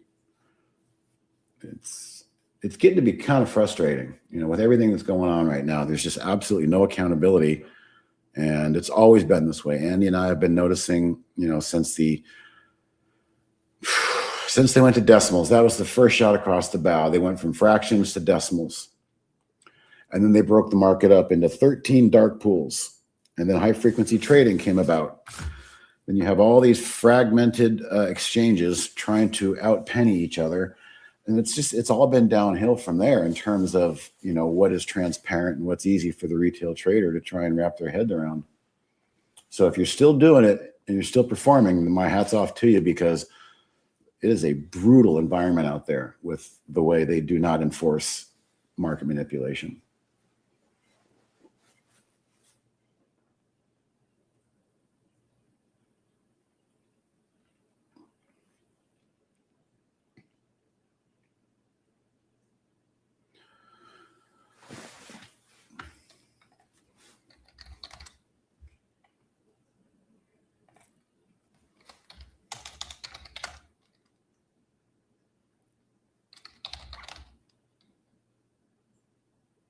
This is normal for the market now. You have this first 15 minutes where just a flood of buying or selling comes in, and then you spend the rest of the day reversing it. Barry, what's up? Wow, Steve, I got into such an interesting discussion with my new favorite friend, Gemini. And man, oh man, this is the way of the world. We're just touched on the infancy of all this. I mean, I don't think the average. I think they still look at these chat bots, and I use Gemini almost exclusively, just as a more sophisticated search engine. But Yeah. it is, I mean, Yeah. you probably know also, it is way, way more than that. I am blown away by the information. I'm talking Yes. about on companies, Yep. but just I'm blown away by the. We have a free Wall Street assistant now. We all do. Yes. It's amazing. Yes, it is amazing. And I had to really understand what it meant by agentic, and now I completely understand the concept of this agentic. Man, oh man, Steve. I mean, when we talk, I know you have to go, but we always sort of say, well, what could be the next big thing? Well, yes, AI is of course a big thing. It's been out there for 2.5, 3 years, I guess. But I still think the average person doesn't understand this aspect of it and how it can help them. I don't think it's widespread. In fact, if you ask Gemini or any of the bots, they're probably going to tell you the same thing. It's still in it's still in its infancy. That's a good point. You could ask it and say, "Hey, are a lot of people asking these questions?" Yeah, no, seriously. And they're going to say, no, probably not. It's still in its infancy. But anyway, I'm blown away. That is, for me, the next big thing. I always wonder what is going to be the next big thing. This is it. It is. It blows me away too. I introduced my wife to it. She asks, 3 or 4 questions a day now. She stopped asking me. Thank God. Yeah. Who do you use, by the way? I like Grok the best. You like Grok? Okay. I use that one. And, okay. GPT. If I'm on Google page, sometimes I'll just use Gemini for an ancillary, additional answer. Right. But I know you got to go, but I've even asked questions, in Vancouver, I had to fill out some kind of a tax form about holding property and all that. And I get this thing from Vancouver, and I say, what the heck does this mean? Just ask Gemini, and my gosh, I mean, it just zeroes in. This is what it means. This is what you do. Here's how I'm blown away by it. I think more people are using our GPT that we created for trade ideas, because I did it like a December over December, month over month, year over year kind of thing. Yeah. And the live questions, in the chat were down, which to me, everything else is normal. And so I think that means that people are getting their own information and learning how to use it more and more. I see. Okay. Gotcha. Okay, Steve, I know you got to go, but okay. Have a good weekend. See you. Bye. All right, guys, I'm back in both rooms. Give me a moment as I get my music going.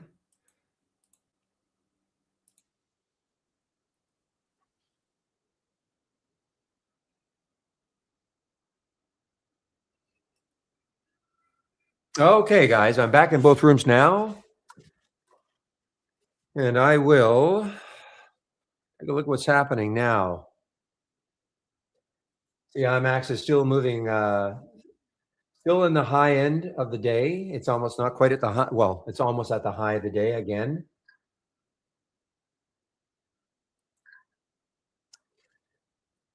Well, this is my big miss today, really, guys. The cure short from up here. Now it had a little, it had a bit of a jog up here, but now another leg down for the QURE, another leg down.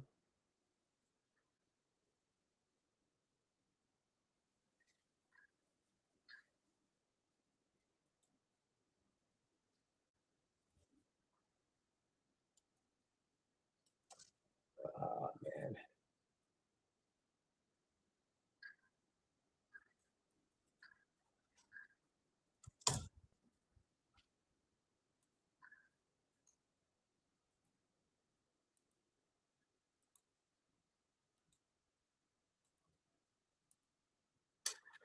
Okay, guys. Yeah, I'm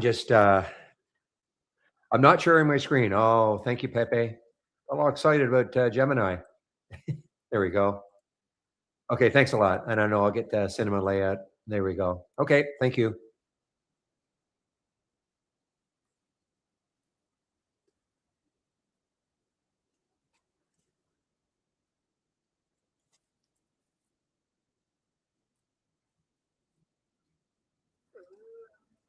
Okay, 3 sharp. All right. Now, let's see if there's anything that cure. Did we ever find any news on this one?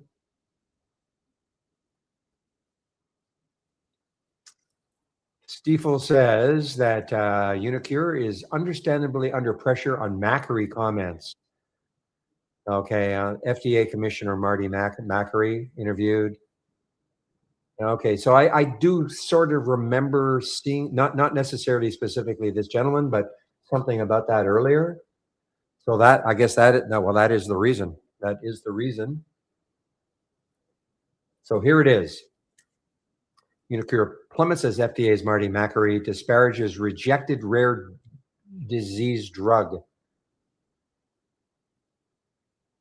I see. I see. So he had to defend, FDA had to defend the fact that they rejected this disease or this drug. Okay.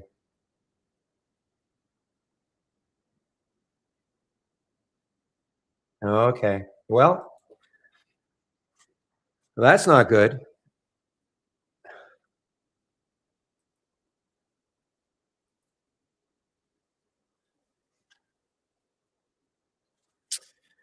Water in the bridge, 3 sharp. That's yeah. NVRI. Let's take a look at NVRI. Is this one IMAX is still at the high of the day, near the high of the day, IMAX.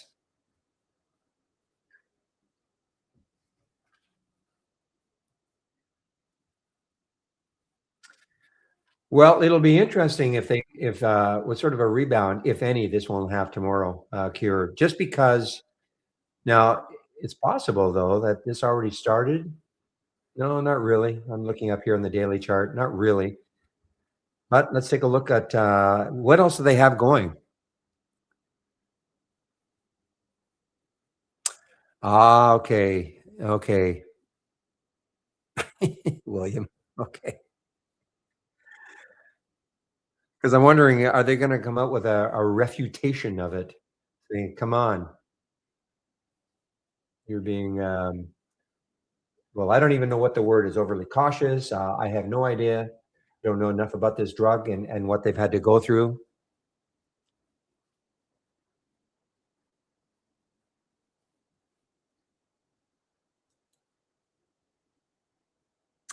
All right, guys, I'm going to go over my homepage one last time today.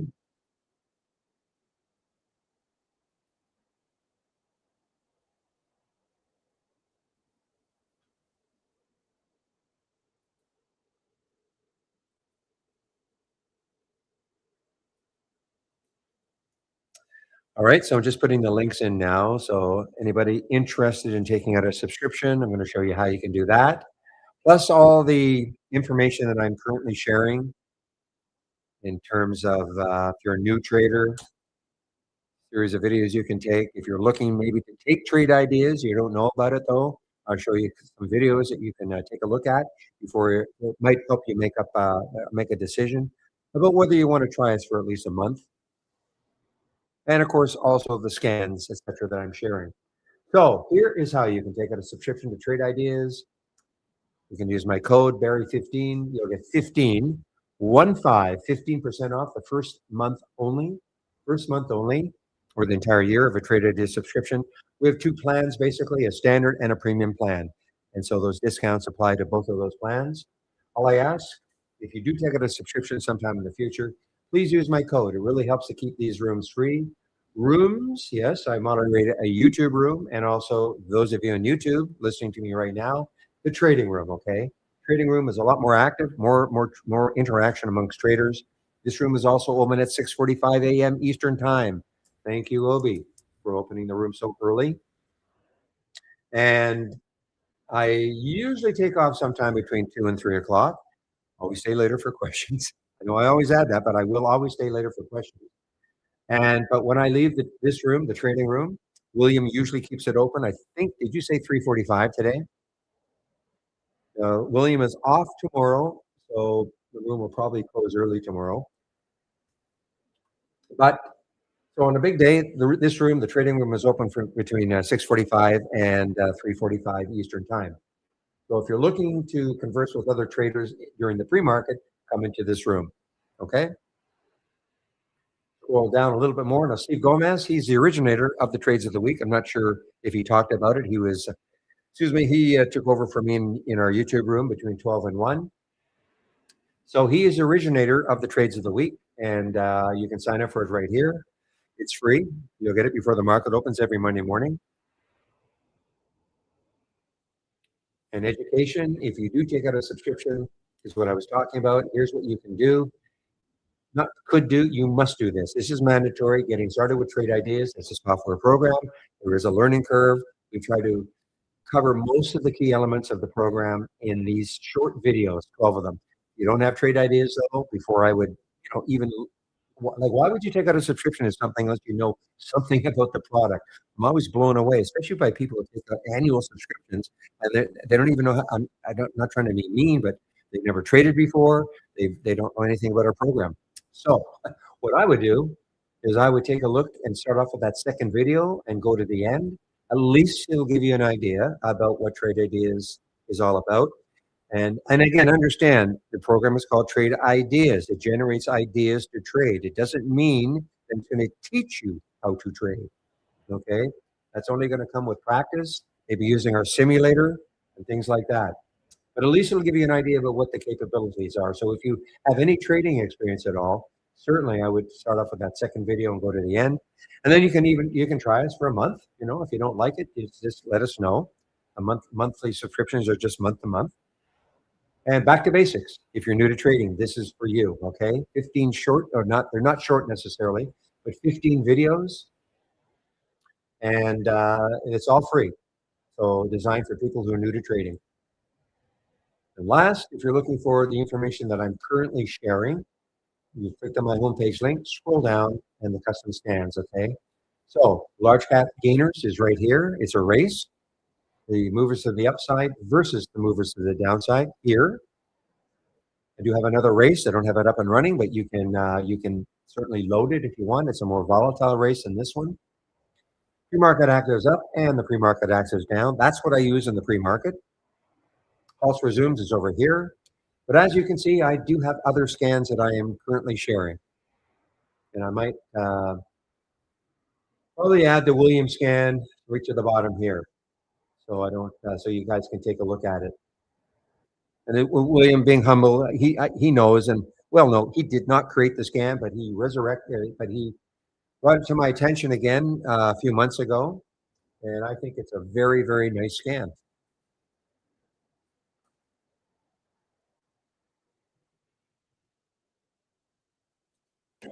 And it can be used in a couple of different ways.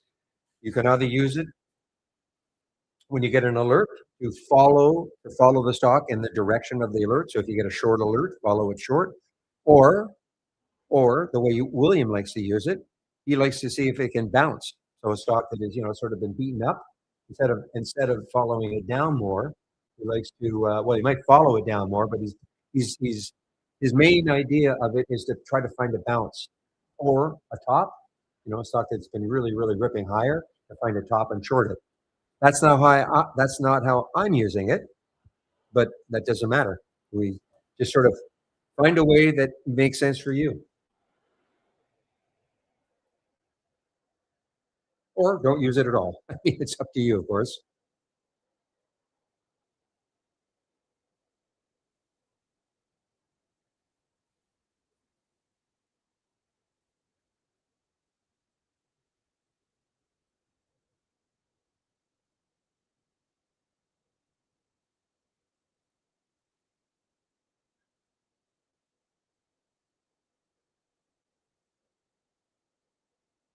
So the market, what is the market doing? So the power of the VWAP guys, oops, The power of the VWAP. So you can see that purple line. You can see what happened. Got into the VWAP area. Okay. Tried once, twice, three, four, sort of five times to actually break free. Could not do it. Could not do it.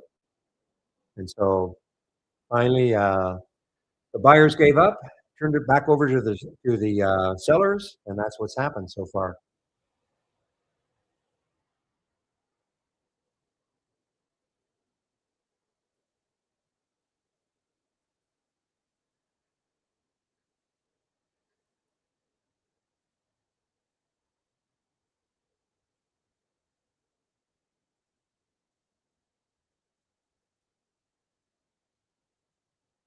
Yeah, mean reversion and momentum both. Yeah, Barry, that's a good way of explaining it.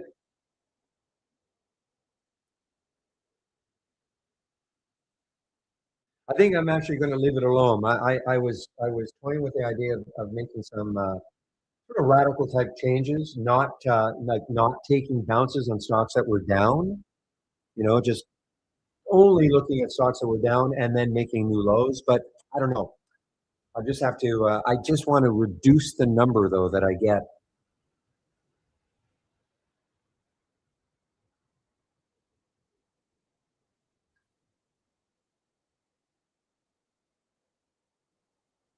I think that, and most of the stocks that show up in that scan are earnings plays. Now, there will be a day, I don't know when that's going to be, when we just won't have that many earnings plays for a given day.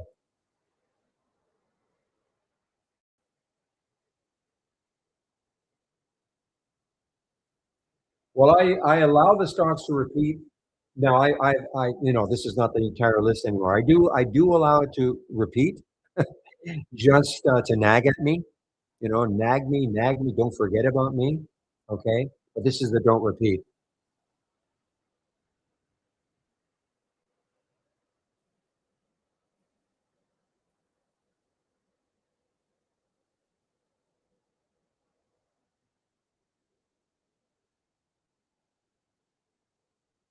Well, you could try that, AJ. Sure. I mean, I know you're trying to find them earlier. I know you reduced had to be up or down 15 to 15 cents from the 25 cents.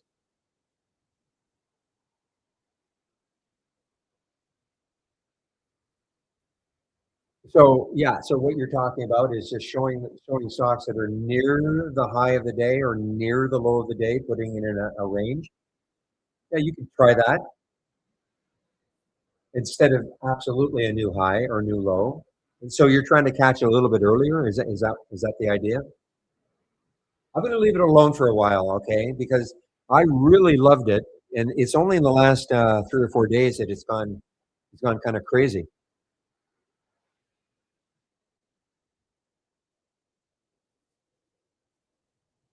I mean, I've got the relative volume up at least 8. So I mean, do I want to raise it to 10?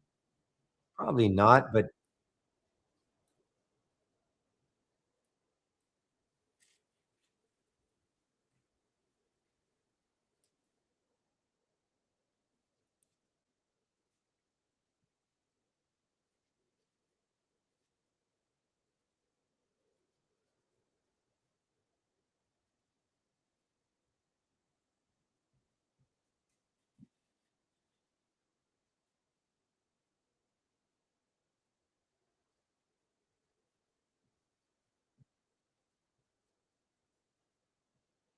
yeah, so I mean, what you're talking about then is, well, then you'd have to have another trigger, of course, maybe a 5-minute high. If you're going to use the position and range, so it's not at the top, it's not at the high. So you'd have to have another trigger, maybe like a 5-minute high or something. So put it, I Yeah, because otherwise, what are you going to use as your actual real-time alert? You can't use. There's no point in using the new high of the day because the stock is already at the high of the day, top of the range. So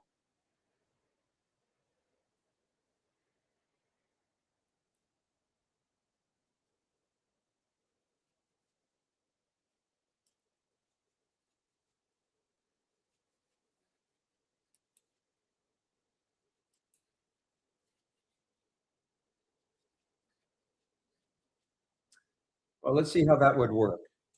Just out of curiosity, I'm going to duplicate it. So I don't want to overwrite it.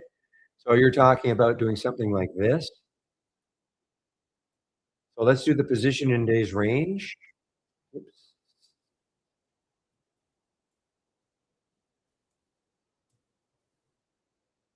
Position and range. So we want it to be, let's make it 95. But you don't want it to be at the high. Okay, so it's tricky.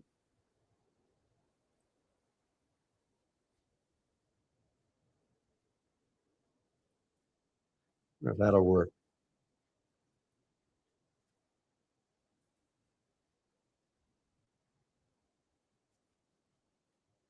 No, that doesn't work.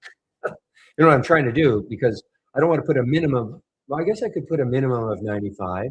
So it could be near the high. Okay, I guess we could do that. And I'll put, oh, let's try it this way. We'll go 95 and 5. So it could be at the high of the day. And now instead of the new high or low, whoops, we're going to go 5 minute.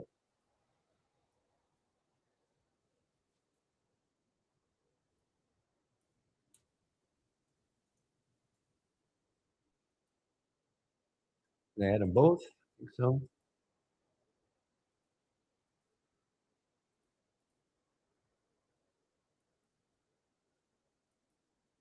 All right, let's see what would happen if we did that.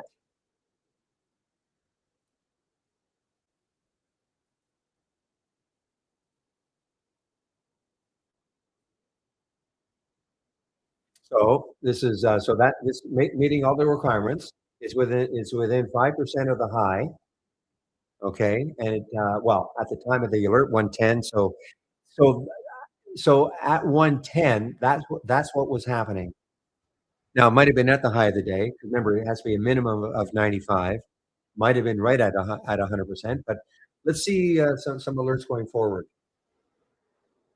Because what could happen is you could get some pullbacks and then making a new 5 minute high and still not at the high of the day. Let's see what happens.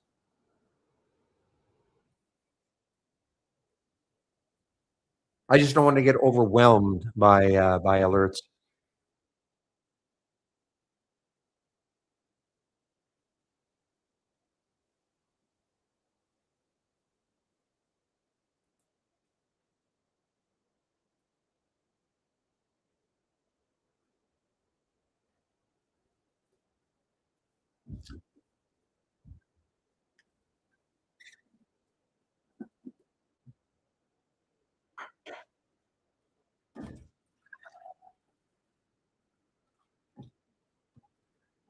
Let's see how good this thermos is.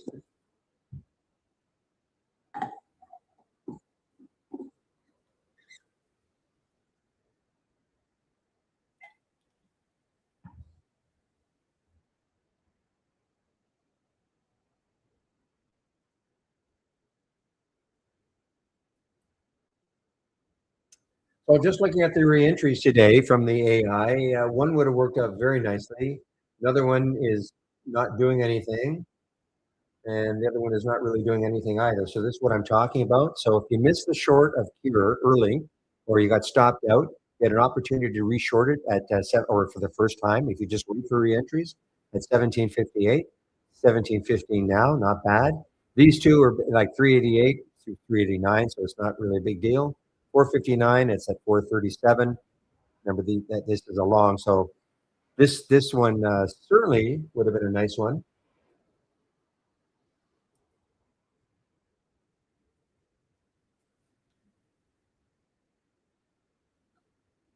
Yeah, if you got the time and or the inclination, you can certainly have a lot of fun with trade ideas in terms, as you call it, experimenting.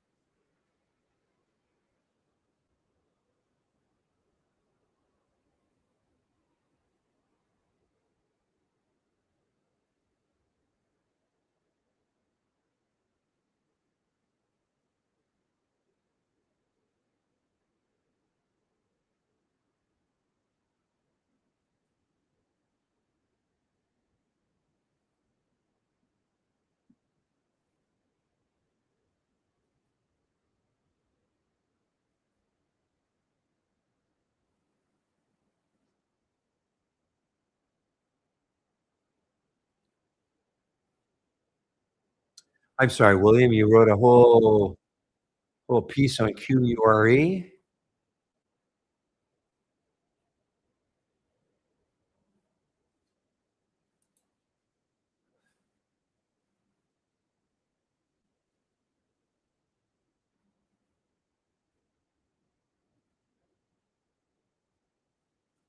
Gotta find it now.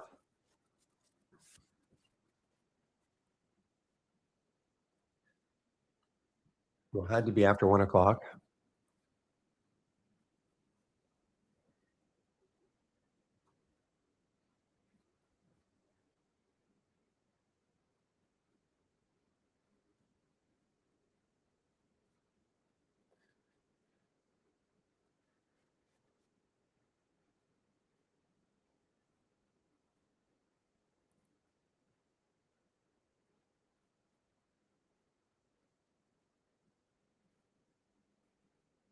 There we are. Okay, one approved drug. So the one the commissioner commented on was the most advanced in their pipeline. They have 3 other early stage drugs. Okay, thank you, William. In terms of the QURE. Okay, so Panino, I can give you the scan now.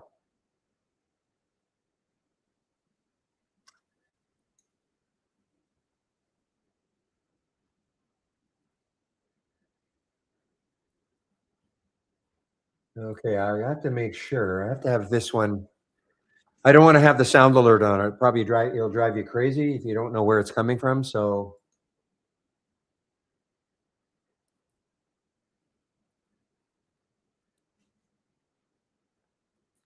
now it's a lot more active. Okay, what you're going to see, Panino, is just the last one that not that one, not that one. Okay, not that one. I mean, I'm not trying to hide it from you, but that's not the one. I think this is the one.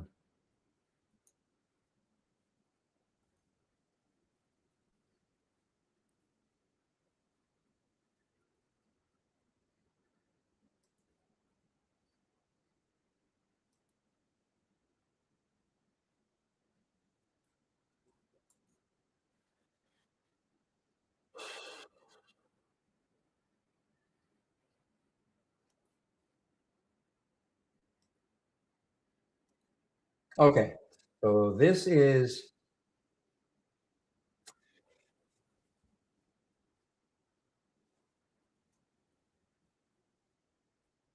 Just give me a moment.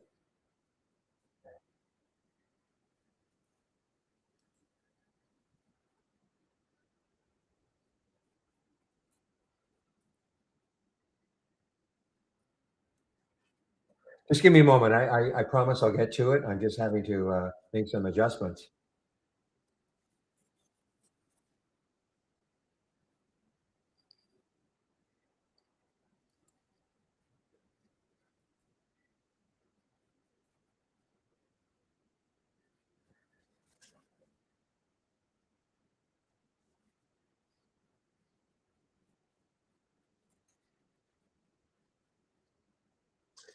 Holy smokes.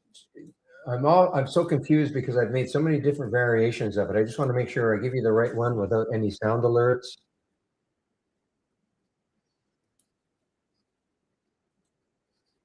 Otherwise, you're going to say, where's that sound coming from? Okay, I think I've got it. I think I've got it.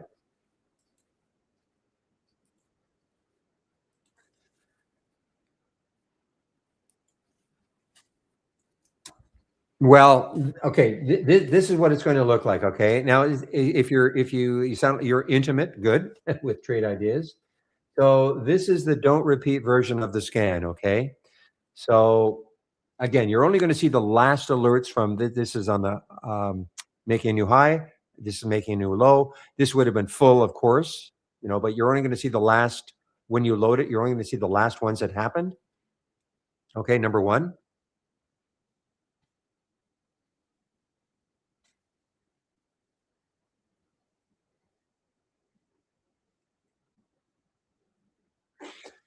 And this is the don't repeat version. So if you know what the don't repeat means, the properties, I've got don't repeat for the day. Okay. I also have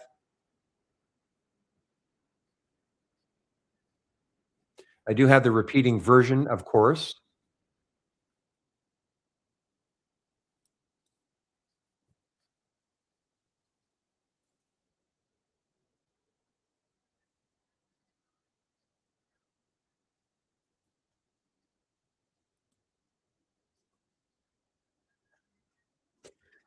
Okay, so this is the don't repeat version. So if you want the repeating version also, then just duplicate the window and then you can uncheck uncheck the don't repeat. Okay, uncheck the don't repeat. And so you will get, every time PRSCT made a new high or QURE made a new low, you will get it over and over again. This is, well, you don't see the stocks repeating here because again, I just made another adjustment to it, but that's why I call it DR for don't repeat. So if you have any questions, just let me know. Okay.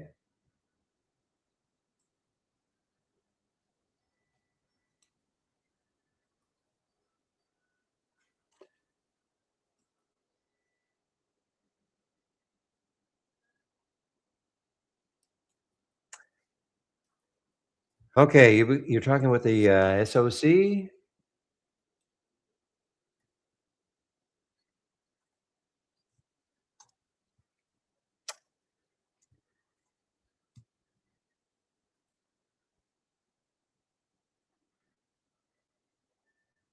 Well, nice bounce. I guess that's what you were looking for.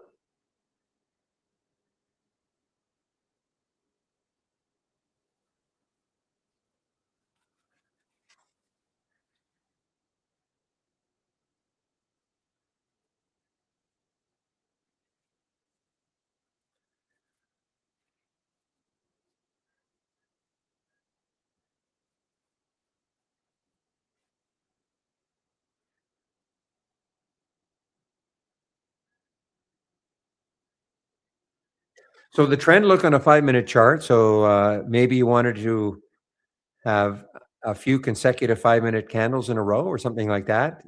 You'll show a bit of a trend, not so many that it's gone too parabolic. Maybe even like two.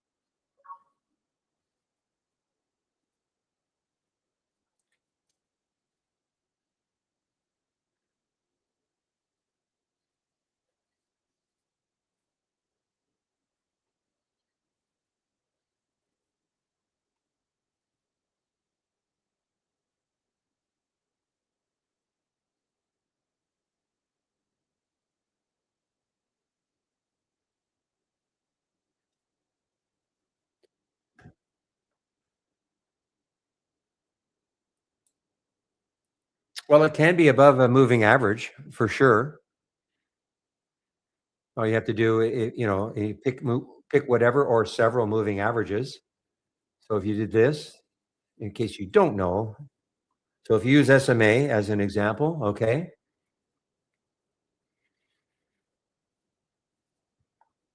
Now these are not the intraday, but these are above. If you're talking, are you talking about intraday or are you talking about because you could have change from the 20 SMA as an example. So to make it over the 20-day SMA, oh intraday. Well, you can have okay change from the 8 period SMA 60 minutes. Things like that. You can choose from these SMAs and these different time frames and and the change, as long as you make it like point zero zero or just some positive number so that it's above. I've never tried it. Never ever have I tried to use any of these.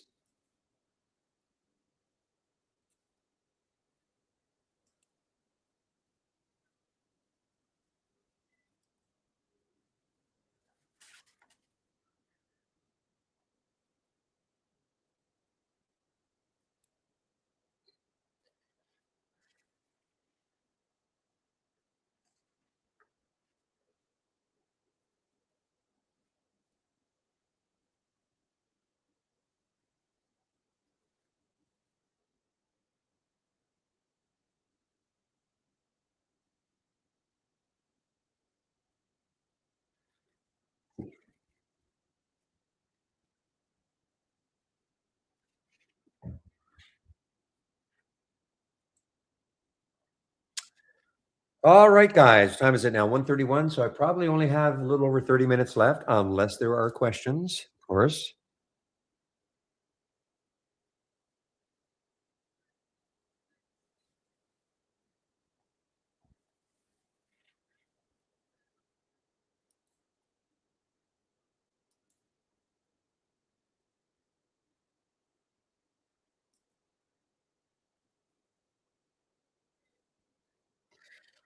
So Haywire's got some, I know it's Hayward, but Haywire's got some room, 1612, a little bit of room.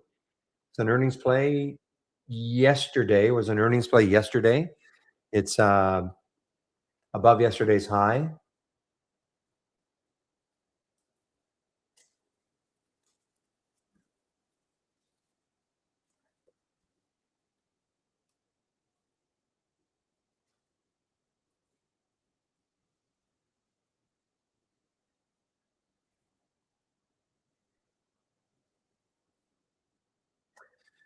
Well, Celsius now is in that slow burn down. Just nicely, when I was hoping it would get through 54, well, that was easy. Well, not easy, but it got through 54. 53 now, the next, and the low, of course, is 49, where it that was a low of yesterday. Still a little bit above the close, so this is warming the Pepe's evil shorting heart.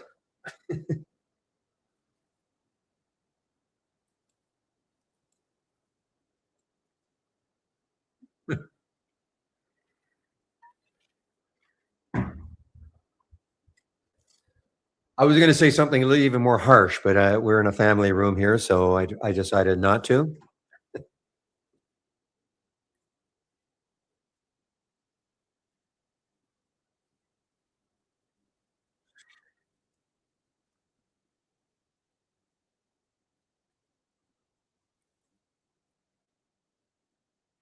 Yeah, so this is KNX. So remember, this is a transportation.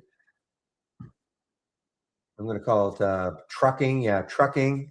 And remember, IYT. IYT is the top sector today. U.S. transportation, ETA. This is the. I mean, it's not up a massive amount, but it is a top sector today.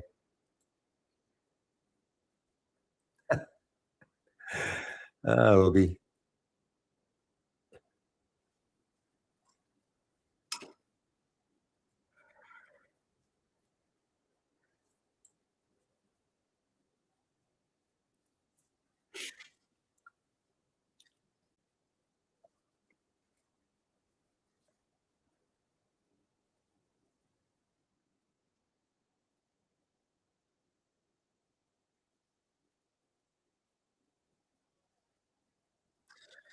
When I finally retire from doing this, I'm going to take all of Obi's little comments he makes to me that you guys can't see. I'll call it letters from Obi. That'll be my my swan song.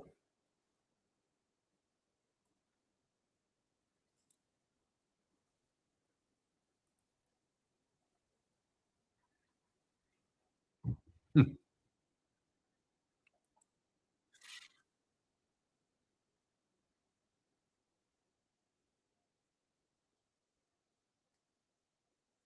And that's your industry, right, William? Your ex industry? Oh, this is what I'm talking about. Okay, here's the repeating version. Okay, that's the repeating version. Here's the don't repeat. So there's PRCT. Wow. So even at 109, remember we had alerts on this one a lot earlier. The only reason you're seeing this one at 109 at 2243 is because I reloaded it. But even if you just took that one at 2243, look at it now, 2336. How many AI alerts today? Well, the Red Robin was pretty good. I mean, it's come back a little bit now, but the Red Robin was at the high here when it was up at what, 511, little over 5, still good, 10%. NDRA was a short, not bad, 417 down to 379. Another short, really nice one actually. 2675, 2588. This is a re-entry. This is what I was saying, a re-entry. So if you didn't take it the first time, or even if you did and you got stopped out, this is a short. But if you just wait for a re-entry, 1758, that's a great one. Now it's 16. Remember, these are short, 1692. This one, no, 459. It's at 438. That's a long. So this one hasn't moved. So I would say on the re-entry, just waiting for the re-entry would have been, very good today. One would not have worked, but it's not down that much. But this one worked very well.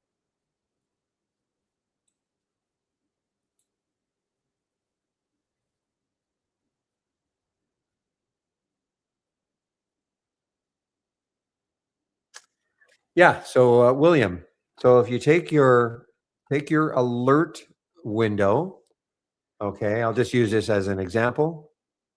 Actually, I'll use the whoops, because it has more filters in it. So I'll take this one. If I wanted to turn this into a top list window, so you right click and collaborate. Okay, not the save or share. Collaborate. Okay, copy all. Copy all, and then new top list window.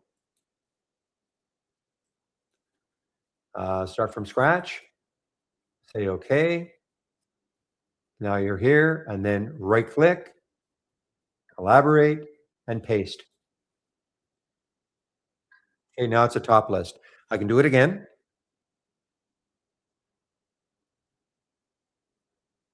So if you look here in the top list window, it'll have all the filters. These are all the filters that are in here.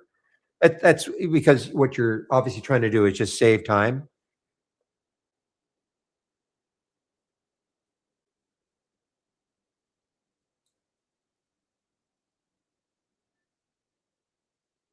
So right click, collaborate, copy, open a new top list window.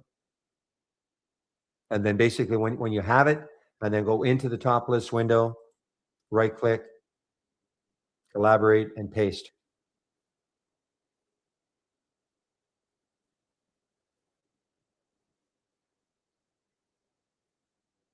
Yes?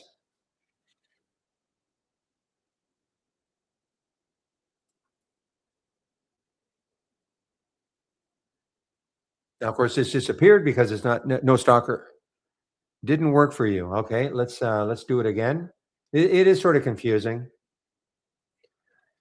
Okay, so your alert window, right click, collaborate, copy all. So now the filters are copied.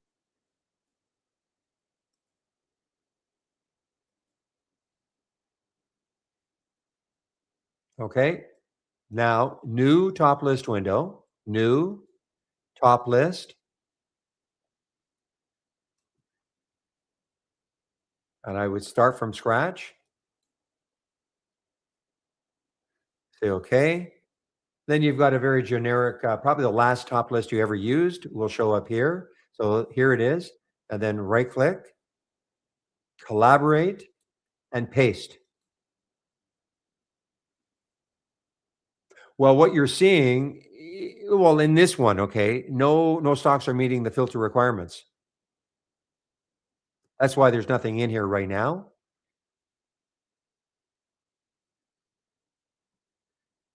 But if you look, configure, I'm just, this is just the one I was using. You see the summary. These are all the filters that were in here. It's just that no stocks are meeting the filter requirements right now. So that's probably what's happened. So what you're saying, it's blank? I don't know what you're using, but oh, it's fine. Okay.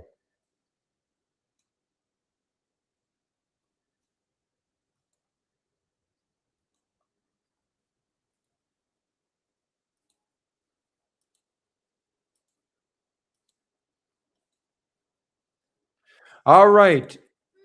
Thank you, Obi.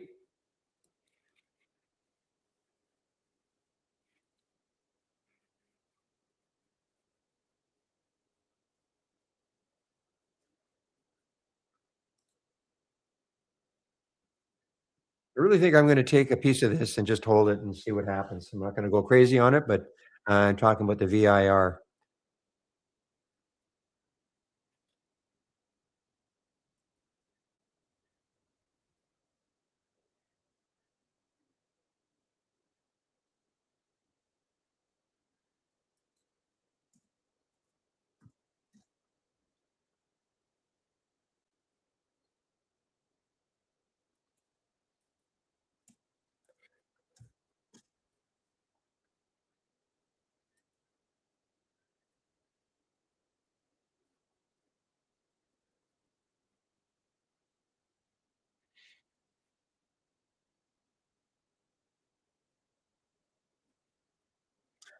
All right, so 1322, 122. What are we now? 142? White House envoys disappointed by Iran talks in Geneva. Okay. Well, I don't see anything update to that. But what you're saying is that significant progress in talks with Iran.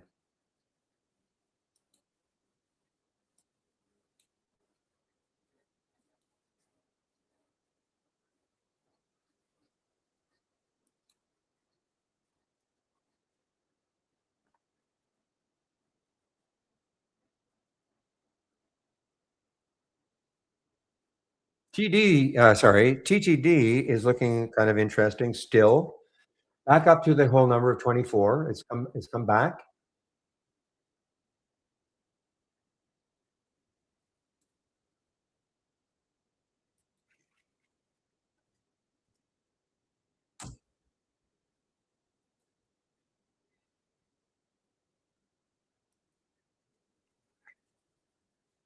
No, I'm not trolling you with TT. I would never do that to you, William. At least not publicly.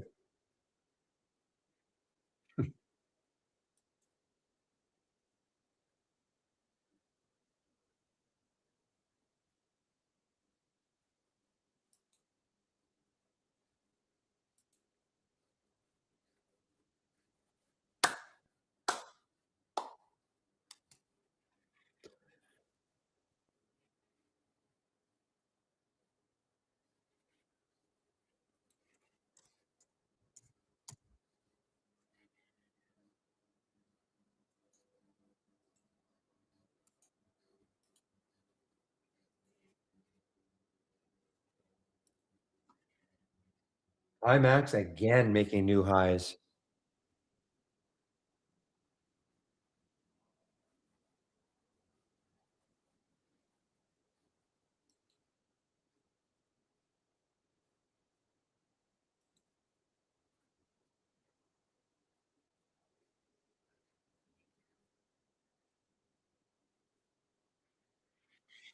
So you're talking about the one that you use in the pre-market. Okay. I'm when the market's close, when I get out of here, I'm going to take a look at it. So, for instance, what did it identify for you today? I mean, first of all, how many did it identify that you would too many? Okay, I see. Too many penny stocks appeared. Okay.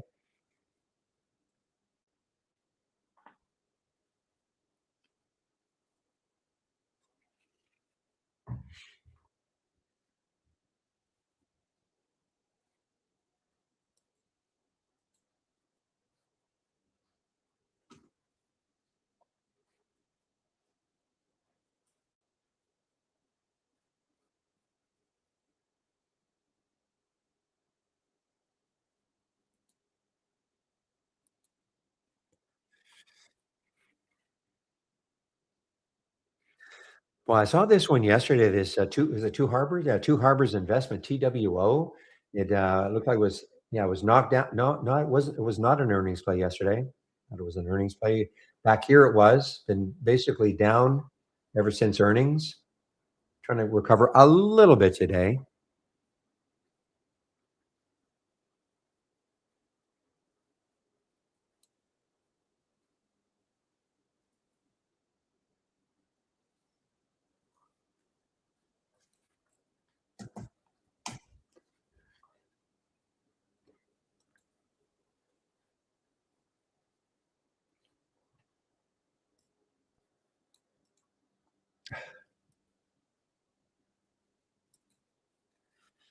Pretty ugly looking 2-minute chart for this FF.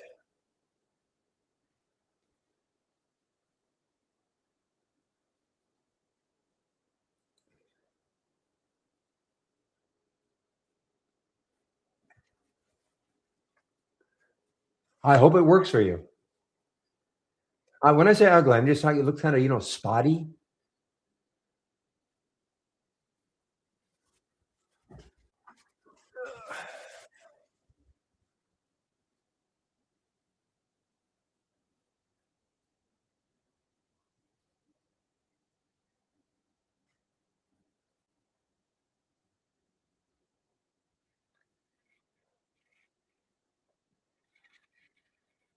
Which one are you guys talking about? You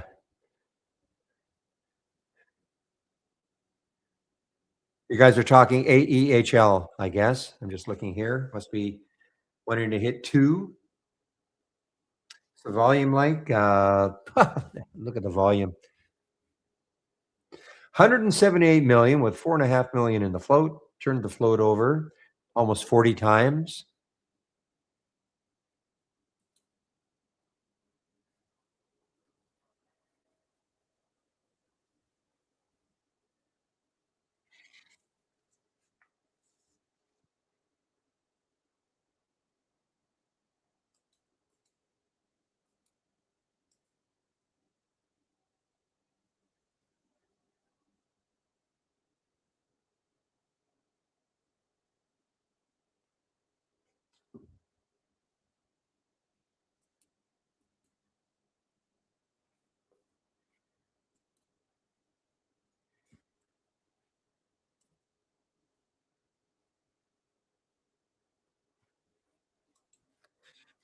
Well, you guys are optimistic. So let's take a look at AEHL. Okay. So AEHL, the next high is 249 on a weekly chart, I think.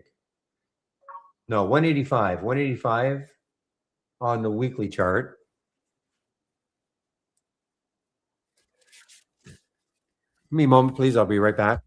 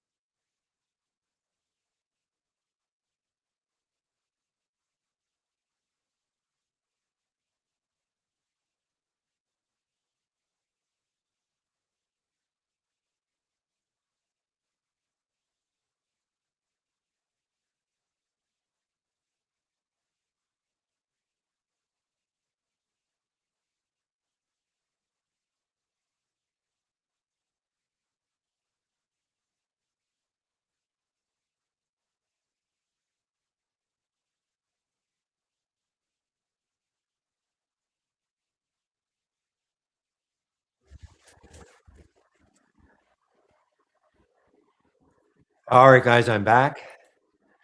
Probably not for long though. What time is it now? 1:54. So yeah, got a few things to do. I can always hang around if there are questions. Okay, that's not an issue. But if there are no questions, I'll probably be leaving around 2 o'clock.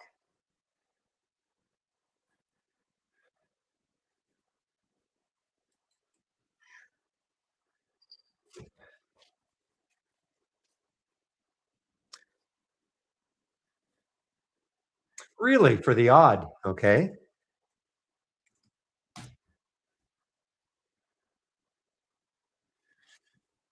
So right now, so odd's been a challenge. No question, it's been a challenge. It has now dropped down below the VWAP again and approaching it again from the underneath.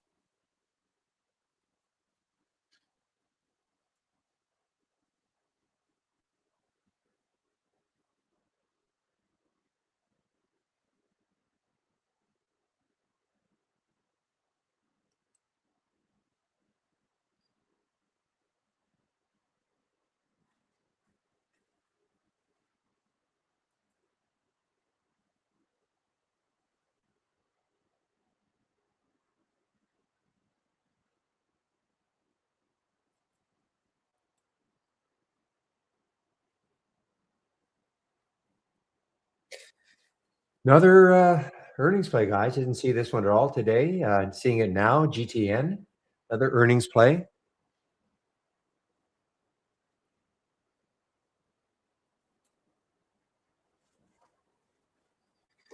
Okay, one more time. I will be right back. I have to reposition the family pooch.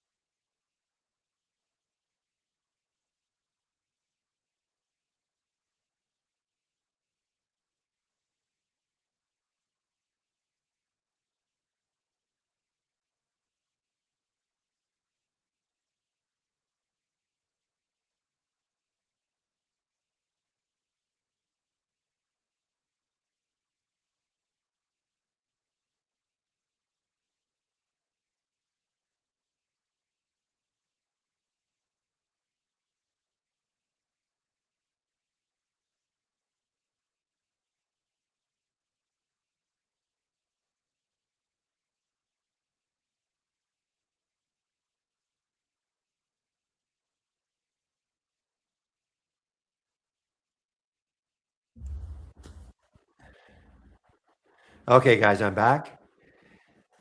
Do I know what to do to get Dan's scanner? I think Pepe has it. He is a multi-strategy window. I think Pepe, you probably have it right. I think you put the link in yesterday.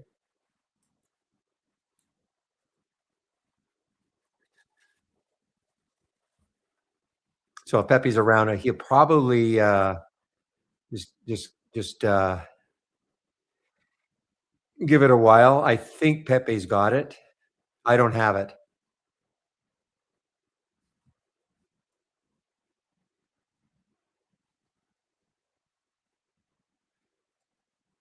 Yeah. Stand by.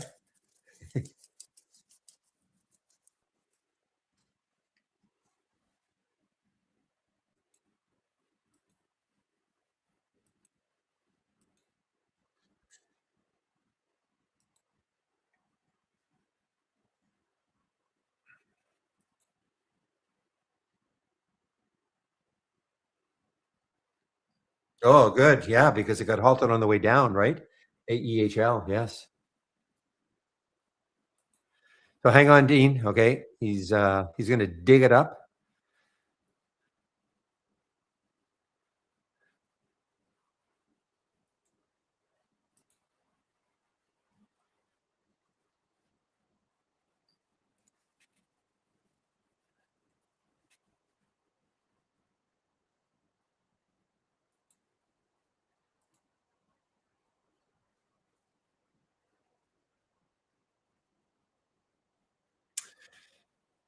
Oh, sorry to hear that, Mr. Singh, but yeah, come back tomorrow. Hopefully, it will be back to being your day.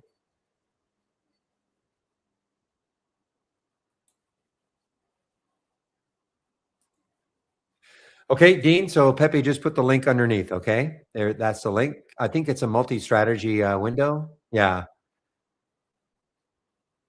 So it's got several strategies in there. I guess several scans in there. Okay.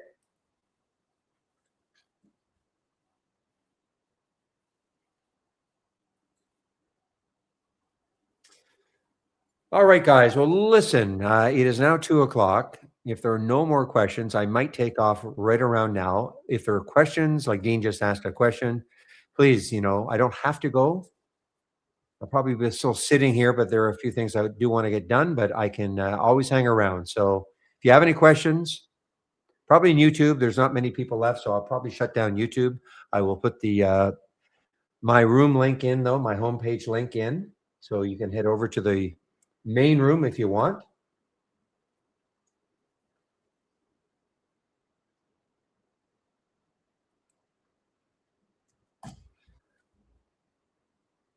Okay, so for people who are in YouTube right now, and if you still want to interact with other traders until about 3:45 today, just click on my homepage link, just come into the trading room right here. Okay.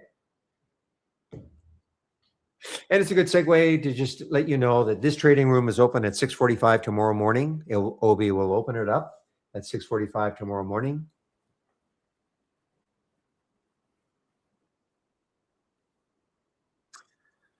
So if there are no more questions, I think, well, I'm going to end the stream in YouTube right now.